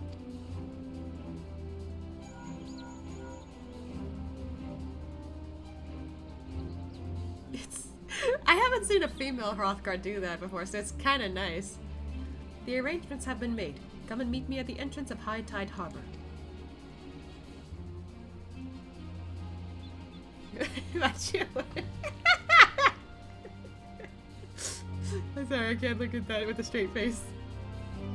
Alright, anyway. Oh, I almost forgot. Do you have my axe ready, Ropley? Ready and waiting. Behold the sublime touch of a Wachimeki artisan. What you making? Oh, it was sharp and deadly as the first day I held it. Thank you. Well, that was sudden. Well, good luck to you, Fonjatain. Let me know if that doubt creeps back in. I'd be happy to talk you out of it. You got this. As for us, we should head for the harbor. We don't want to keep Erenville waiting. Okay.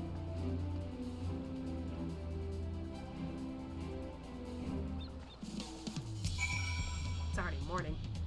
I know better than to hold myself to an impossible standard. The only thing that matters is the joy my craft can bring to others.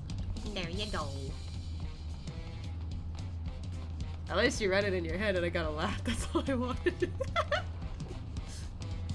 Well, I'm glad that that's what you wanted to hear. Oh. It's literally smack dab in the middle. Whatever.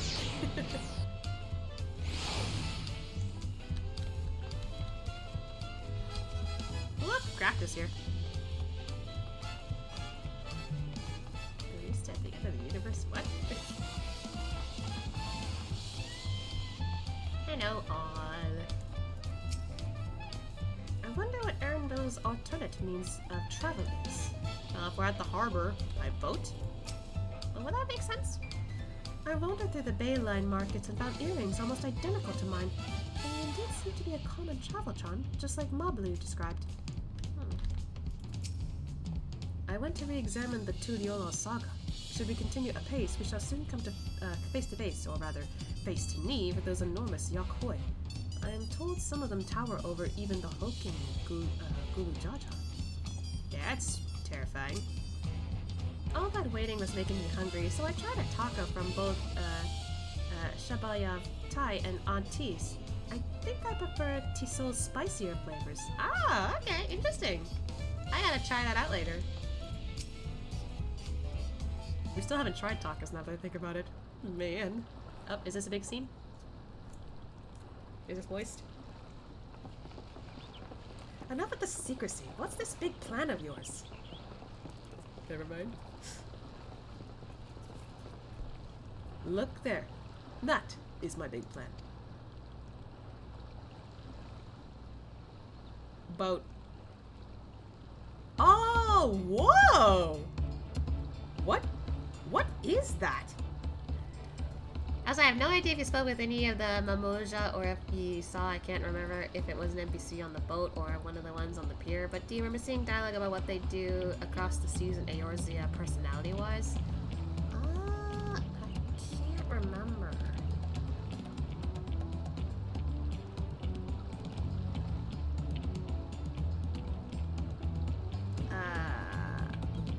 Shoot, I actually don't remember. I don't know if I actually talked to anybody on the pier. I know I talked to everyone on the ship, I think, but I can't remember. They literally played dumb in Eorzea. Oh. Well. Alright then. That's interesting to know. Is that a manatee? Oh, it's a punity. Oh, okay. That's cute. It's a punity. She'll be pulling our boat upriver. How do we know she won't thrash about and sink us instead? They're gentle and timid creatures, for the most part. She's unlikely to cause a fuss unless you give her reason to.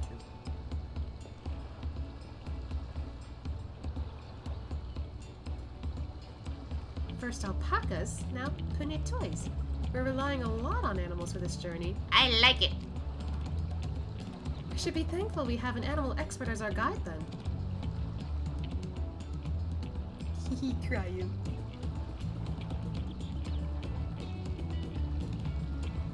But did it have to be my old nemesis? Another boat. Oh god, I'm sorry, girl. Well, I took you for someone who was up to the challenge. Was I wrong?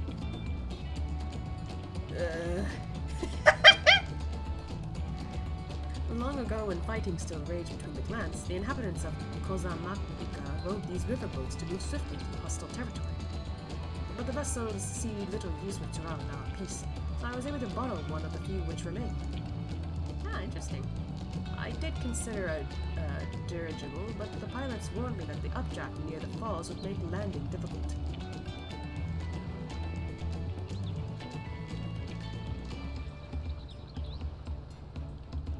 You said you borrowed one, yet there appear to be several on the water.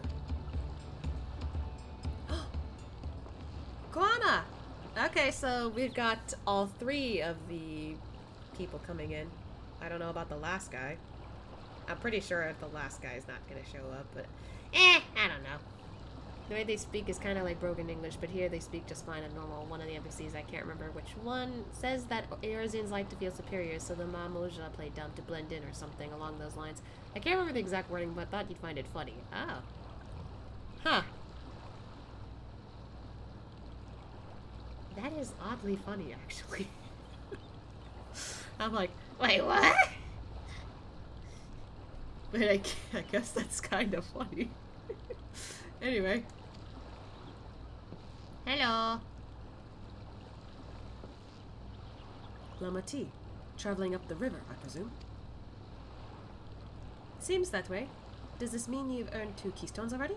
I can't believe how well you've managed despite undertaking the contest alone.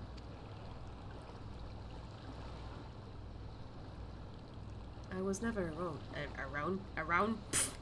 I was never alone. I had my own entourage with me since the beginning. Sacred! My friends, it's been, well, not that long. What the fuck? Thancred, Urianger, what are you doing here? What the fuck? Excuse me? That's why they're in Tyrol? Oh my god, no way. I'll be here in 20 minutes. Be back. Have fun. Okay. What the fuck, though? What are you two doing here? What are the dads doing here? Escorting a promise. Same as you. I'd heard much about the incomparable Archons during my time at the studio. As soon as the contest was confirmed, I thought who better to recruit to my cause. I contacted the scholar, who arranged an introduction to these 2 gentlemen. So we're kind of against each other, huh?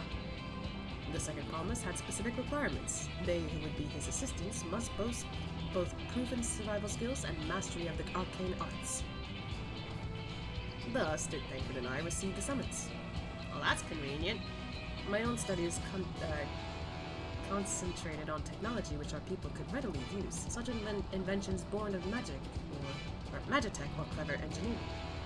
Where magic was concerned, I covered only the foundation. Knowing you two, I expect you had other reasons for accepting the job? A few. The nation of Tuliolol spans an entire continent. Depending on who wins the throne, the world may be plunged into instability once more. Ever have we striven to preserve peace? Where is our place, if not here and now? Well, I mean, at least Koana's was like an okay option. Compared to the other two, it's an okay option. But it's really funny how, like, we're kind of going against each other, sort of. Unless we choose to work together in the end. I don't know. We did our due diligence, of course, and made sure of who we were working with before agreeing to this endeavor. He's even more opaque than Urianger at times, but it's Wait, a what? More opaque? What does that mean? Hold on. What does that mean? I need to look that up. What do you mean opaque?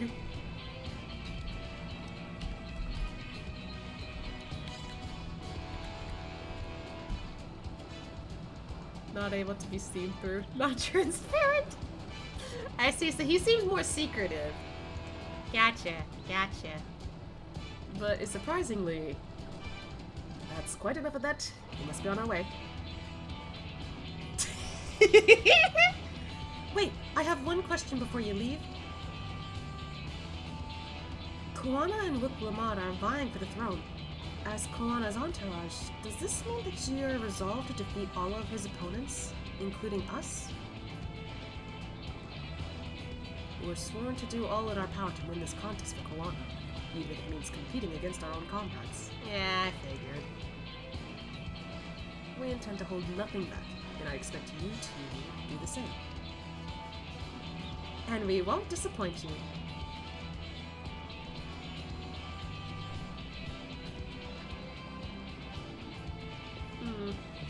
I don't know. I thought you were taking a boat. Even if you had been forced to travel on water, then the others would be doing the same. I would rather walk than risk confrontation on a leaky barge with no possibility of retreat. Ah, so he doesn't want to fight. He doesn't want to cause trouble. It's true that I can't stand boats. But I trust the route Erenvel has chosen for us. Aww, that was sweet. Leave the handling of the punity to me. Should the other wildlife attack us, however, I may have difficulty keeping her under control. Do your best to draw them away as far from the front of the boat as possible. Okay. Then we shall remain on deck and stand guard. Although it may be wise to have at least one of us sit up front with Erenvel, just in case. Is this a trust I hear? I'd like to stay on the deck. I'm eager to put my pictomancy on to the proof. And I'll take any chance to show you that I can hold my own on the battlefield. Yes! Cryo action! Then Cryo will stand on guard with Austria. We can do this! Yippee! I'll keep Erenvel company then. With my blade, I can respond more quickly to threats than Alpha now. Thank you. If a fight breaks out, I'll try to stay out of your way. Then I shall endeavor to provide aid where it is needed. I can do that as well. She's our tank. She has to stay. That should cover most eventualities. Secure your gear and board the boat when you're ready.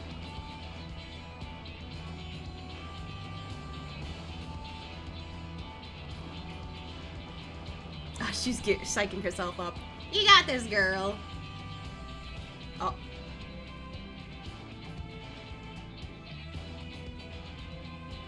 Ah, he's following. Great. Let the hunt begin. Yeah, fuck you. Okay, so it is a trust. Alright. Okay, before we jump in... Whoops, I'm gonna eat this snack real quick. Why did... It started raining! Bruh. Okay, then. Ow.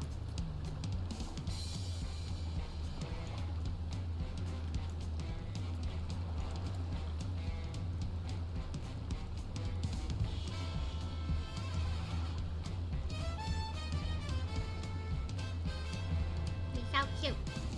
Umbrella dance.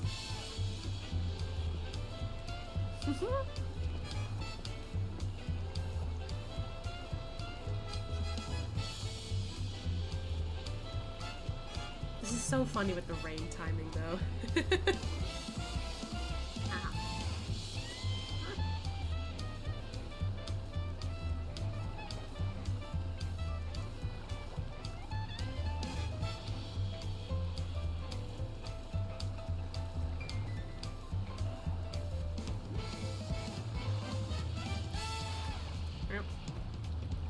I hate for games to take longer to eat because not only are they a little longer, but it's also slightly thicker than their average Slim Jim.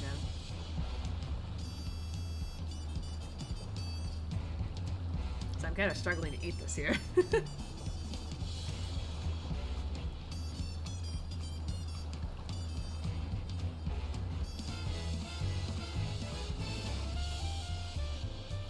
I mean, I need some kind of sustenance.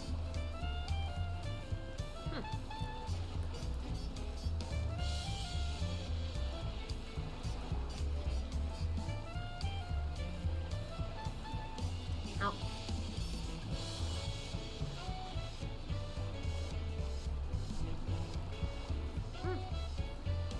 Okay.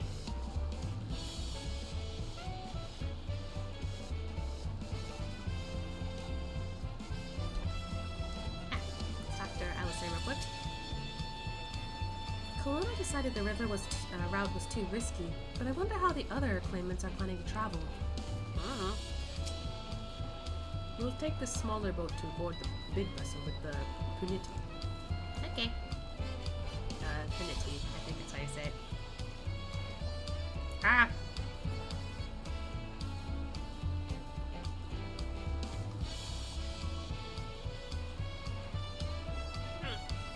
Sorry, I got Slim Jim stuck in my teeth.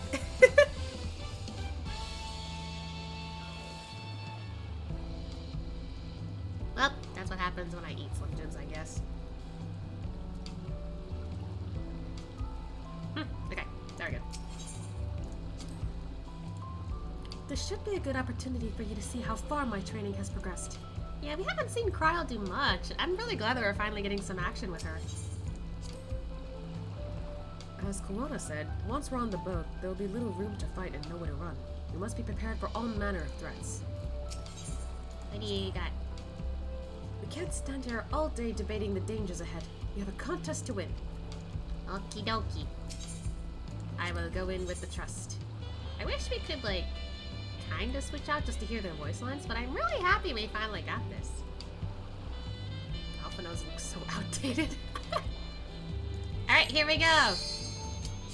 First dungeon.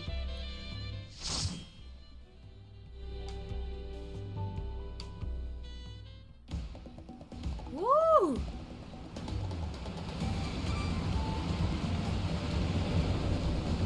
Oh, that guy.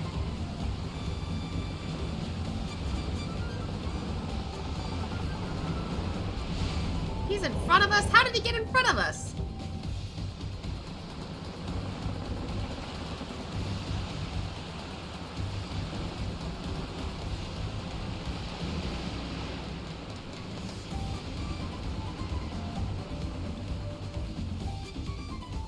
Alrighty.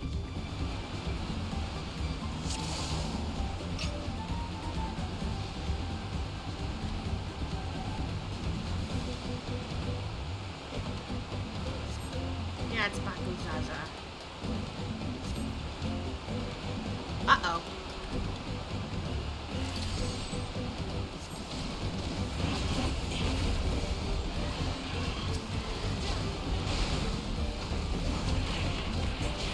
We got this, Cryo!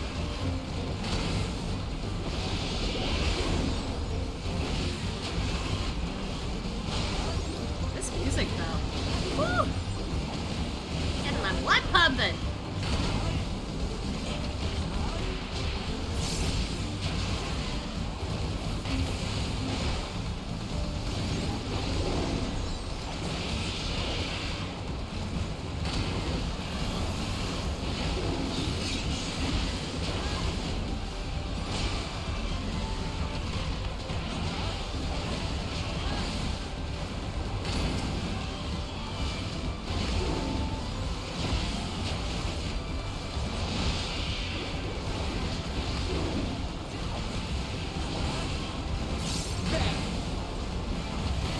Oops, wrong button.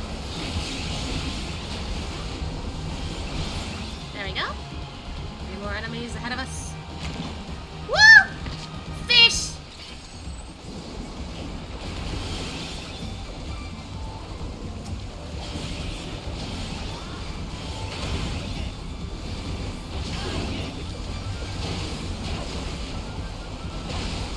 Uh-oh. Bird! There's a bird there! Alice, they got him?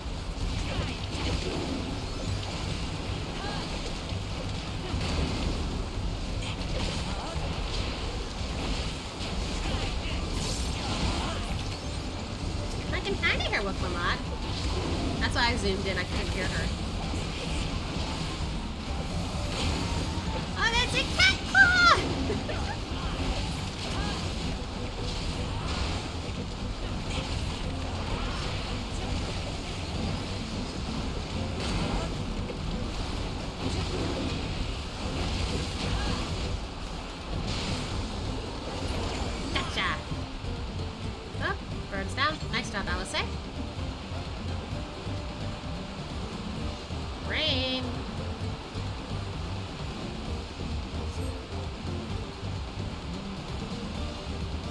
Oh god.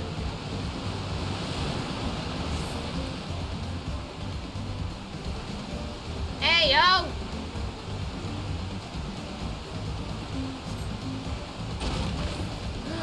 Ambush! Woo!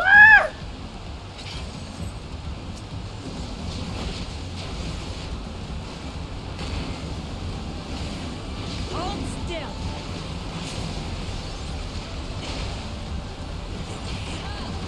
Cheater!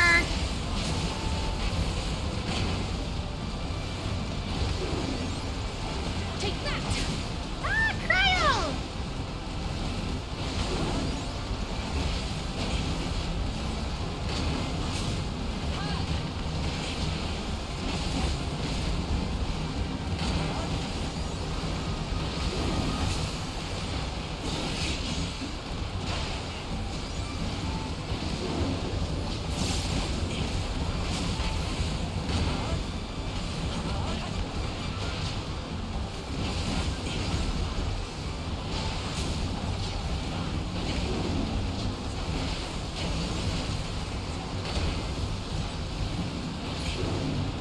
Nice.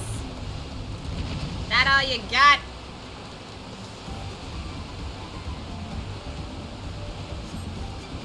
I don't like that.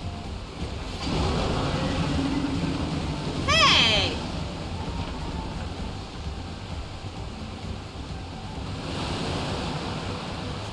Oh no!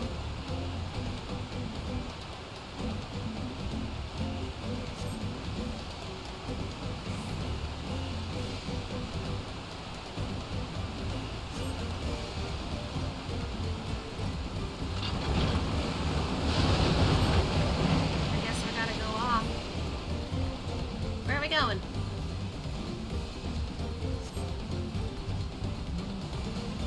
Okay.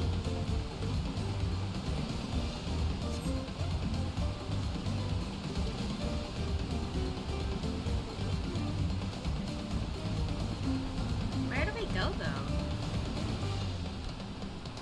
This way. Okay. Here we go.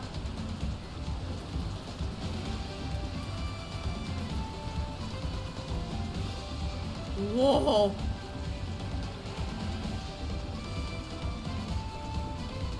Look at you. Prime Finity. She's the mother of all punity. It's huge. No shit. Alright, Uclamat. Y'all move.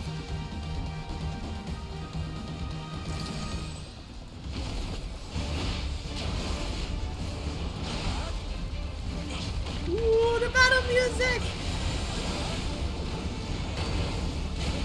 Ooh, owie! Hydro wave.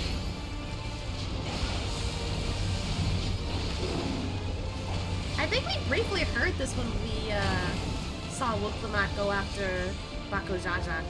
Whoa!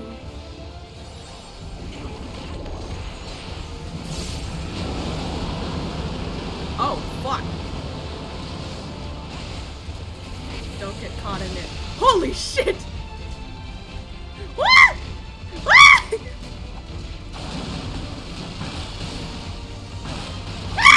Jesus Christ!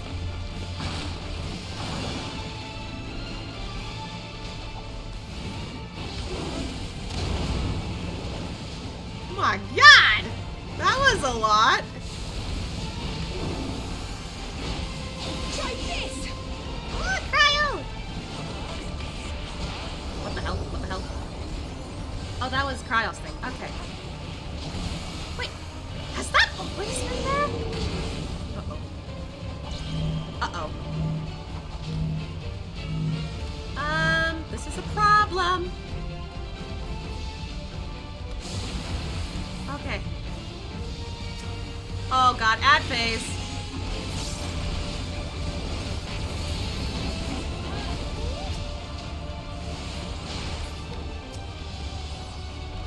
Okay. You'll not escape this! I didn't know that, uh-oh. Hip!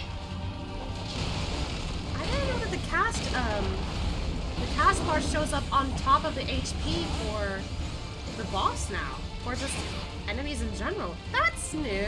I didn't know that. I don't think that was always there.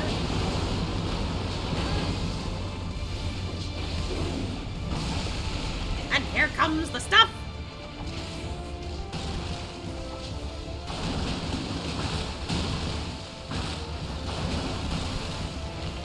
I missed it this time. Nice. Bring it over, bring it over.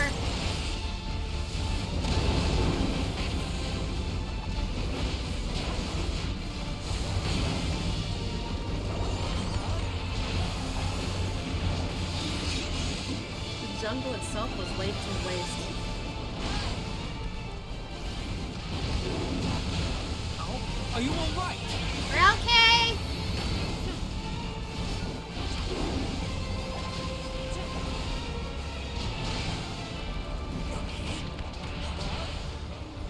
I don't like the sound of that.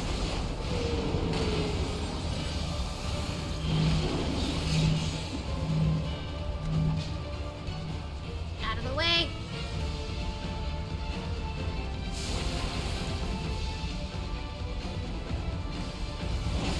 Stay away from Alfie!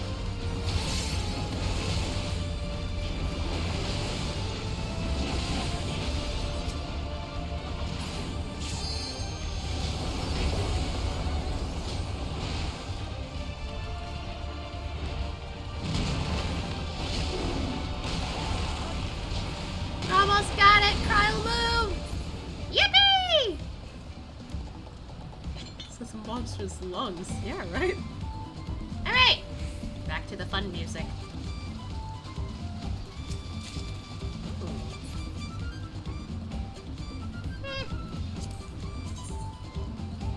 What the? Hold on. Are those claws? Bro, what the fuck? That's kinda cool, actually. Not sure if it's for Asha, but that's kinda cool. Oh, there's some kind of pathway in here.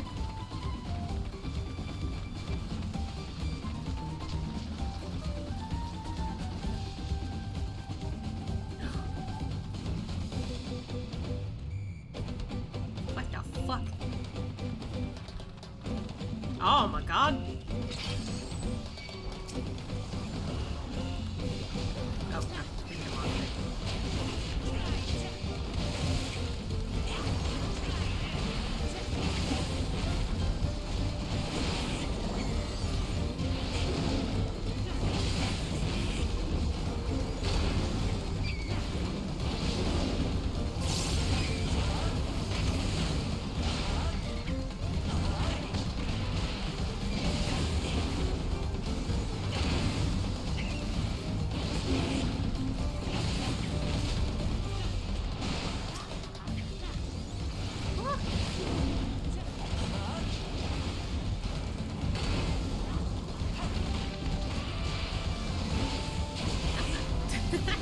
There we go.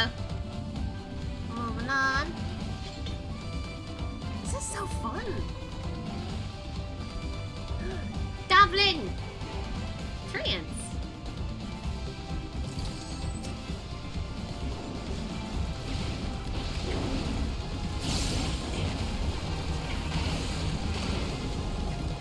Woo!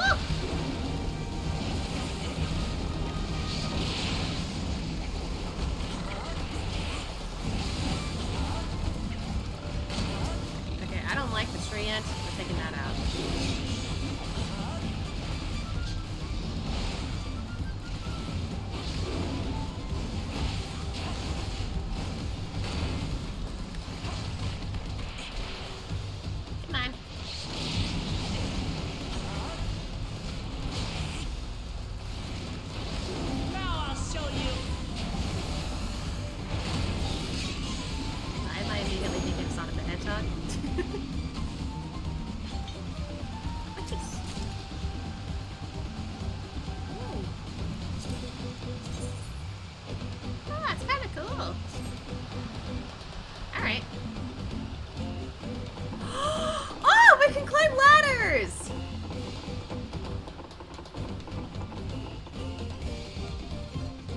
How did Cryle get up here? Sorry, it's just because she's shorter. Hey!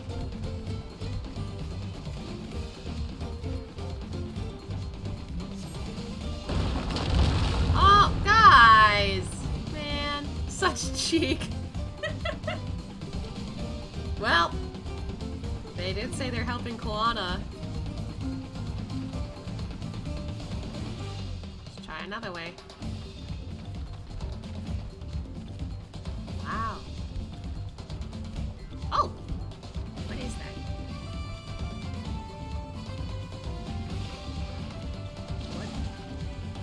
What the fuck? Oh wait, they did copy our forms! Oh my god!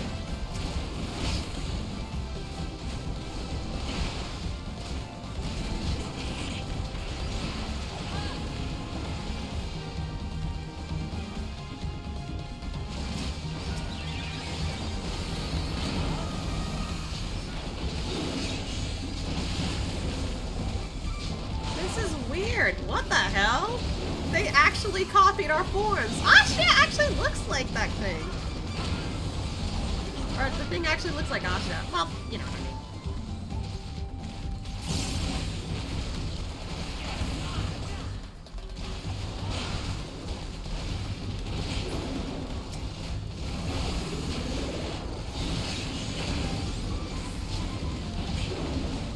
This is really weird.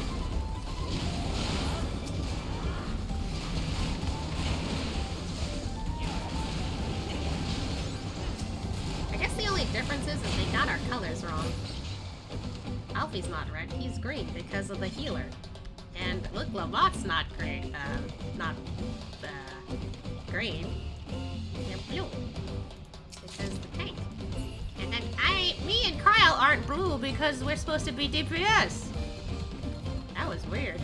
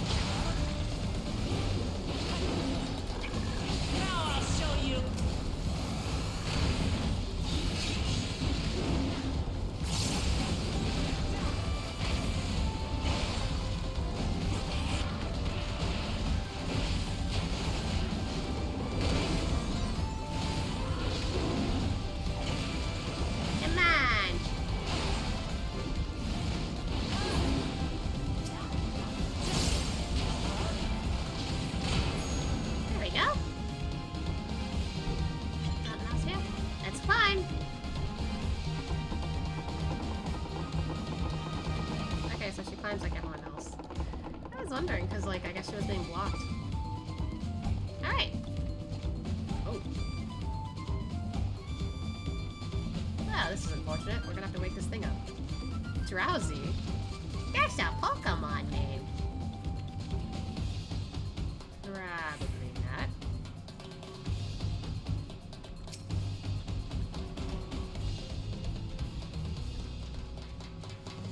What if we try? Okay, well, come on.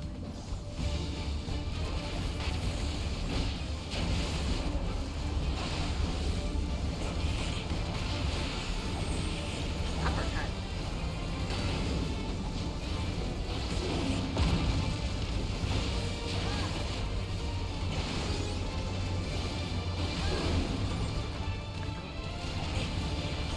So?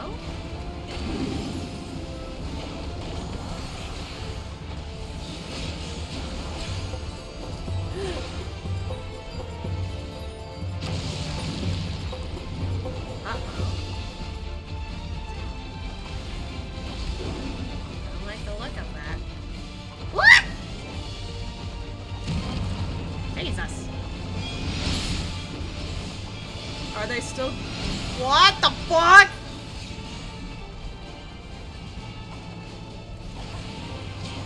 Yay! Don't want that sneeze, don't want that sneeze. Ew. Jesus.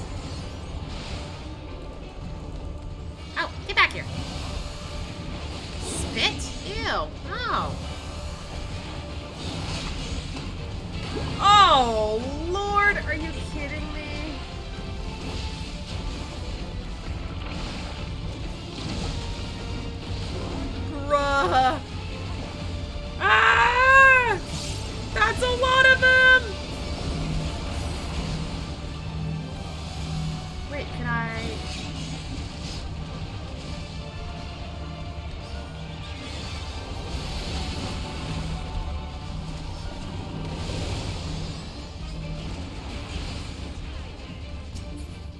Okay, we're all good. So that's where those little blobs came from. That's disgusting.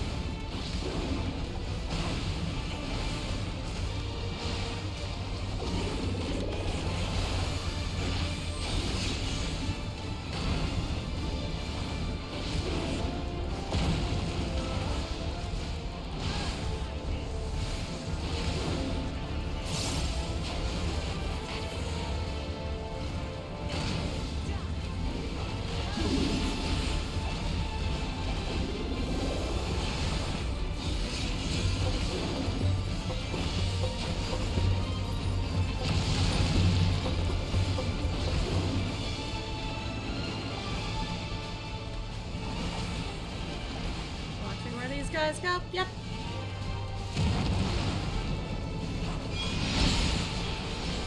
It is growing in size.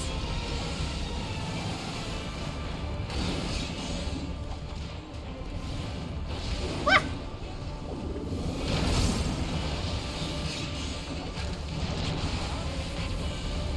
We mustn't hold back. You don't plan on it.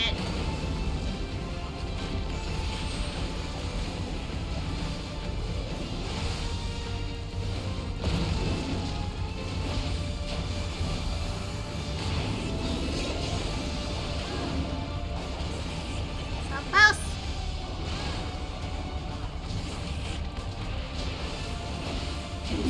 There we go. Ooh, that was quite a lot. Alright. Ooh. It has claws. Yo. Up the ladder we go. This is so weird. I've never seen Final Fantasy XIV characters climb ladders. Whoa.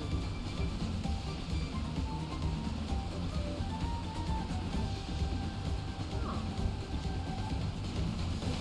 Ooh.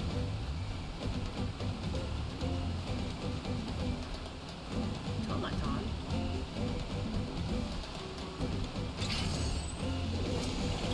Oh, holy shit!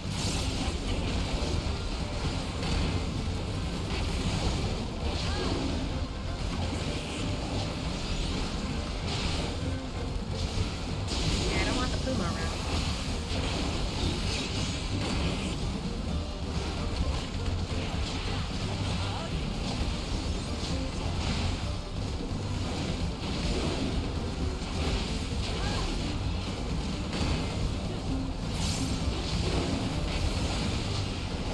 Now, Puma, now.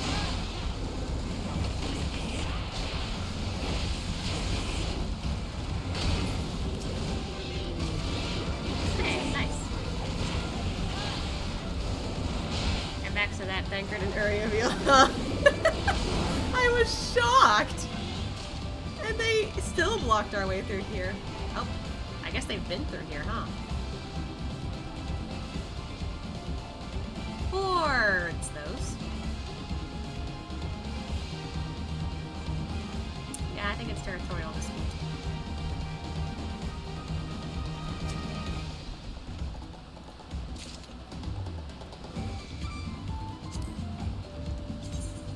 Oh, that's a big ring. Eh. The honors is yours. Big chunker. Lizard.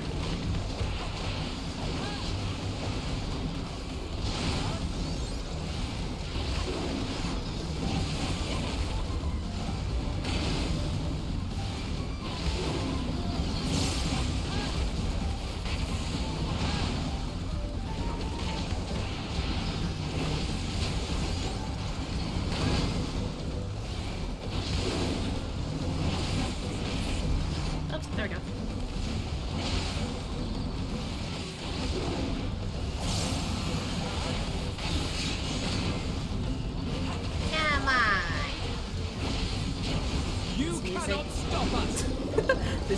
is such a bop. I love it. No cost for you. What the hell? I don't like that.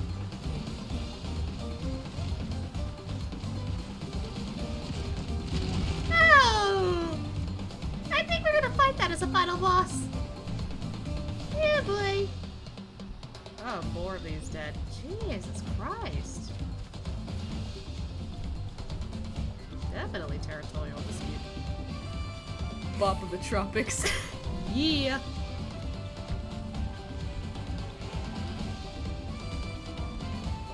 How much closer do you want me to get? There you go.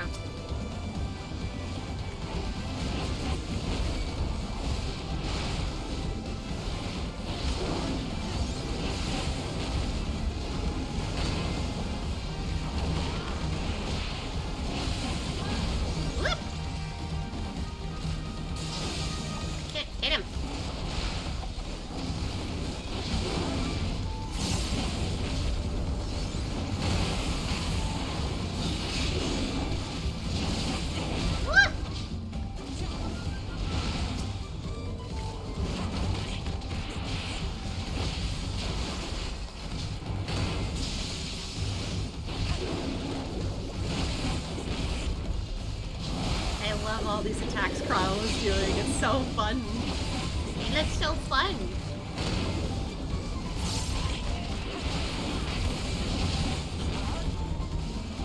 Kinda makes me want to try and pick up Pictomancer one day.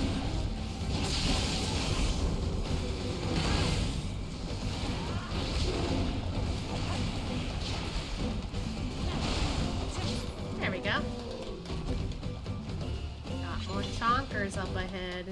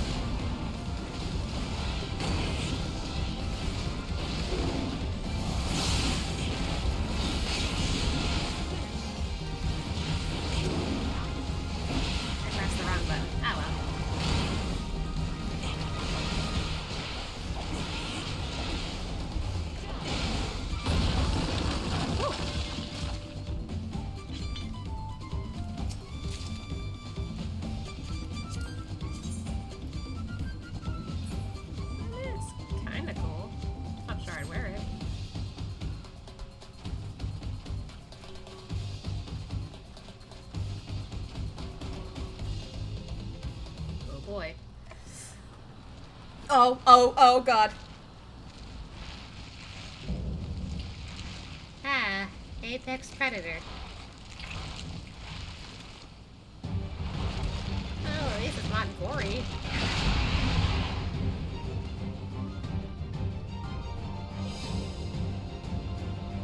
Alrighty. Oh, I just noticed the song though. That's actually cool.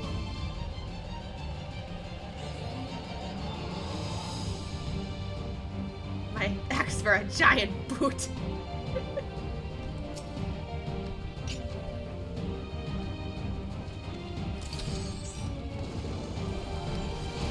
This'll be interesting. Woo!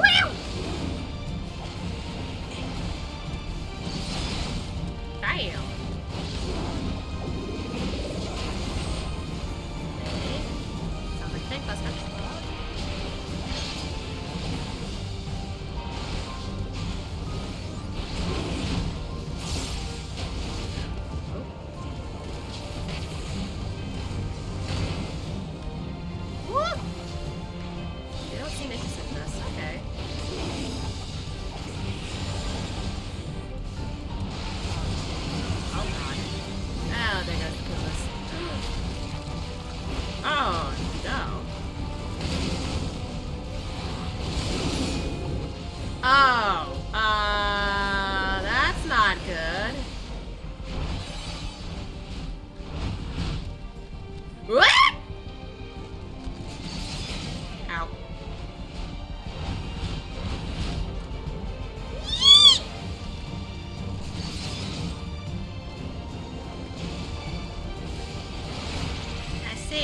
That's gonna be bad if it keeps eating.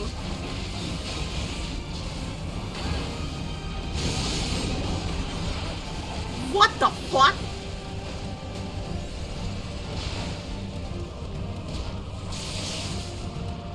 Okay, okay, I panicked. Uh-oh, uh-oh, uh-oh.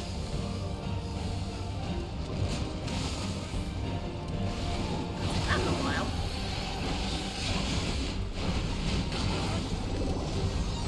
Oh, no, no, no, no, no. We can't let them eat. No, we can't let them eat. Try this! Ah.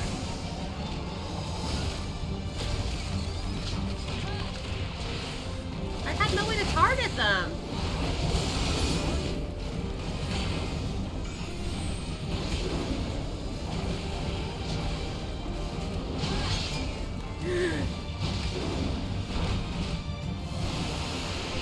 Fuck!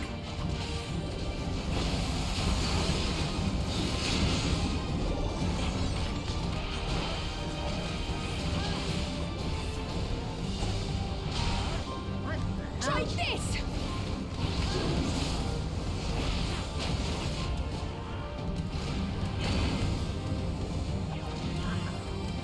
Don't like that. Oh god. Jesus, where are we supposed to go like this?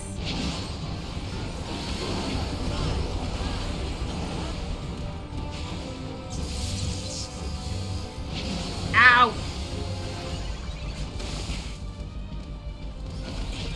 Oh, right there.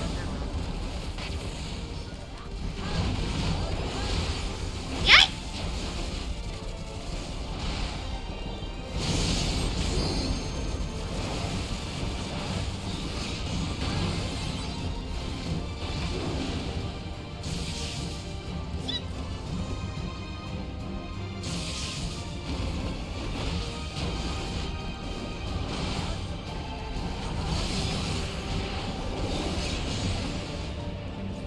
I don't like this.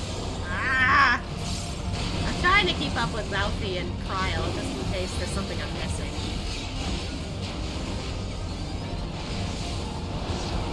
Not again.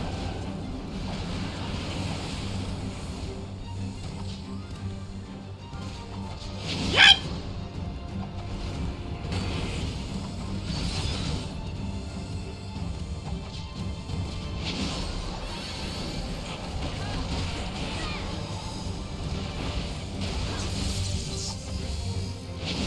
Ah! I almost did it again.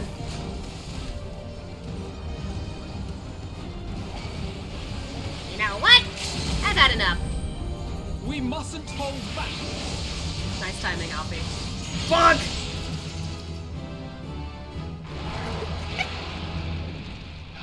Get fucked!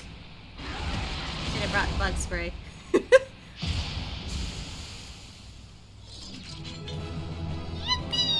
Yippee! Oh, I haven't seen his ear wiggles in forever during that.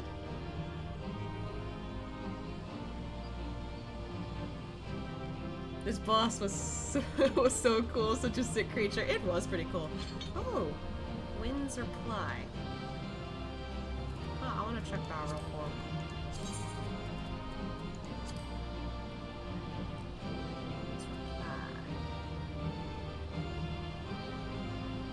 Oh. Huh. Wait, so... Oh.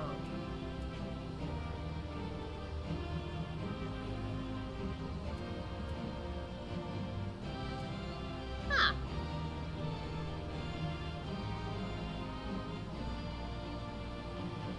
Interesting.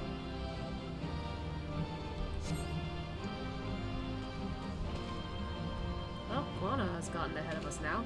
Yeah, probably. That's the biggest bug I've ever seen. No shit. I hope Alice and Erinville are alright. I think they'll be fine. Maybe.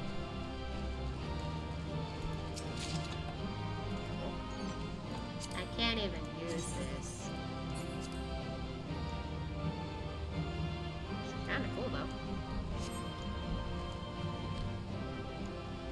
God, I noticed there's so many more animals here. Jesus.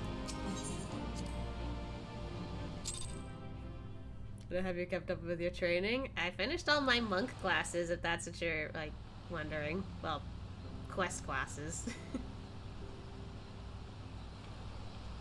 Wow! This is as far as we can go on foot, it seems. We'll have to head back and see about fixing the boat. Aww. Okay, good. Huh? Hey! Hey! Everyone all right? Hi! Nice timing!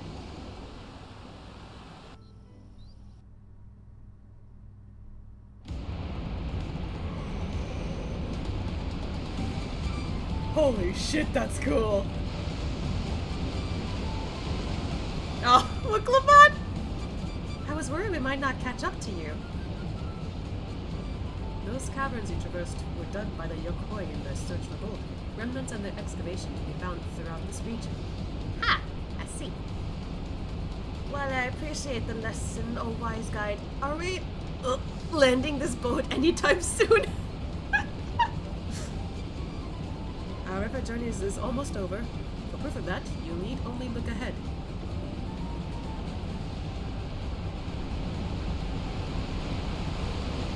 Jesus Christ, I love this already. I love waterfalls. The walls are impressive enough from a distance, but it's almost too much now. Oh my god! Yes, amazing. Now please let me off. Oh god. Girl! It's so vibrant here.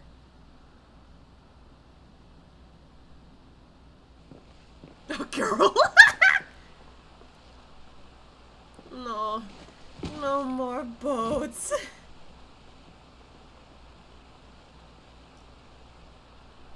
Are you... Oh, you're not alright. I should be surprised if she was. Even without the nausea, we're all spent. There is a mountain shelter nearby, a resting spot for those who have ascended the stairs. I suggest we make use of it. That would be a welcome respite. Have you the strength for a short walk, Wuklamot? We can rest along the way, too.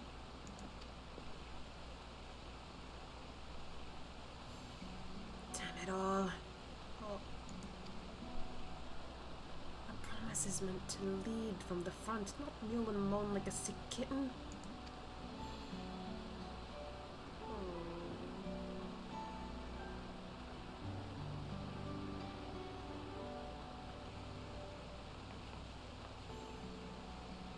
Look, Lamont. Oh.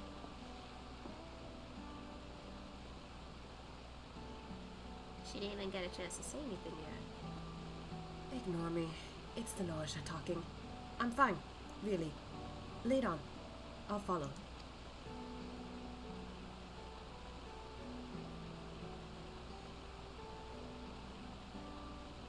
Very well. But if I may say one thing. Just because you're a promise or a claimant for the throne doesn't mean you can't be seen to struggle. You needn't bear this burden alone.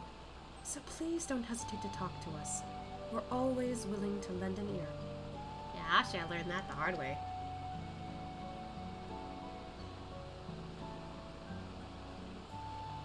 But Kyle,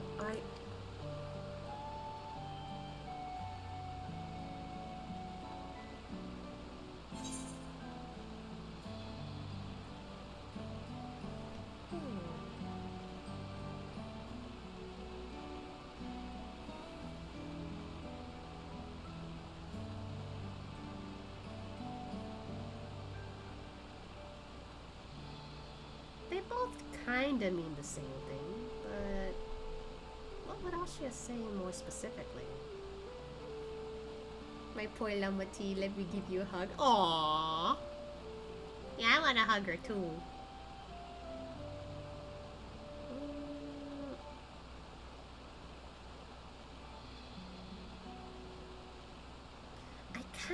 gonna say the bottom one. Cause like, while yes, both sentences are true, I don't know how well people would take it if you just straight up say everyone's allowed to be weak sometimes. Some people won't take it that well. But the bottom one seems like something that not many people seem to realize. Sometimes leaders need a break too. Or need a hand too. They can't just be seen as this almighty being that can do everything. And while Ashia himself wasn't like a leader figure per se, he does know what it's like to, you know, be on that pedestal, but feel like he can't rely on people. And I feel like he might also feel that way also, because of what he's seen through Alphano sometimes. Graha, since he was also a leader. And I don't know, anybody else he sees. Maybe even Aymeric, if I think about it. Because technically he is a leader now. Also, now that I think about it, Raubon also, I guess. Because he and Raubon go way back at this point. Alright, I guess I can say the bottom one. Leaning on others is a skill all leaders require. Oh, I've never seen him make that talking animation before. You as well, Ashia? Yeah. I've always believed this is my problem alone, but perhaps you have the right of it.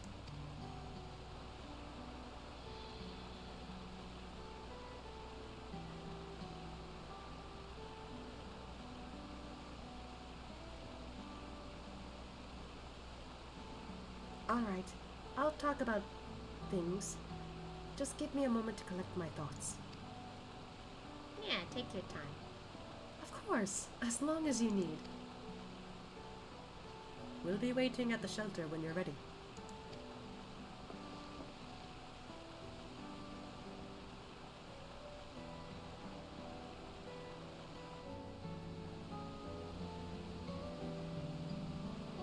The soothing guitar here. Where are we? Oh, okay, so cool. We're literally in the opposite area. Ah, cool. We do be surrounded by leader friends. Yeah, we do. I've long felt that I could never tell anyone when I was confused or hurting, that admitting to weakness would bring shame to Papa's name. But if you say you're willing to listen, then there are things I'd like to talk about. Come on, let's catch up to the others. Okay. Well, can't see because of the frickin' feathers. Southwest. Where are we headed to? That way. Okay. So I almost said Gabi folk, but I think they call him Moblin. So Mobby folk?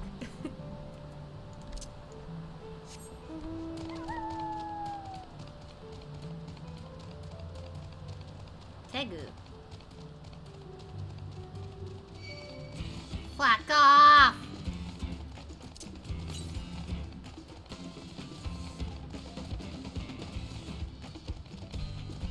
I want to keep exploring around here, but I think I'd rather get the etherite here. Why are there so many of them here? God! They're like flying geckos.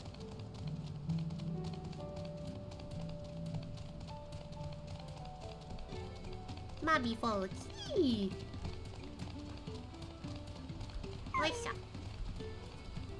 doing good? Oh, got her. Oh. Now that I've decided to share, I feel so nervous. Oh, it's okay. This place is called Many Fires for the constant stream of peddlers and travelers who make camp here after climbing the stairs. Interesting. This kind of looks nice here. This seems a cozy spot for Wuklamot to let her guard down. I know it can't be easy for her. This side of the region is so different from where the Hanu live. The striking colors of the vegetation alone. Yeah, right? Like, it's so vibrant. I said this earlier. Oh, I should probably get that real quick.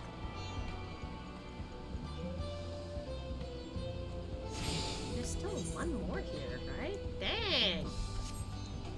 So much stuff here. We should stop here for the night. I understand the desire to rush ahead, but we need to recuperate from our punishing river adventure. Then let's settle in. We need a cook fire, and there's meal preparation to be done.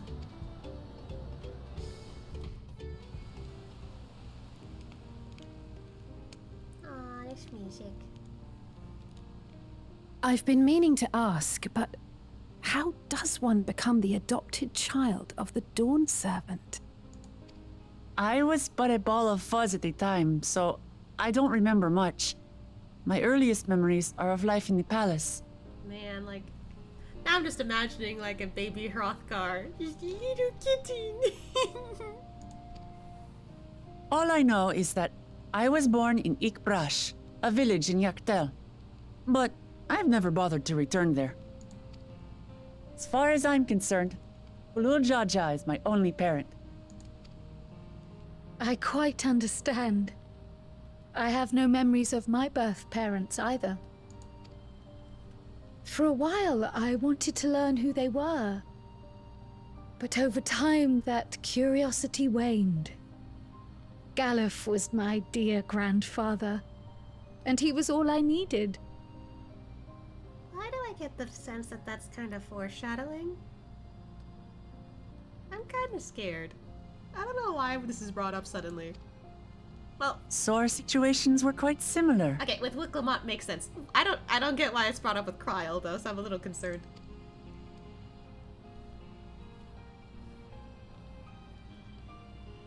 Even though Papa already had a trueborn son, he raised me and Kona with no less love. One time, I'd wandered off alone into the forest and gotten lost. Before I became a meal for some beast, Papa dropped everything and came to my rescue. Aww. I was scared and sobbing and ready for a scolding. But the head of resolve praised me for surviving the ordeal. I did get my lecture from the head of reason, though. He went on and on about the dangers of the jungle and all the horrible ways I could have died. I'd like to think that both heads are essentially two different parents. Growing up, Papa was kind and patient, but a tyrant when it came to training. Now, of course, I realize he was preparing me for my duties as a promise. For all the good it did. There's so much I failed to learn about my own country. Whether it's alpacas or Ihihana, I hardly know anything. I've lived such a sheltered life, yet convinced myself I understood Tural and its people.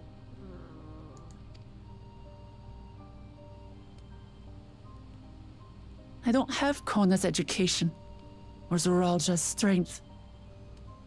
I'm all bluff and bravado, not fit to bear my title. I keep thinking this, but purely because it's, you know,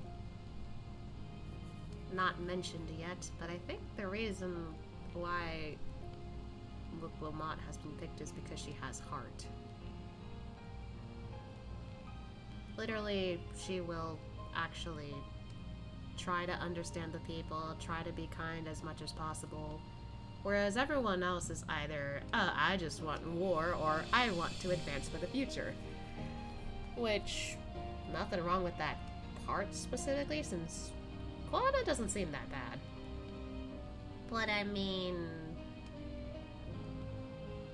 Sometimes just continuously going to the future doesn't help people remember how they did things in the past or remember their history. I think the fact that she wants to like not only preserve that and also is trying to understand the people, I think that's a lot nicer. I don't know. Then again, we are comparing specific things.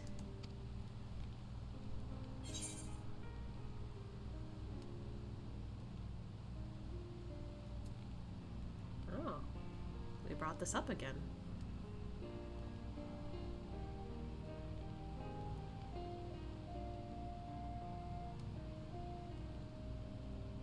You know, that last guy didn't really remember until we, you know, brought it up about why he wanted to do what he did in the first place. Maybe it wouldn't hurt to be direct? I don't know. But then again, I guess Asha would still want to mention this. I don't know. It worked before. I'm not good at it. You can't measure your worth by the success of others. Don't compare myself to my siblings, you mean? Yeah.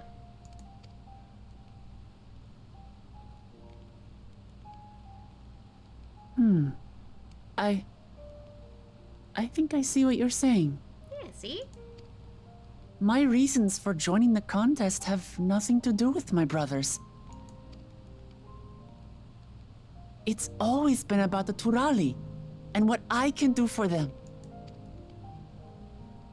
There you go. You said it yourself. How important it is to properly know something. To hear the voices of others, empathize with how they feel, and think how best to serve. In so doing, you'll come ever closer to being the person you wish to be. Wait, I just noticed. Hear, feel, think. We brought it back.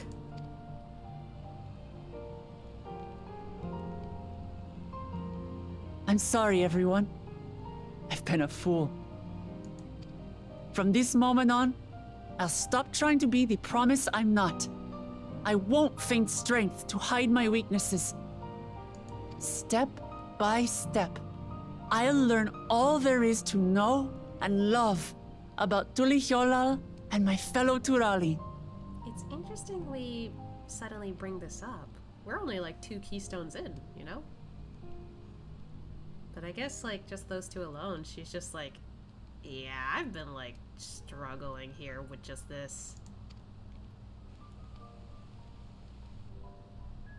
It might not be the smoothest path, but it'll be a path of my own making.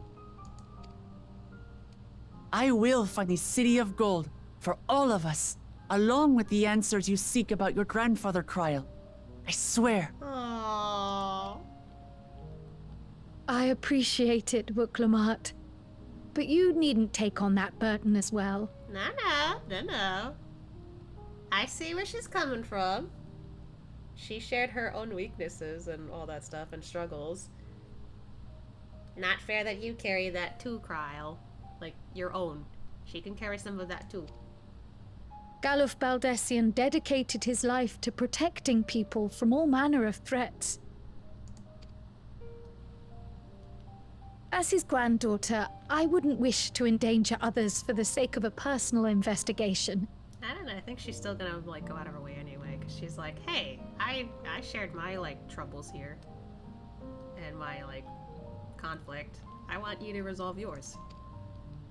So let's just concentrate on winning the contest. We have a shared goal, and, if at all possible, I'd rather we enjoy the journey. Aww. Great, now when Kryl says that. Oh.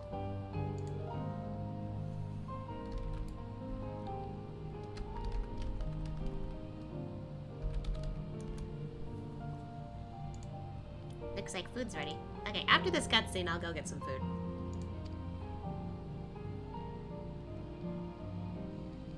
Here, here. We are companions on the same road. bound for the same destination. With our combined talents, nothing will stop us from reaching the Golden City. Oh god, this music. Thank you. Thank you all. I am proud to call you my friends.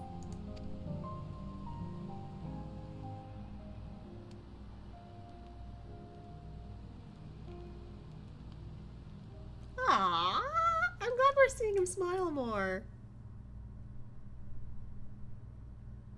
In the second Promises camp. Oh, so we get to check in on Thancred and Urianger? What are they up to? Thank you. Thank you all. Oh, they were nearby! I am proud to call you my friends. Oh shit, they were nearby! They seem to be enjoying themselves. Are you sure you don't want to go and say a word to your sister? Nay, there is no need for that. Swear to god his accent. Anyway. But what of you two? Wuklamat's allies are your comrades. It must feel strange to be rivals. I mean, it's strange to me. Helping you has made us rivals, aye. But we're not about to break into fisticuffs over it. Unless, of course, it is a matter of winning or losing the contest. Then I'll have no qualms about putting Alizé on her rear. Jesus! What the fuck? His voice do something to your ears, Luna?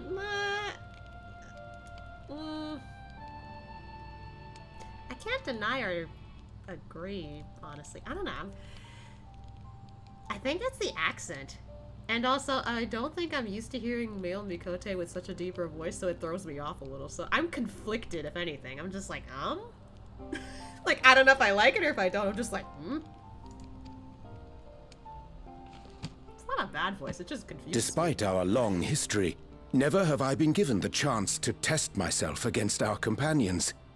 The thought stirreth within me a most unexpected sense of competition.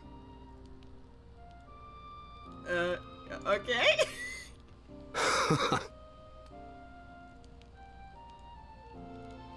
Lamachi has surrounded herself with distinguished figures indeed. One of the Studium's finest graduates, the head of the students of Bardessian. So, Alphino and Cryo, that's what you're talking about. And then, there's Eorzea's vaunted champion.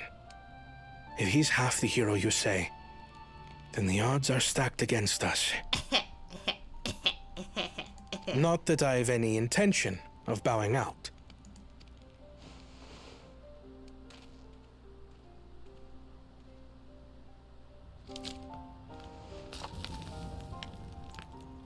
Our time in Urkelpacha only served to strengthen my resolve. We saw how a single storm cut off the alpaca roots and threw my people's lives into disarray. Such uncertainties are why I advocate for the adoption of Sharlayan innovations, that Tuli Yolal might know greater stability and prosperity. Well, my question is like, if one or the other wins anyway, why can't both of you work together? I don't know. Is it 'cause tradition? Our nation can change for the better. And I will be the man to change it. Well, it's a start. I imagine your experiences on this journey, all the things you'll hear and feel and think, will help you refine that approach. There they go again!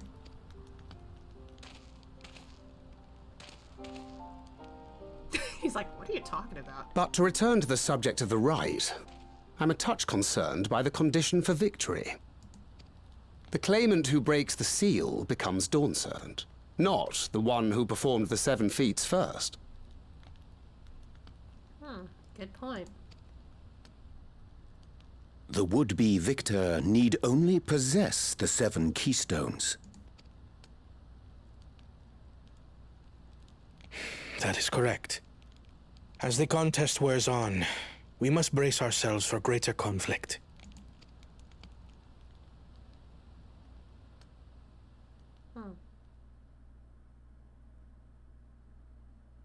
But, oh god, this is longer than I thought. Shit. You got yourself a hotel already? Jesus. Your rivals still lag behind. The second and third promise may have recruited competent lackeys, but none compared to you. How can they hope to compete with the resilient son? The only child ever sired by a two-head. Only the ignorant or foolish could fail to see that you were born to be Dawn's servant. I'm also like predicting that this Seralja is just poisoning this guy's mind, thinking, oh, you want this, by literally giving him all the praise, but at the same time, I don't know. Such titles mean nothing. Like, I'm literally predicting who might be the true bad.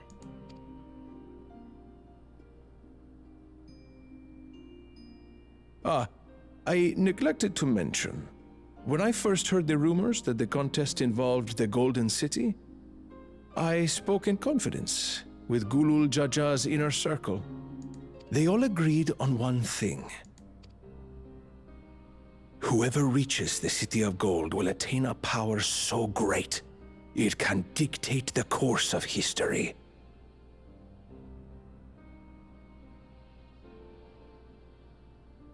Are we getting into potential time travel again? If this power truly exists, then I humbly beg a fair share of it. Time is passing, and I would put my plans in motion without delay. The useless tool is cast aside after all. And just so there is no misunderstanding, you consent to this course, no matter who is made to suffer. Yeah, Seralja's really giving off the vibe that he's the real baddie here, but I have no clue. I don't know yet. In battle, everyone bleeds. The Dawn's promise is no exception. What better lesson to teach our people the folly of war? I don't like that face you got there, buddy. I don't like how you smiled.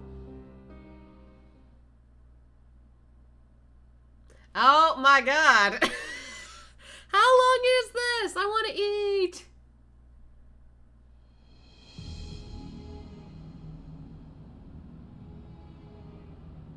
I was hoping for a good scrap, but this bloated sack of bile was no challenge at all.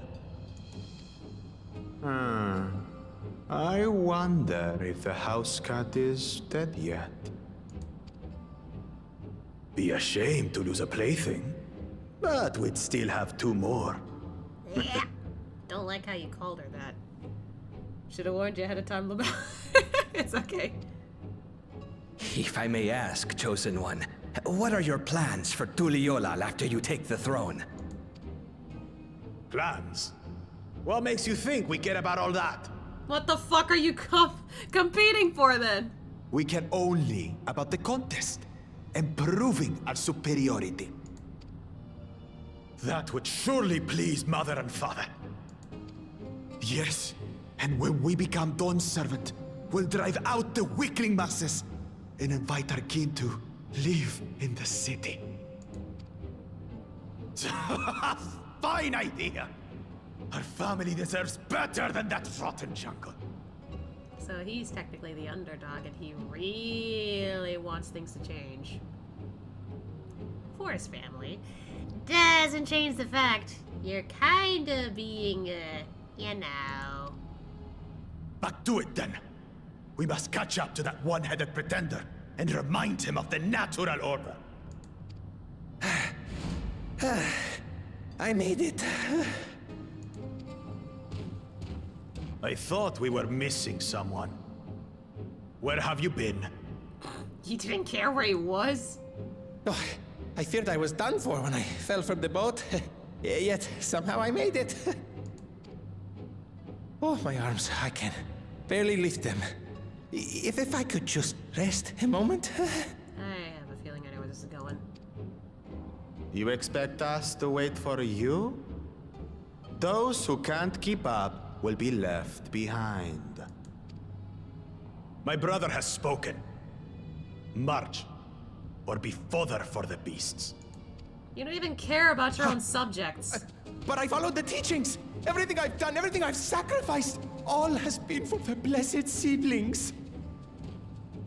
Wait. Don't leave me behind!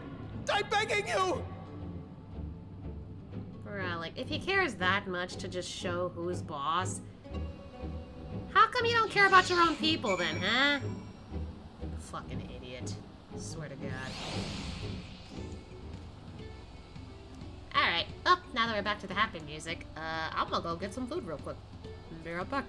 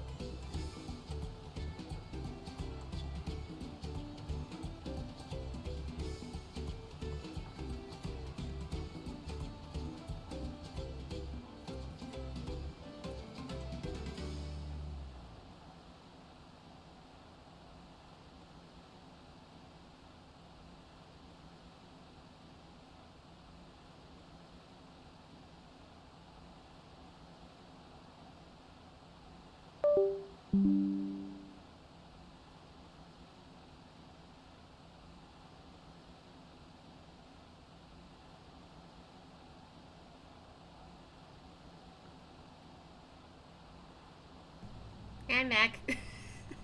I'm guessing my phone had a moment that caused my computer to make a sound. Judging from the pop-up I got. Well, I got me some hamburger helper with a soda. I'm gonna eat some food real quick.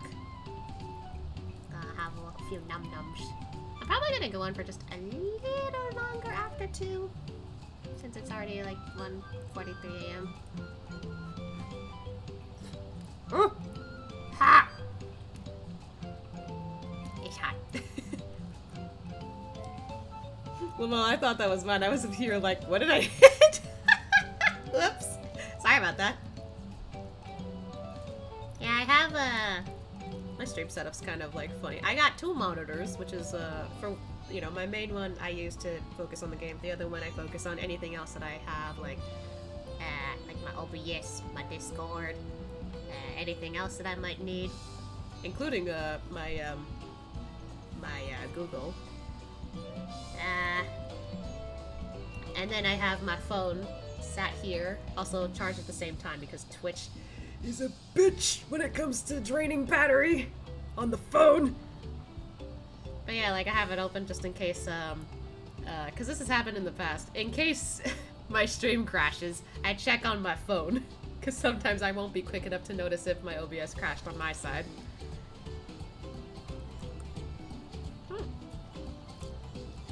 My goodness, this is good.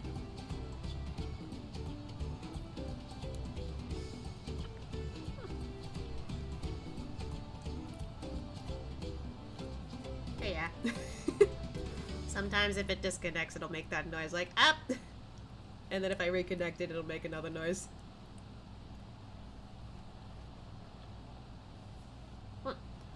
It said, what was the last update I gave you about my situation? I can't remember it. I actually don't remember either. I know you mentioned you haven't been able to get on for months. Or was it weeks? One of the two. Either way, you haven't been on in a while because of stuff going on. And, I think you mentioned you got a job? I could be wrong. And,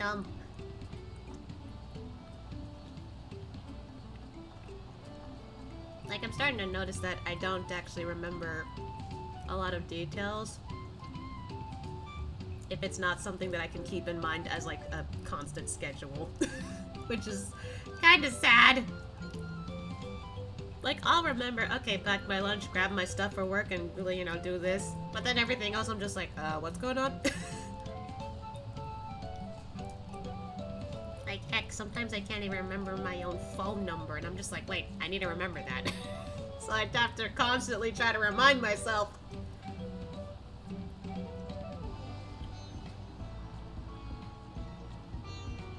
That's not really a good thing to, like, you know, be in the position of just having selective memory. And that's what I'm trying to fix that. Because yeah, it's not bad, my memory is ass too well. Yeah, it was months and no, you're right, I did get a job first day was 1st of August, been working since. Alright. At least you got a job, you're making money, and you're able to play the game again.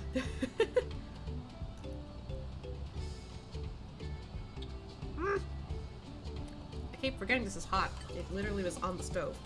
I'm gonna open my soda now.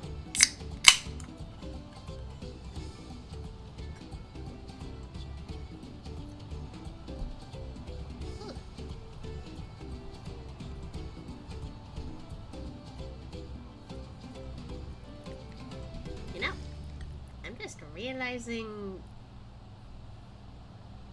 how long I've been practically subbed to this game. I did not think I'd, you know, last this long. Moving in with my brother on the 1st or 2nd of next month. I'm gonna start saving to actually buy a computer and have an actual setup instead of my laptop finally. Oh, nice! I really hope that goes well for you. Like, goodness gracious. Like, having a nice computer setup is good. Okay, so this is kind of a funny but also a sad story. It's funny when I think back on it, but sad when I first, like, realized it. My partner was like that. They, for the longest time, did not have any, like, actual computer setups before. They only used laptops. I didn't know this because I literally lived in a household where having computers was normal. Having computers was completely normal. Like, literally, if I can remember and count how many we had, Papa Sheba had one. I have a few siblings. I think out of all of us, we had like 3, 4 more for each of us, and then later on another one. Yeah, we have a lot of computers. It was normal for me. So when I finally got this new gaming laptop? Well, I mean, I do have a gaming laptop, but that was before, I ended up, with my partner, like, officially, like, married-wise. But, like, by the time I got an official, like, gaming computer, because both, my partner and I got one at the same time, like, we literally have, the same, tower, I was like, okay, it's another computer, just really good. My partner was ecstatic, and I was like, why are you so excited? Is this not normal for you? And he's, they were like, no, this is my first one. I'm just like, what? What? So then I felt bad that I wasn't excited for them.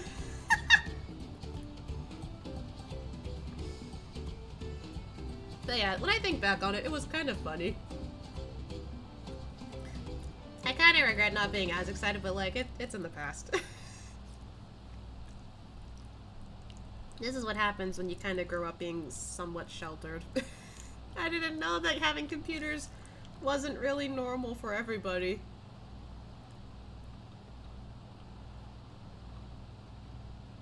Hell, some of my friends right now don't have a proper computer, or at the very least a gaming computer. Some of them are trying to save up for one, others they can't afford one right now. Like, goodness gracious.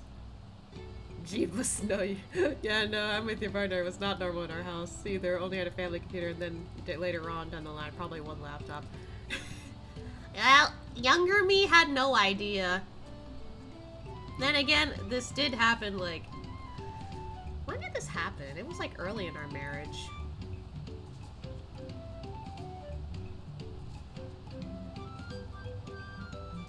Probably a little bit after we moved into our apartment.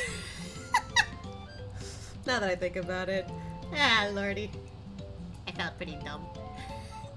Well, it's not that I didn't know that this wasn't normal. It's more that I didn't know that my partner didn't have that experience. I can understand it now that, you know, or at least like a little while ago, like, yeah, like, you know, not normal for everybody, but like my partner specifically, I was like, you're around computers all the time and you never got a tower? That's what confused me, but yeah, it was kind of funny. Look, I'm debating on getting a pre-build, but I also think I want to go to a site where I can do the part picking and such. Still trying to figure that out. I think there is a site where you could do that. I can't remember what it's called though. Hold on. I don't know if this is the correct site. Ah! God, I was just about to choke on a little bit of beef. Ah. But it was a site that one of my friends showed me. I think it's, I don't know if this does that. I mean, it probably does. Oh yeah, there's like a little tab for a PC builder. So maybe it's supposed to be called New Egg? Newegg.com? I don't know if that specifically will have all your needs, but like, it is where we're looking at computers and such. Yeah.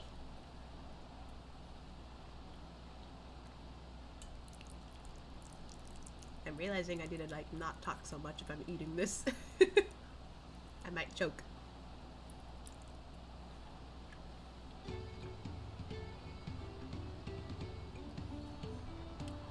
Wait, so if we were eating here, then where were they?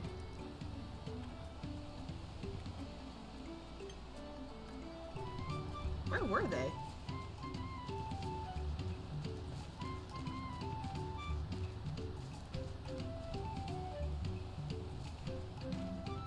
Now seriously, where were the other two? Did they just reuse the same spot? Were we just over here? Was that it?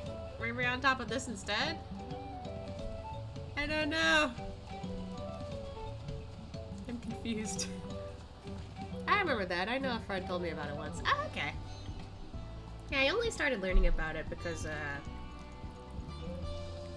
trying to find a gaming laptop for a friend. I think I mentioned it before on stream. And also to you.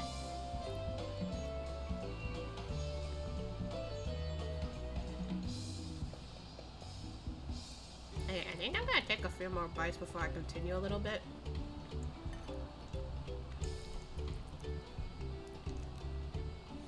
Maybe you guys are just loud and sensitive assholes yelling in the middle of the night. I mean, we haven't got a noise complaint yet. Which is shocking.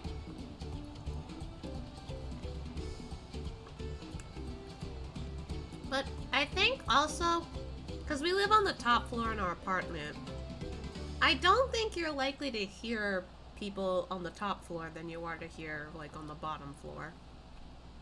Unless the walls are really fucking thin. It's funny because like I can hear people from across walls. I can't really hear people from downstairs. And if I do, it's because they have something extremely loud happening. Like, I remember, like, we used to have downstairs neighbors who would just have their music or movies or whatever they were doing really loud that I could hear them from beneath the floor. I was like, really? Now this time of the day?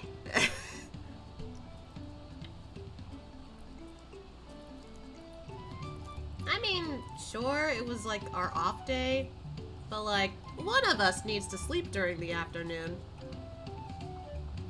And that would be my partner.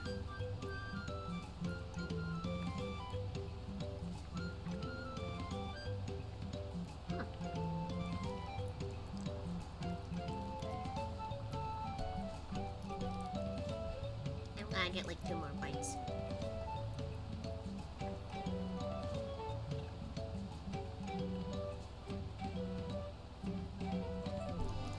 It is seriously good. It's literally just hamburger helper, but my partner makes it really good.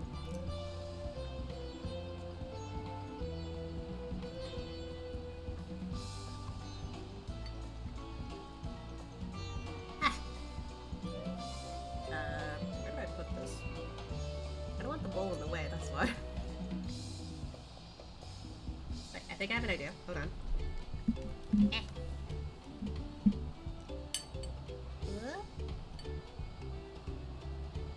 Okay. Think we're good.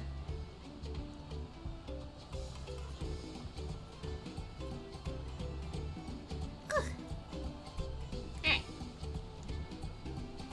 Let's talk to everyone before we move on. I have some small experience with the pressures of leadership and crumbling beneath its weight, as you well know. Yeah, I was literally using you as an example earlier. If anything good can be said to have come of my failures, I hope it is my. Why did it start raining? Okay, it is my capacity to help others avoid similar mistakes. The timing of that. Also, I can't see your face. It doesn't matter if Wuklamat's scared of alpacas or gets sick on boats. It doesn't change who she is or what she means to her people. Yeah. You know what? Ashia, you know, I don't know if I ever mentioned this. Ashia, you know how like cats don't like cucumbers? Ashia doesn't like cucumbers, but he minds eggplants. He stares at it menacingly. I'm glad we could take a moment to talk things through. I nearly burped. Okay. Wuklamat seems much happier for it. It is good to see Wuklamat more sure of herself. Yeah, I saw that smile you got there. Being able to say those things has brought me such relief. It's like a stone has been lifted off my chest, and I can take a full breath at last. I don't want to encumber myself like that again. I want to be better. Will be better. For myself and for my people. Aww.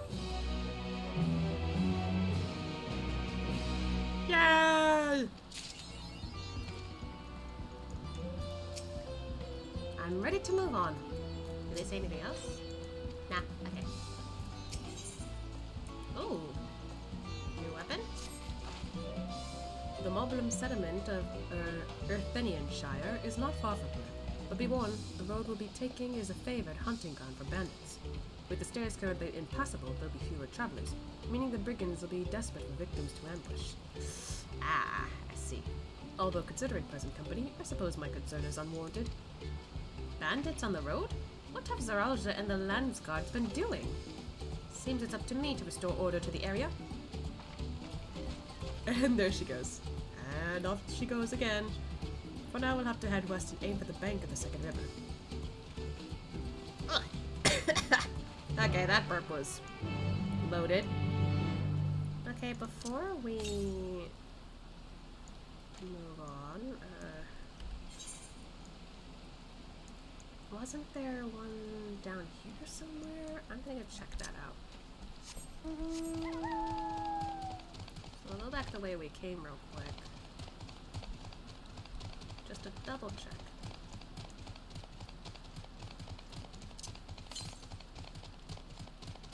Southwest. Wait, but isn't that just this way?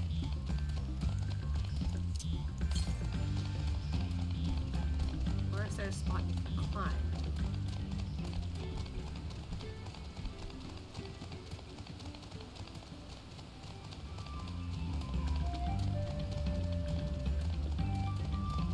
Well, it looks like there's a spot to climb up here. Question is, can we get up there?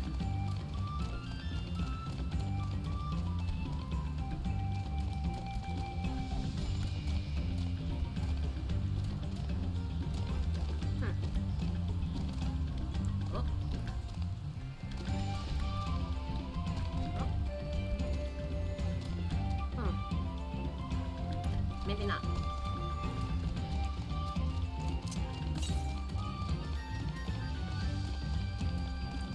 Wow.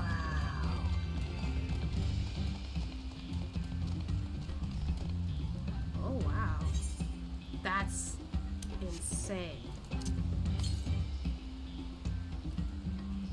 Is it on the island? Time for a swim, buddy.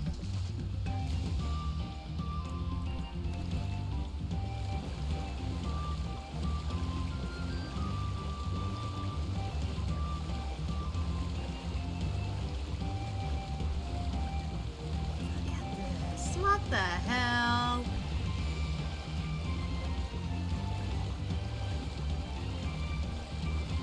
I can kind of see underneath.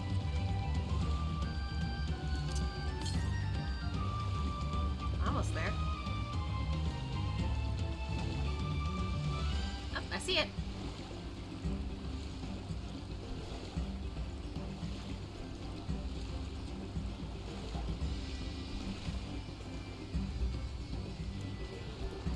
There we go.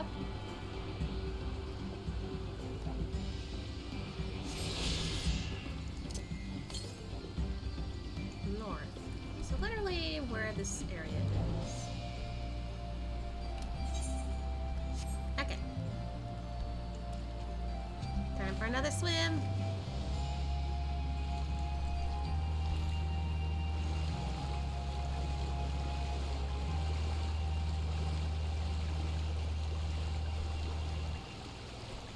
You know, I just realized, could we go under?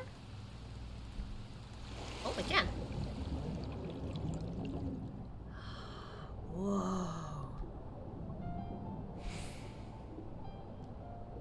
Wow. I get the feeling we're gonna be here later.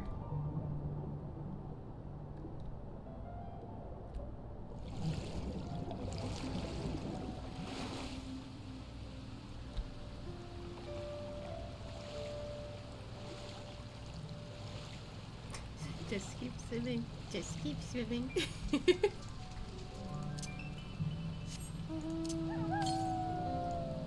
Northwest, so I'll go this way. Ooh. Spooky. Swamp Lunk. They look kind of cool.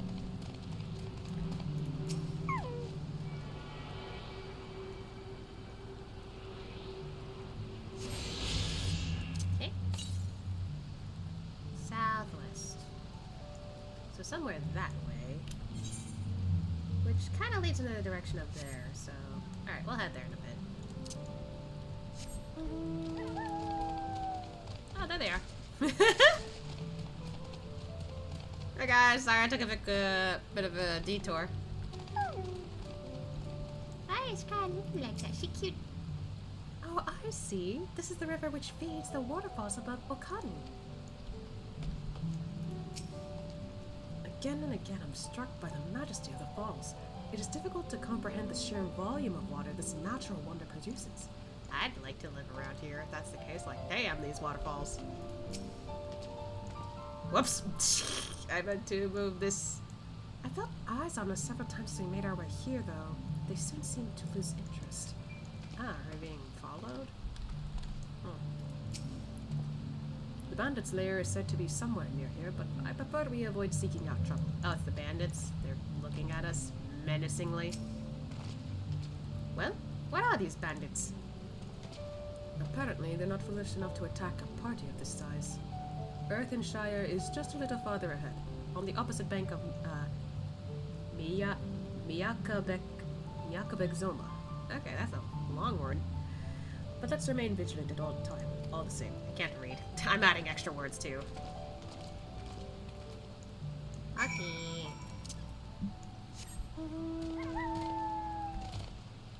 This is so cool though. What the hell?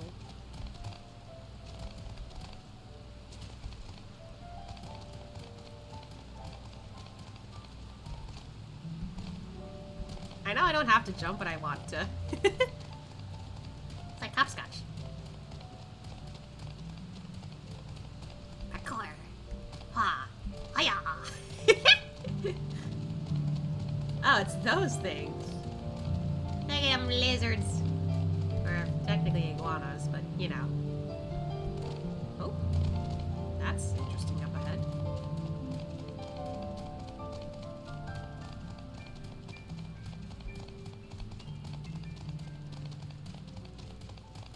Ooh. What? Huh? Oh, it's a hunt train! Hello! Wow, there's so many mounts! Woohoo! That's my second time seeing one. Holy hunt train. That's my second time seeing one during MSQ. That's so cool. Ah, looks like they're doing some more around. Okay, that's cool. I like when I see those. Like, that's awesome. One day I'd like to join, but still.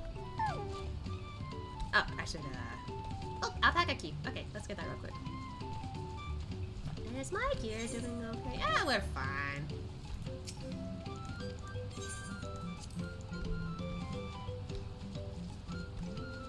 It's kind of nice here. Then I'm gonna take a bite of my food. Technically, I'm still eating it, so.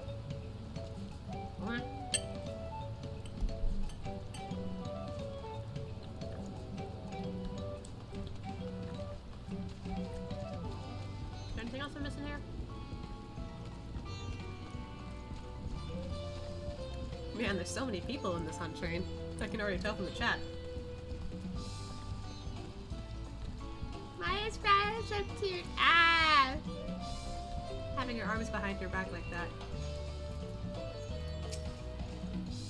Even as Hanu culture is distinct from the Hanu, Moblin society has developed quite differently to that of their goblin cousins.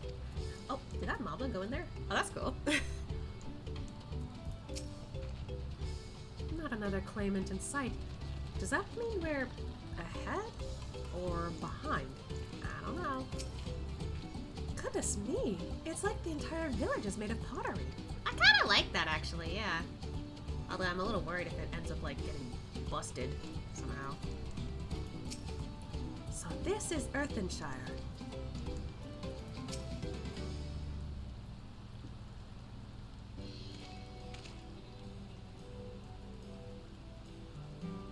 This is it. The village where the Lay of Pots from the Tuliyola saga took place. Earthenshire. Idleshire. Or Idleshire? I still don't know how you say it.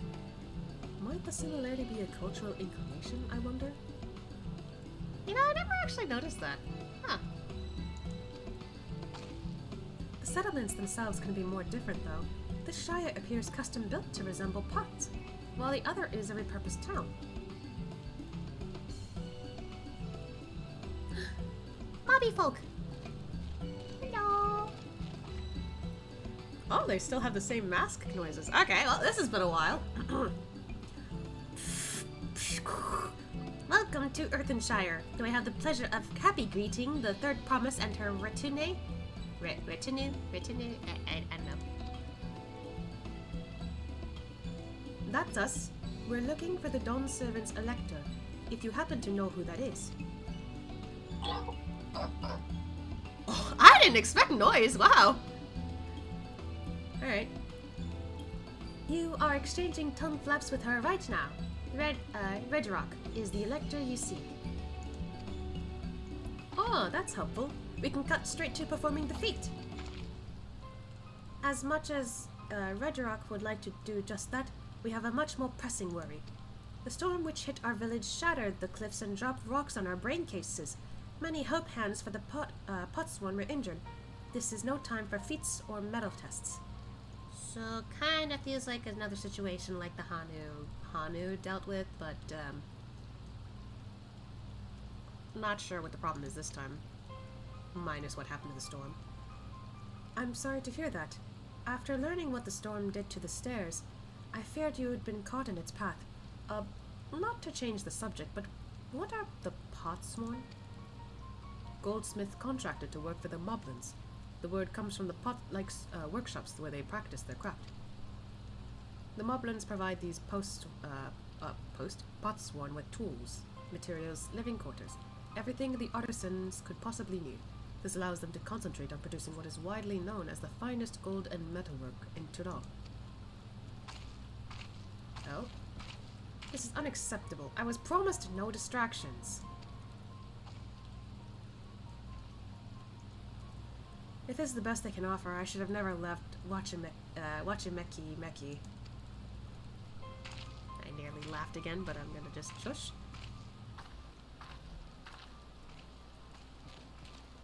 You see, the Potsworn desert us. Without enough healthy helplands, we are failing to uphold our side of the podcast. Should all our Potsworn leave, Earthenshire will grind to a halt. We have to do something and do it soon. Then let us stand in for the injured helpers.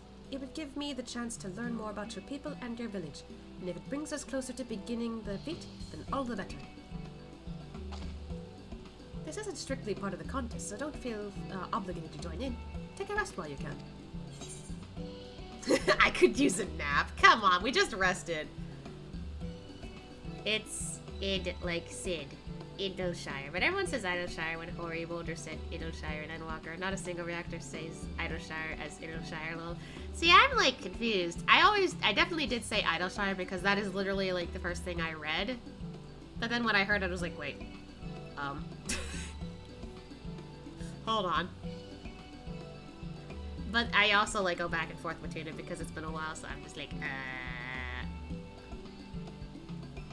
like that makes sense. It does make sense. It's sad that like a lot of times when you read something, they don't say it first, and I'm just like, why couldn't you just tell me first in text, you know, in like voice and not in text? Or so we're gonna like say it wrong.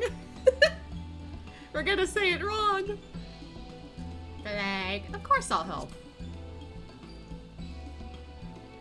That's what I do. I was hoping you'd say that. I actually wasn't sure if I could do this on my own. Oh god, what would have happened if I said I could use a nap? That's not Asha, though. Well, I'll help. I doubt any of us could just sit around and watch. We'll take every help hand we can get. Redderock truth swears that once the Potsworn have their perfect workshops again, we will commence the feat with all haste. You and the third promise can assist help hand Rakarok. Thumbs up. You other four, follow Redderock. There are other help hands in need of hand lending.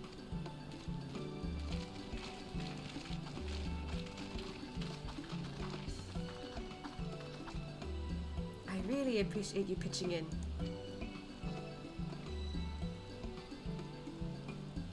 I meant what I said at many fires.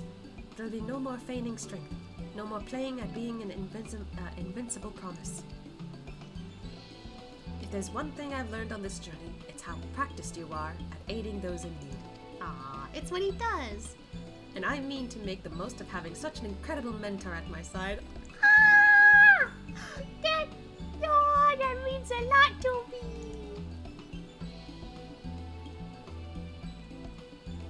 Now, let's find this Rakarok fellow and see what we can do for him.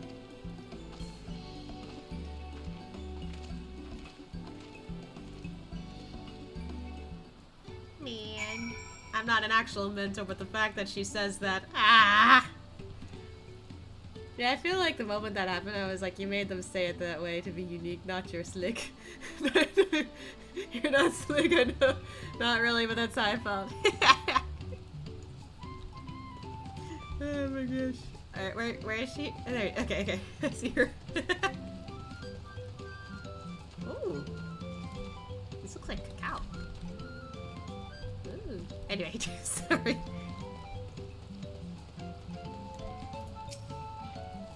I think I found our help hand. First we'll solve this problem for the Moblins, then we'll see about completing their feat. Rakarok can't meet his obligations without more help hands. The pot pack is broken and the pots are emptying.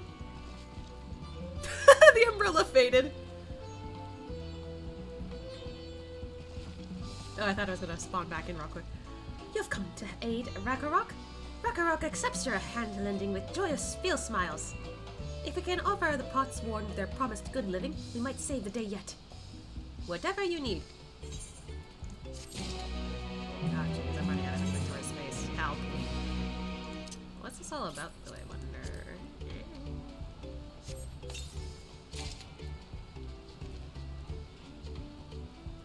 Ah! No.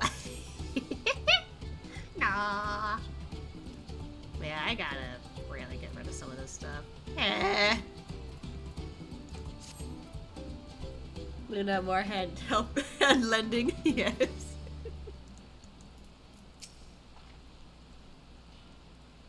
Oh, she already said this. Okay.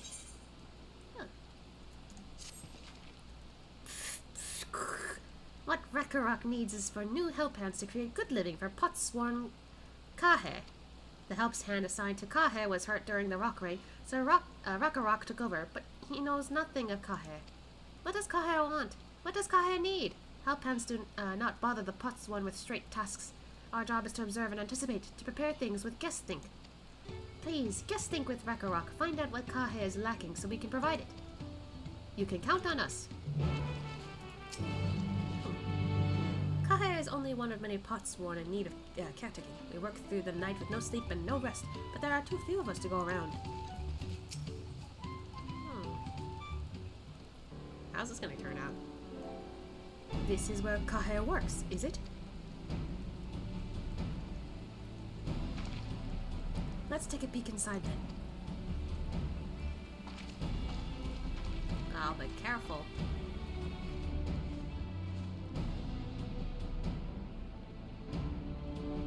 Oh, is it hot in here? That must be Kahe. It'd be a lot quicker if we could just talk to him, but that's not the way they do things around here, apparently. We'll have to leave him be and try our hand at some guessing. Ah, okay. Gonna look around.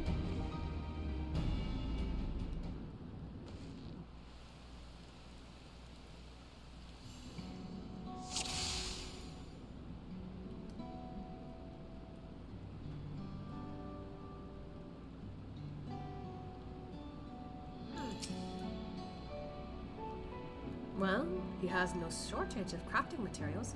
There must be something else he's missing. Yeah, that looks fine. Untouched meal.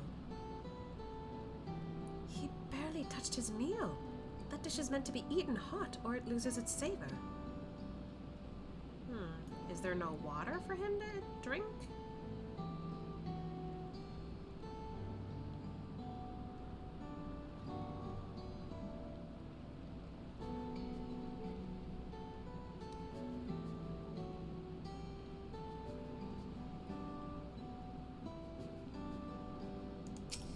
It's worn. Those tools are looking pretty worn down. Maybe it's time for some new ones? Maybe a new tools.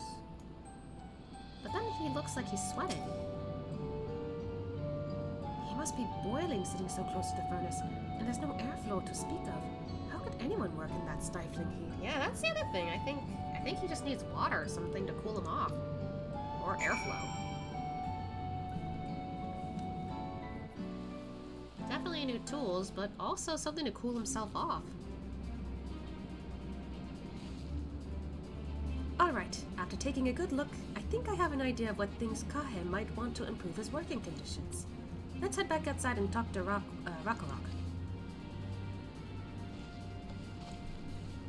I'm gonna take a bite of my food.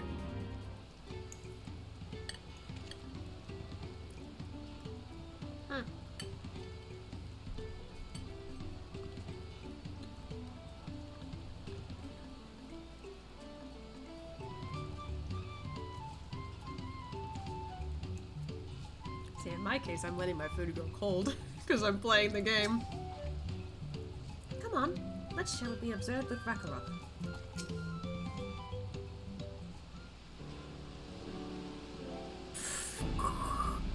You made your observations? What did you guess think?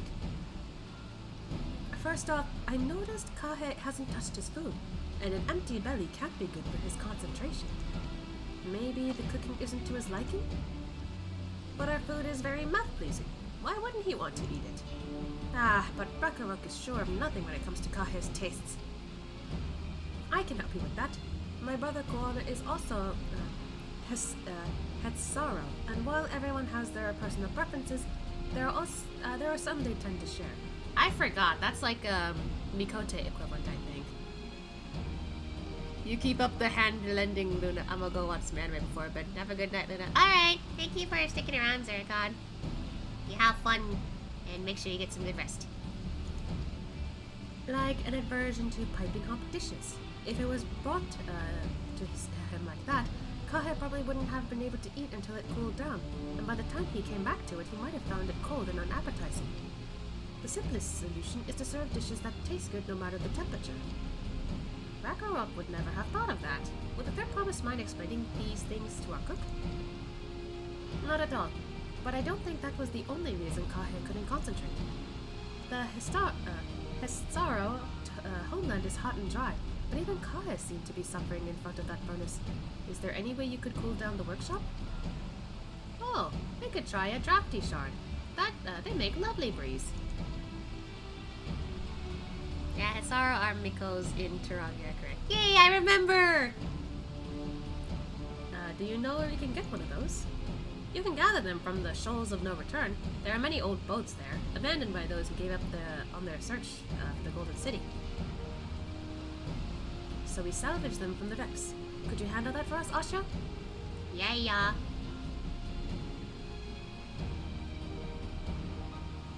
Oh, and one more thing. From what I could tell, Kahe's files and saws and things were very worn down. Maybe a new set of tools is in order. Ah! Rakarok was too preoccupied with stocking materials, a serious oversight which he will rectify. Supplying good tools for good living is a help hand's responsibility. And then we all have work to do. We can meet back here when our tasks are done. Looklamot's doing good. The Shoals of No Return are past the crags, through a tunnel southeast of here. You should be able to spot the passage from just outside the village. Okay.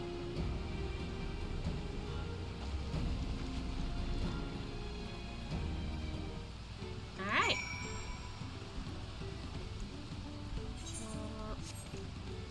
Okay.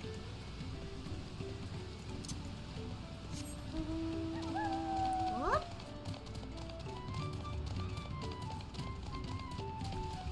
What the fuck?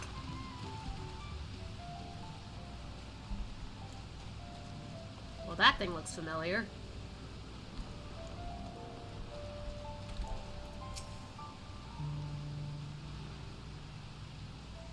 I think after a little bit of this, I will finally stop. Oh! Quana! Bankered! The fuck? Make sure you drink a ton of water with your food. I got a soda, it's okay. You are Ashia, aren't you? What brings you out here? Hi. Ah, the issue with caring for the pots one. When they approached me with that same problem, I suggested they commission artisans in Charlie instead. The quality of craftsmanship would be guaranteed after all. However, the Moblins do not care for the idea. Yeah, see, that's the problem when you're trying to, like, you know, make everything about the future. Not everyone's going to agree to that, and the Moblins are one of those people. They will not care for that. Surely, it would be more effective to engage a uniformly trained collective. I cannot understand their fixation on individual contracts. Perhaps the custom will make more sense once we begin the feats of parts. Until then, we've been deemed unfit to assist in the matter of help hands, and are instead tasked with tending the injured. We're on our way back from procuring herbs for Orionje, in fact. Ah. Settlements in Kozama Uka, too, have been isolated by the storm's destruction. What would have become of the wounded had we not found a way there? Here. Should I become Dawn Servant, one of my first acts will be to establish relivable trade routes to the capital. When I imagine how much good we can achieve with Sharian technology, He's thinking way too far ahead with this. I think Thancred notices that too. He's like, buddy, you're thinking so far ahead. My apologies. I have much to consider. If you'll excuse us. We'll meet again soon, I'm sure. Take care, Asha. Like, I think that's his problem. He's not focused on the present right now, like what matters right now. Like, if I just figure out the shit we need to do right in the future, like, I'm sure we can fix everything. I'm just like, dude, they need help now. You can't just focus on the future right now. I know he means well, but still. Ah! Okay, it's this way. Is that where we're supposed to go? Northwest is where we're supposed to go. Alright, we'll go in that opposite direction later.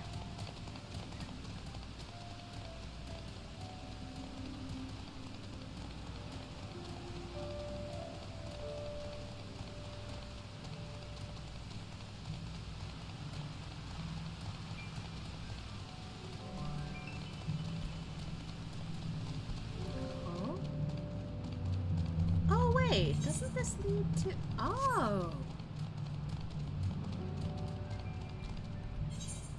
Ah, okay. That's cool.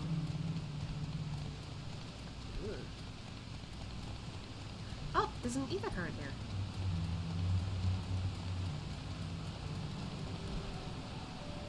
I'm a little concerned about that.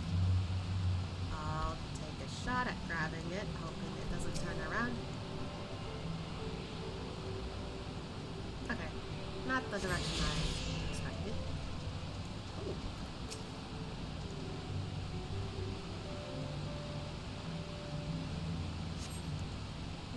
Warm to the touch. Okay, no.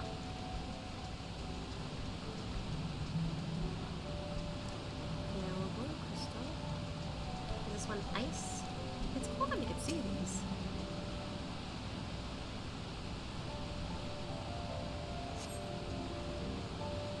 Feels damp. Okay, so it's kind of wet.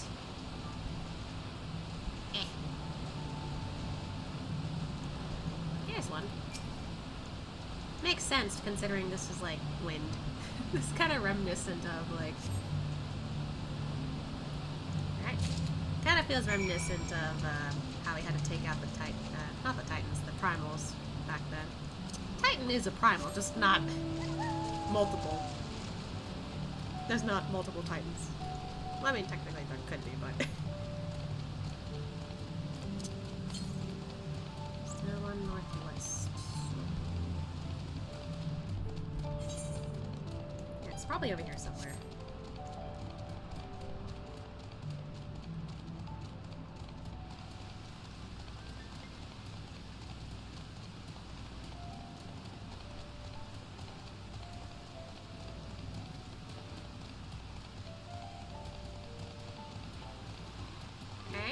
Making our way here.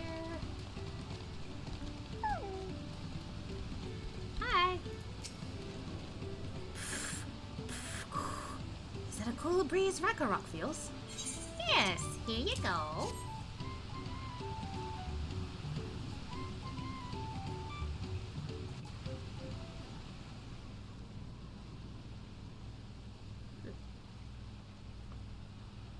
Yippee! Yes! Thank you for seek finding a drafty shard. Ragnarok will add it to the new set of tools he brought. And I come bearing good food tidings. The cook has prepared a feast fit for the most discerning Hetzaro, and it's on its way even as we speak. Nice. Let's go in and see what Kahe thinks of our efforts. Don't know if he'll notice, but like...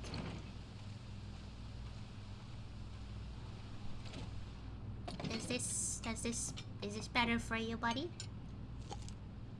I hear eating.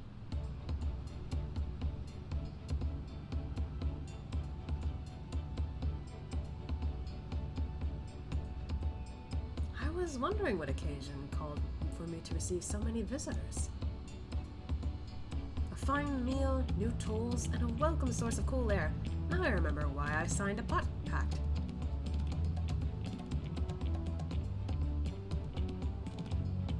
I am grateful for your kind considerations. Allow me a moment or two, and I'll reciprocate with a piece worthy of pot sword. Yay! he crafting.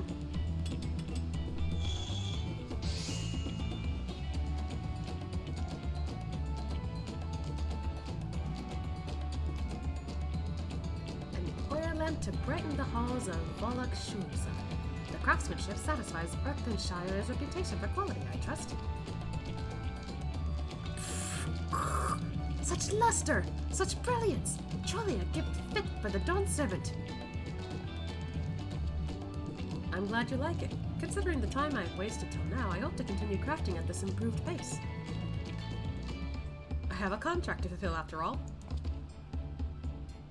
Yippee!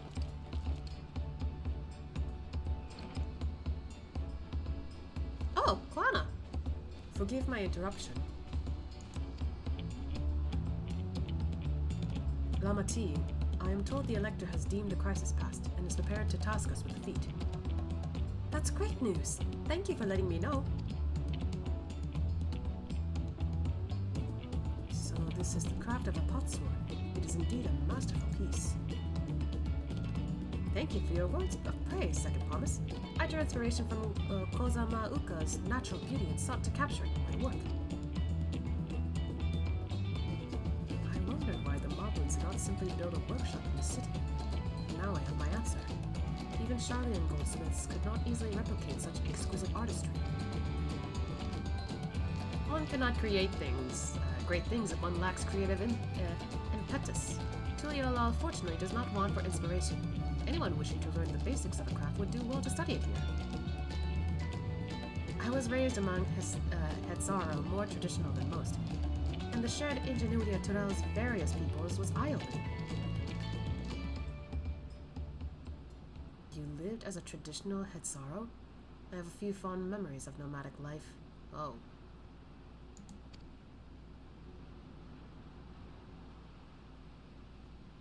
Yeah, even he's confused. So I guess he's not really happy that he doesn't know what it's like to live among others like himself. Maybe? I don't know.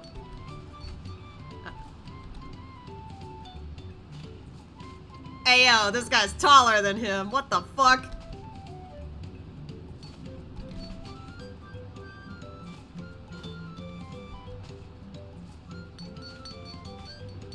What are you, like 5'5"? 5'6"?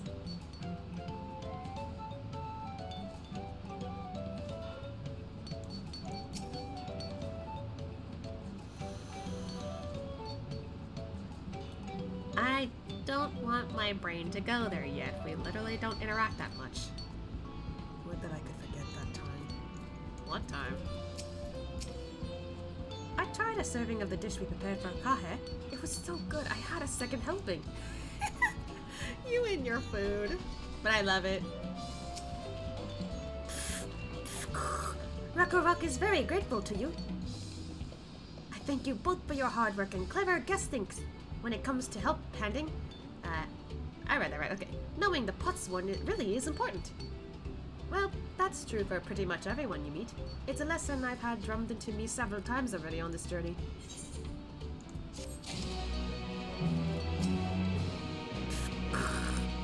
Rakurak will see that Potsword Kahe's lustrous oil lamp is delivered to the palace at once. I think we will stop here for now, so we'll talk with Koana later.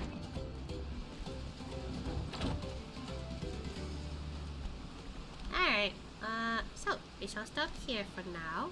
Oh, that pose. Okay. We'll continue more of, excuse me. We'll continue more of Final Fantasy XIV some other time. I don't know about next week. Maybe the week after. I don't know yet. I'm not sure. But not to worry about it too much. As for tomorrow, honestly, I think I'm going to try and do a mix of Zenless, because there is some events that needs to be done. Also, there is Seed's story. There is that. But I also want to see if I can get through some Wuwa, because there's also more story for that as well. If I can't get to that, at the very least, I wouldn't mind just exploring around places in Wuwa for a little bit. I don't know. We'll try and see if we can get through 2 different stories, though, for Zenless and Wuwa. Yeah, I think that's about it. I don't know if anything new has popped up in Star Rail. I'll try and check. But, I don't think anything's new yet, so there's that. If there is, though... oh, wait. Actually, no, there is something.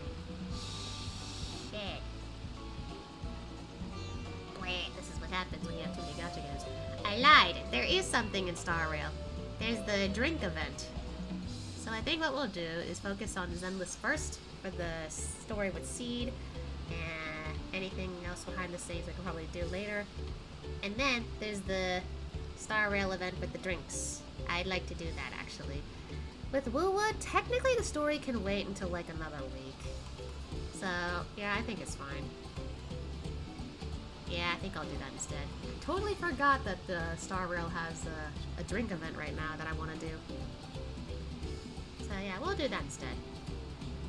Okay, so I'll probably start stream at, I almost said 9:30 for some reason. Not that. 3 p.m. Eastern Standard Time. That's what I'll do for tomorrow.